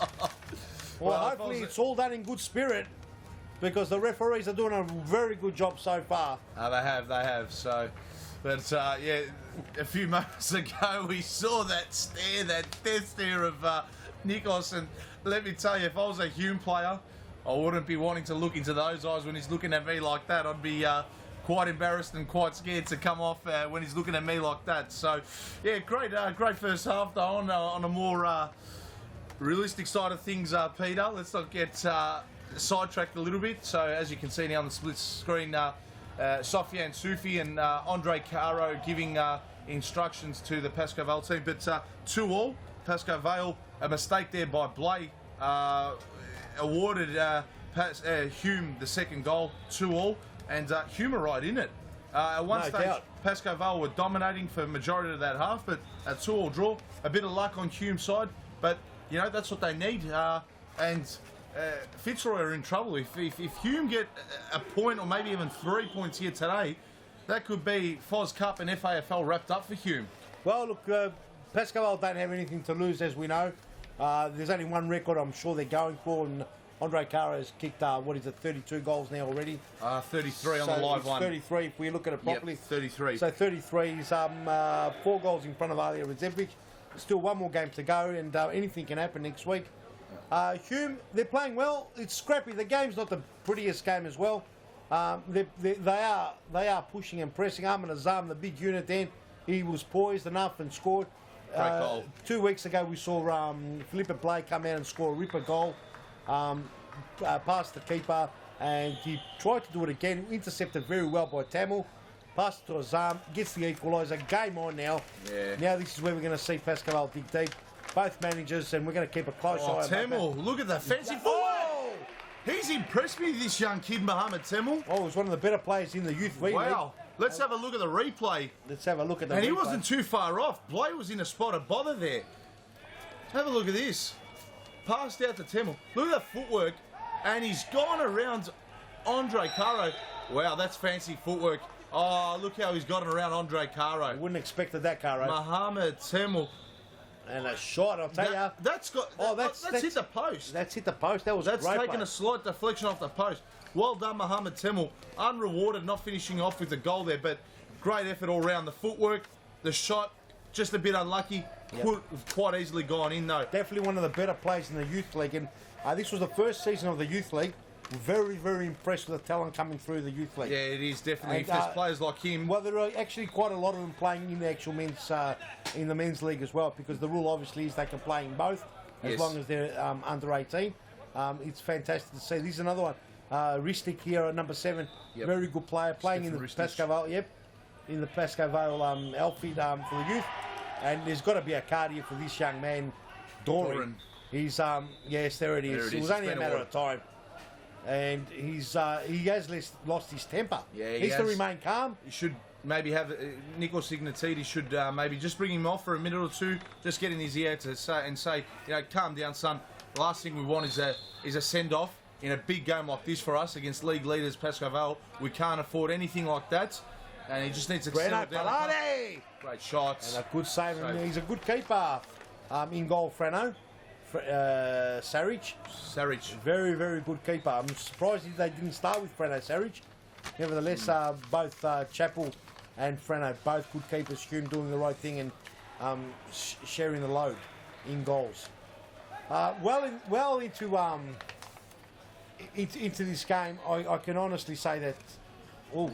Blade. I can honestly say that the way Pascoe Vale playing, they don't look like they're going to run over Hume. It's only a matter of Hume holding on to this scoreline and being able to pinch something at the end. Well, if it ends up being a draw, that means Hume will go to 33 points. They'll be one ahead of Fitzroy. So there'll still be a lot left to play come round 21 next week, which is the last round of the V League Premiership. But then Fitzroy must win next week and hope that Hume either draw or lose. Oh! And very nearly there. That was Sasic. Sasic. Yeah, Sisek. Sisek. Very nearly scoring and putting them through. We got the cam on Sofia and Sufi, who was not pleased by the defence there from Pascoe Vale. Trying to be a bit cute there. Marta now. That was Danny Paladi. Damage! Ooh! Off the post, and Marta.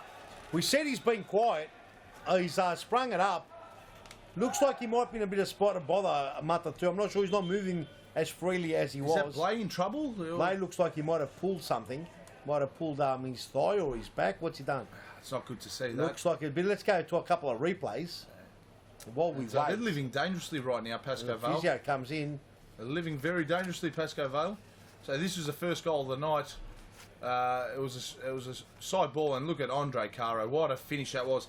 He's hit that as clean as a whistle. Keeper Chappell had no chance there. Almost hit the roof of the net. And this was a bit unlucky by Iggy. Corner for Hume. Unlucky, yes. Yeah, it hit him. It hit the right spot on the foot for Hume, of Iggy's foot. Went through the legs of Blay. There's nothing much you can do. And this is a second goal. And Andre Caro, look. At look at first sight, it looks like it's an Andre Caro goal. Yeah, but it It's was clearly come off. Salvi Michele. That was going wide, and It was. Salvi Michele's put his torso in the way, and clearly put it in. And Blay, bad mistake, Felipe Blay. He had a really good first half. He made a few good saves, but that was a great intercept by Mohamed Tamal. Ahmed Azar, yes, And Tamal. number 5, he's on screen now, and I think maybe he didn't pay the young star from the youth league a bit of respect. Felipe Blay thought he could have gotten around him easily, but Silva. Oh, that's a second yellow. He's gone, is he? That could have quite easily been a second yellow to Doran. This is very close. That's a contentious call. He would have been giving his marching orders. He's telling him, Mo Mata's telling him to calm down. That was a late challenge. And that was very, very dangerous. Very, very dangerous. And Silva gets up okay. Did we get a replay of that? Free kick here, though, for Pascoe Vale, and it's Breno Pilati. It looks like he's going to take this. I think he'll pass. He won't go for goals. Yeah, and that he does. Finds Andre Caro. Mata. And Mata in possession. Steps around 1, Got a lot to get 2. through. But the referee will bring it back. It's a foul right on the halfway line there for Mo Mata. Andre Caro, the culprit. Mo Yeah, Mata just clipped him a little bit late. Doran. Nothing too cynical in it, but Doran, a very lucky man to be on the Very pitch. Sisek! Oh! Sisek! Great save as well by Blake. Sesic. Ball's come all the way back. Doran, the lucky man on the pitch right now. That's gone wide. It's gone wide. 18 minutes to go.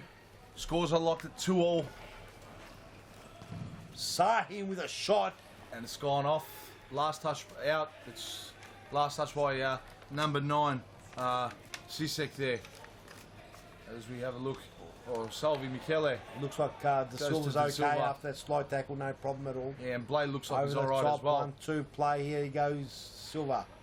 Nicely done. And what happened there? Caro just let it go. Yeah. Given away cheaply. Given away. It's a Sofia and few ball. Sufi will not be happy with that. He's Sofia and he's got a Sufi. concerned look on his face right there. The shot acting there, Pascoe meant to say. Vale manager.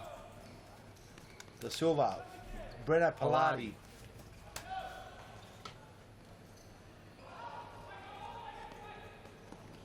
Keeps it in somehow. Breno Pilati does well.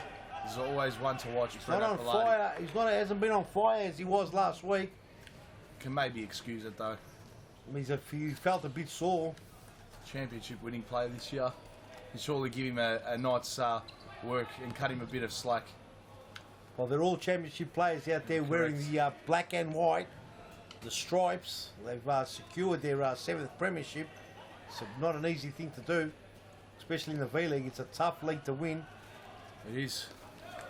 Here's Salvi Michele for the 1-2. Lovely 1-2 He play. I He thought could've he kept it in for a second, but just tripped on over his own feet, unfortunately, there.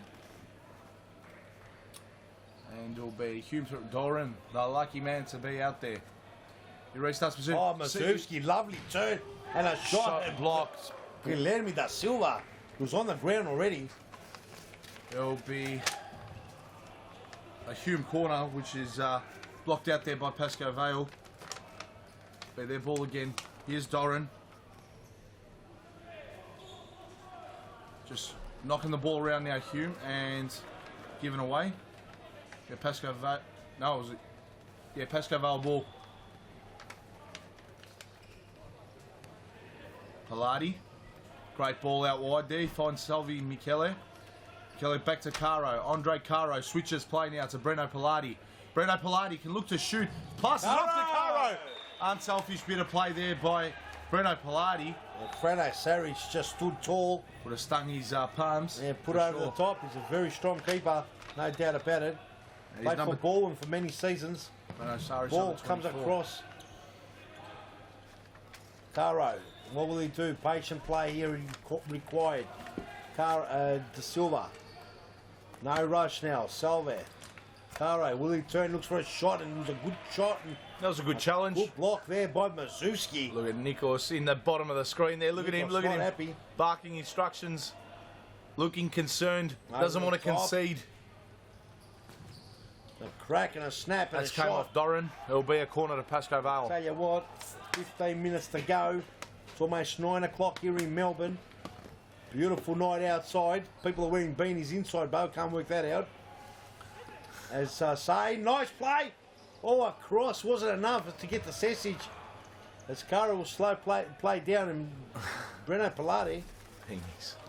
The beanies. It's definitely a lot cooler than last week in Mount Evelyn. Oh, that was a hot box in the commentary box there last week. Very, very hot. It's about 35 degrees Celsius outside. We had the loins sweating, mate. Oh, yeah. Oh, yeah. Everything was very hot then. Yeah, and felt like about 60 degrees. 100.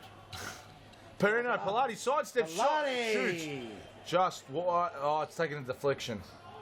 And it'll be a corner to Pascoe Vale. There's no real sense of urgency from Hume, Peter, which is a bit concerning. It would be. A little bit concerning, but for Hume, they'd want this scoreline to remain like this as long as possible. Exactly. Now, they don't care what it looks like. They're not really interested in the way the game's played.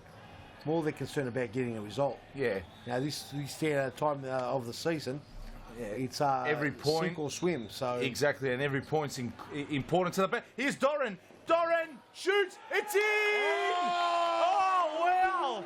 Curse of the commentator. And can you believe it? Hume find themselves in front. That's going to upset Sofia and Sufi as we look at the replay. Let's look at that. So it's Andre Caro who's passed out wide to Pilati. Pilati with a poor pass straight to Doran. He was proactive, not reactive. Ooh. Through the legs of Felipe Blake, and two bounces after it hit him. It strolled into the back of the net. 3-2 Hume. Ball's come across now. Hume now will be happy, and we mentioned before they want to keep the scoreline the way it is. Hume now, and I've got a solid keeper who is going to get bigger and bigger now too. Pascoe Vale in a little bit of trouble. They need something quick.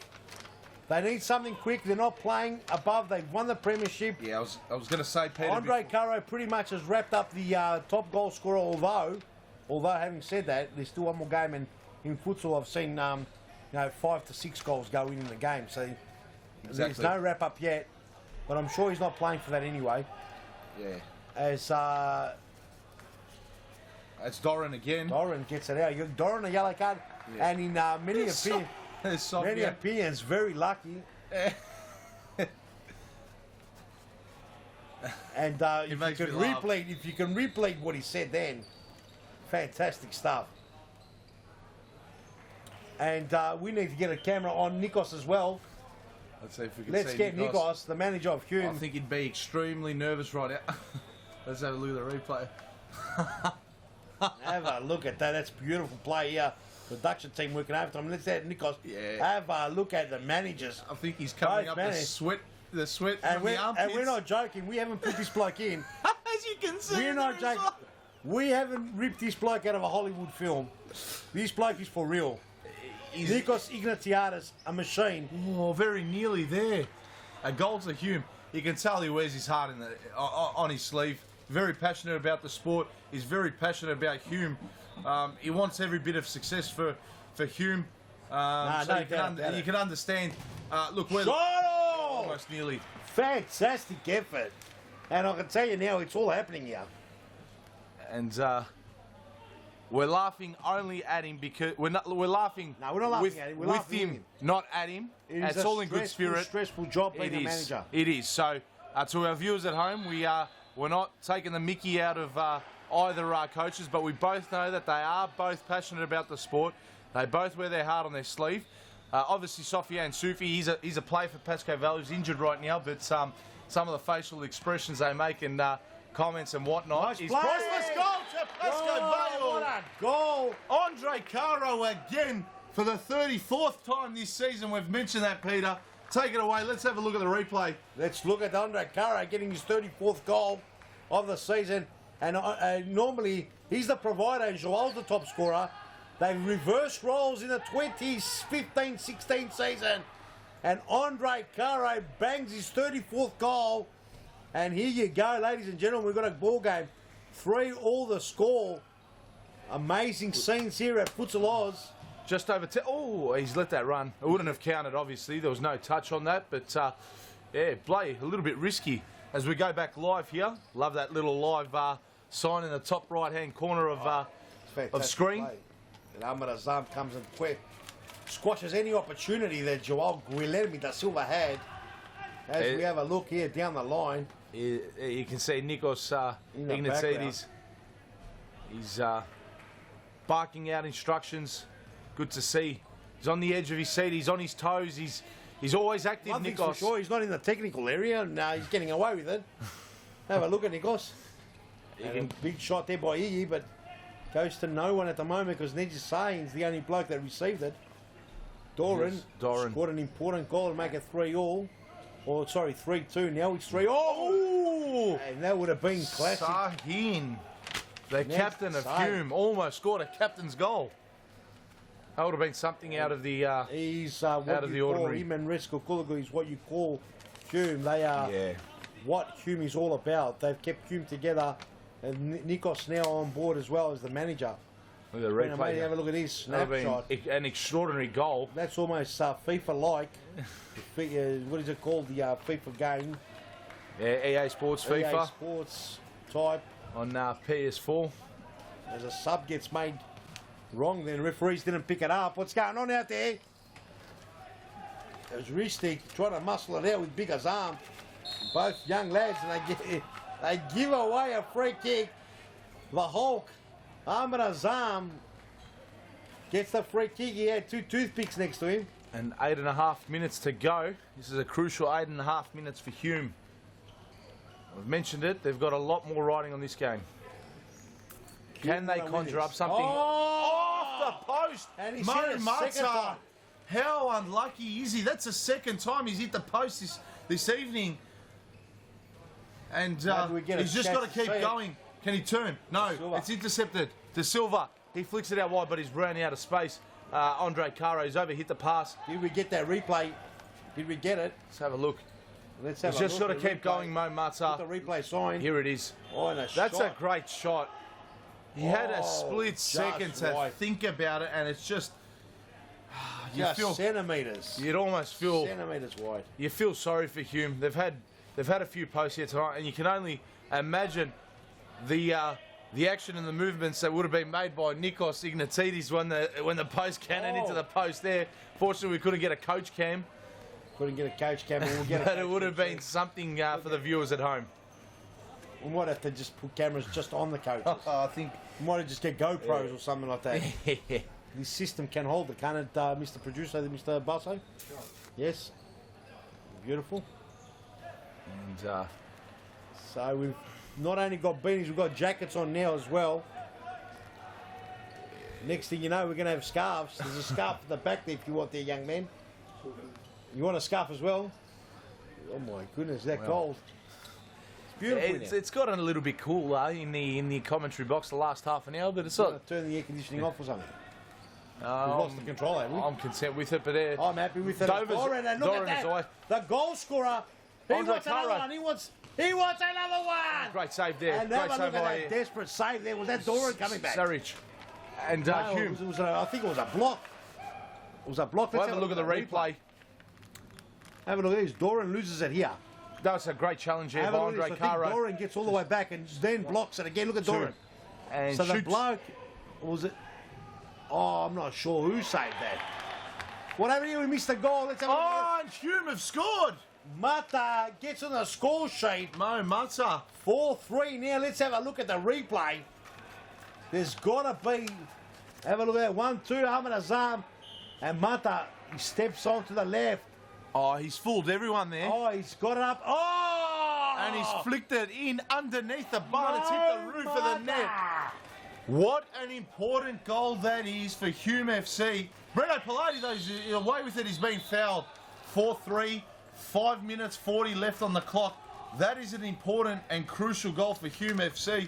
We'll have a look at this replay. Breno Pilati just caught late there. As you can see. Oh, he's been dragged back. He's been dragged back by the arm. Sorry, pardon. My apologies. Sesic. And I think you'll have a look. Well, it's De Silva who passes it. Caro! Oh! Andre Caro can't stop scoring. Goal number 35 for the season in just 20 games. Let's have a look. Unbelievable. He's averaging a goal a game. Plus almost not 2. It's about 1.75 on average a game. Did he get a deflection? I think he did. Nevertheless, it's going to count. It's going to be his goal. Yeah, I think Did it was get a on bit of luck. target. 4-all. That's a goal that Hume did not want. But it's a goal. Oh, and a bounce. It's fair to say that it's a goal that Pascoe Val and Fitzroy wanted, Peter. Yes, for sure.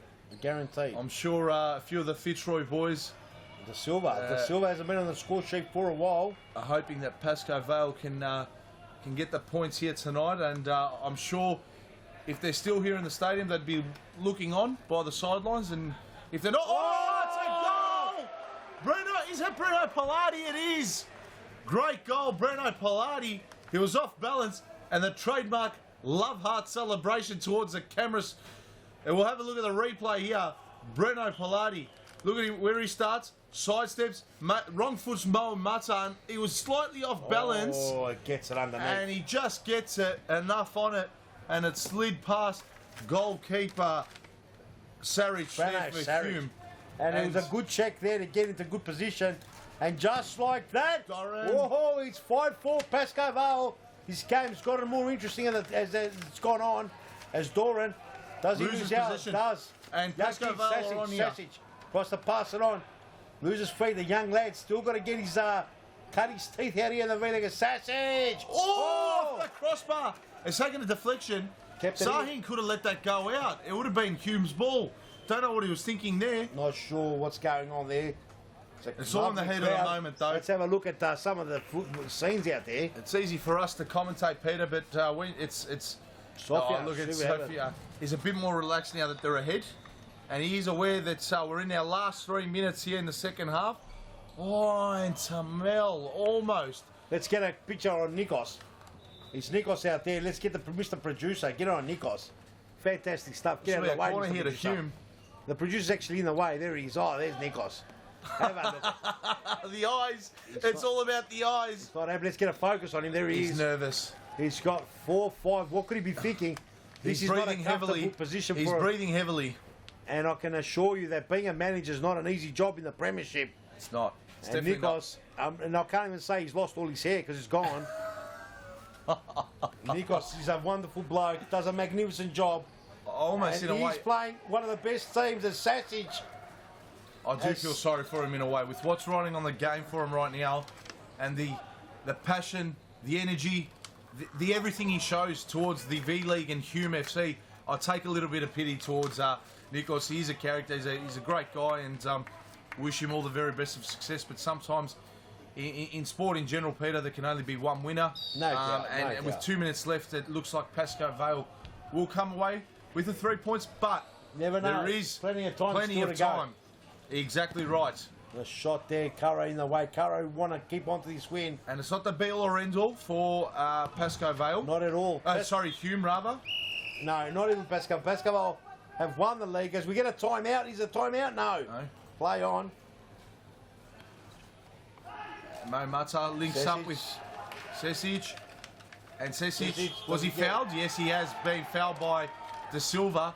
It's fair to say, I think Sesic did maybe Andre Caro not happy. exaggerate Let's have a look the at the challenge. replay.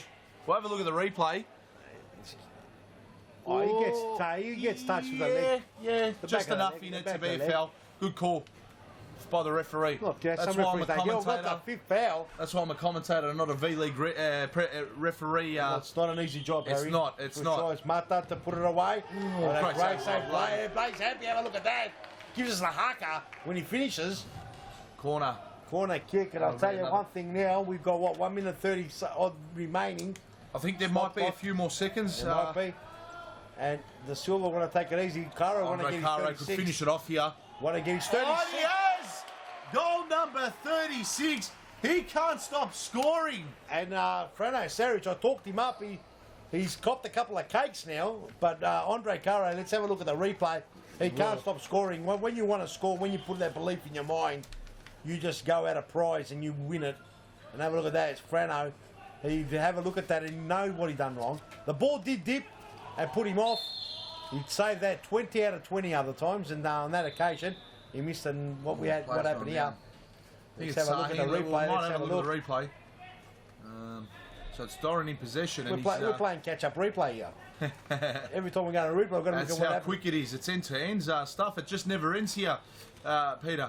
So, I think yes. his knees. That's knee very. problem. That's accidental. It's number 13 there for Pascal Sasic. Josh Sasic. He did not mean anything. It was just with the follow-through. It was natural instinct. Nothing. There's that cynical in magic it. spray. Everything gets is. worked out after that. Unfortunate to see Sahin receive a blow there. They are painful, especially around He's a an young- area with a joint. Josh Sassey's 15 years old, and he's part of the youth program here, and he's doing a great job being out there amongst so many men. So I think that's the. They've exceeded the foul limits, Pascal Val, so it'll be a penalty. Another one, and Azam Yeah. stepped up this To- time. Azam! He's put it away! 6-5, game on! It's not over yet. Plenty of time left in this one. We've got about 80 seconds left on the clock, about a minute 20. Let's look at the replay. He stepped up and he was confident. He knew he was going to hit this the minute he stepped up to it. Great penalty. Blay no chance off his line. That is a great finish. Yeah. Can Hume get something from this? Well, they're going to try all the way. If they get a point out of this, it's advantage Hume for the FAFL spot in the Foz Cup. That's I'm exactly telling right. you now, it is advantage Hume. Look at Nikos Ignatis. Let's have a look at Nikos. Yes, Nikos, let us know about it, son. He's a very passionate coach. No doubt about it. And Good luck, Nikos.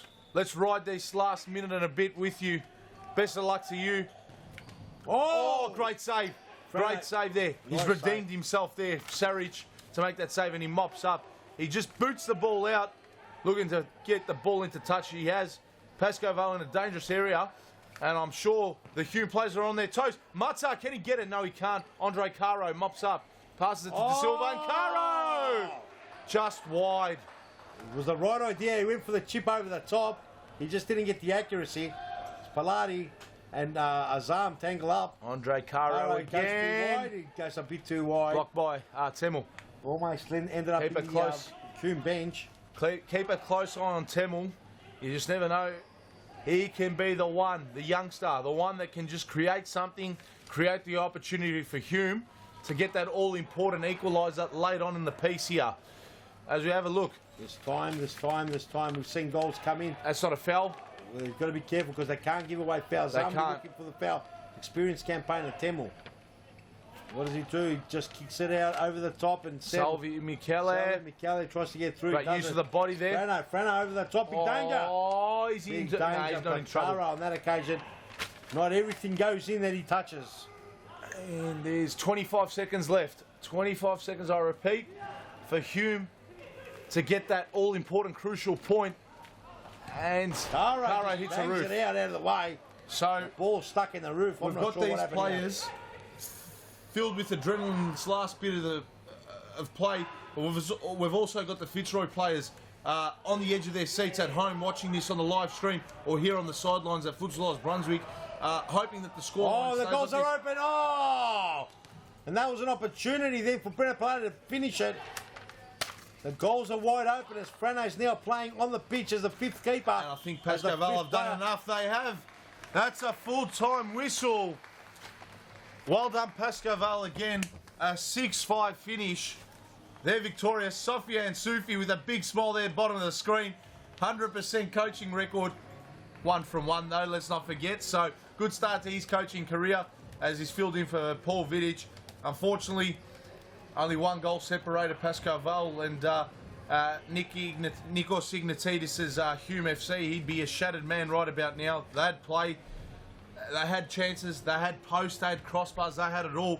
But Pascoe, I think the experience and the class just prevailed in the end, Peter. Well, there's no doubt about it. They did deserve, Pascoe probably did deserve to win it in the end.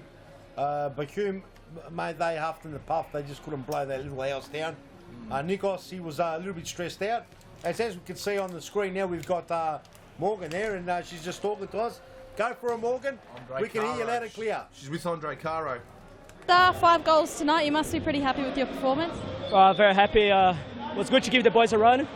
The young boys coming through the system are amazing. Their future is very bright, and I'm looking forward to next season. They're getting more game time.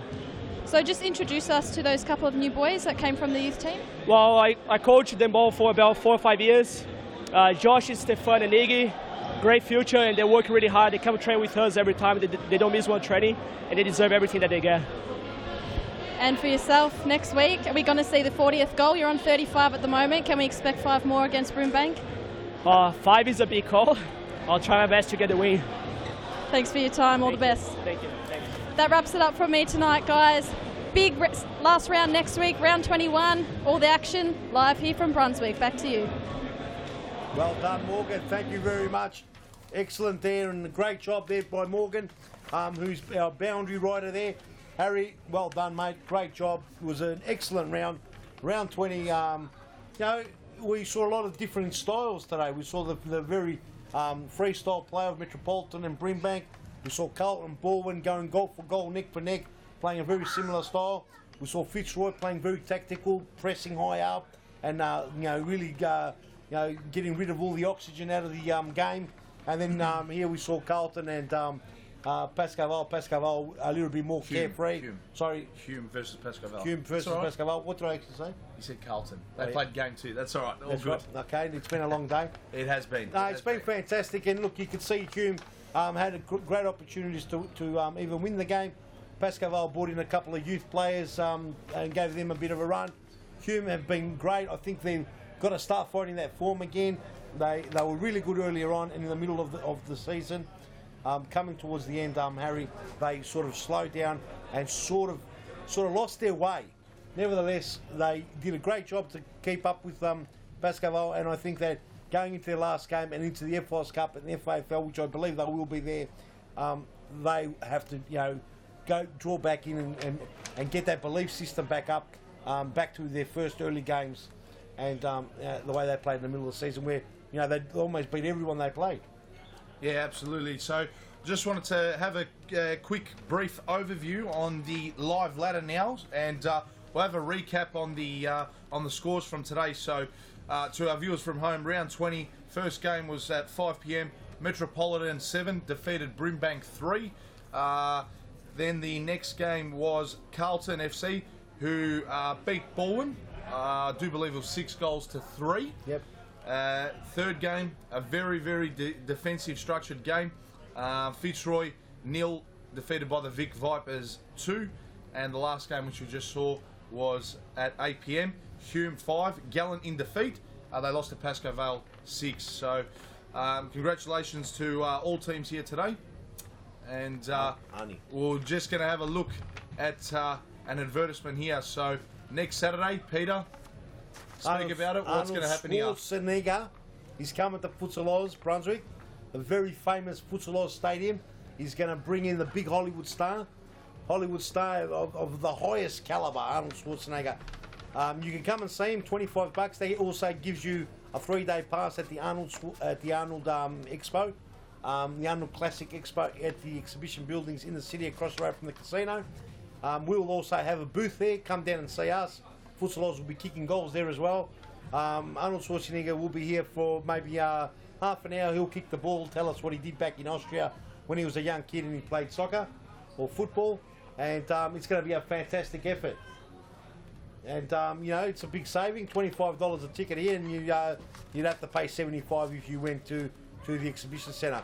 So everyone come down, or you got to pre-buy your tickets. You can't just rock up. If you come rock up, you'll be just left in the dark outside, which won't be dark because it will be morning. And apart from that, ladies and gentlemen, we've had a great effort, a great evening of futsal. Round 20 done and dusted, Harry. Let's wrap it up. Yep, thanks, Peter. And we'll just wrap it up, and we'll just have a look at the live ladder. I'll just quickly read it out, if at all possible. Can we get the ladder from the start of today up? So Pascoe Vale now with that win, they moved to 51 points. They obviously beat Hume 6-5. Vic Vipers, they ended up getting a 2-0 win over Fitzroy. They moved from 38 points into 41. They will now lock in second spot.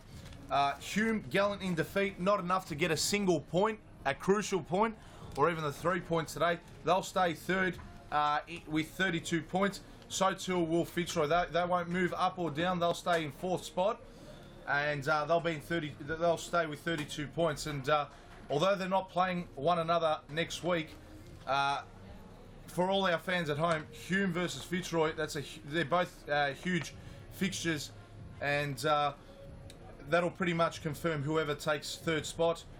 Fifth spot today is Baldwin, who lost to Carlton. They're 1 point ahead of Carlton. They're in with 23 points. Carlton with 22. They're going to be big fixtures as well. The games between Baldwin and Carlton. Obviously, both teams want to avoid relegation battles. And second last is Metropolitan in seventh spot. They're on 19 points. And today, unfortunately, we had to say farewell to Brimbank in the V League. So they'll be relegated next year. So that's all from us here today. Yep, that's it. Futsal Loves. Thank you for joining our live stream. And on behalf of my Peter Parthamos and myself, Harry Menares, look forward to seeing you next week.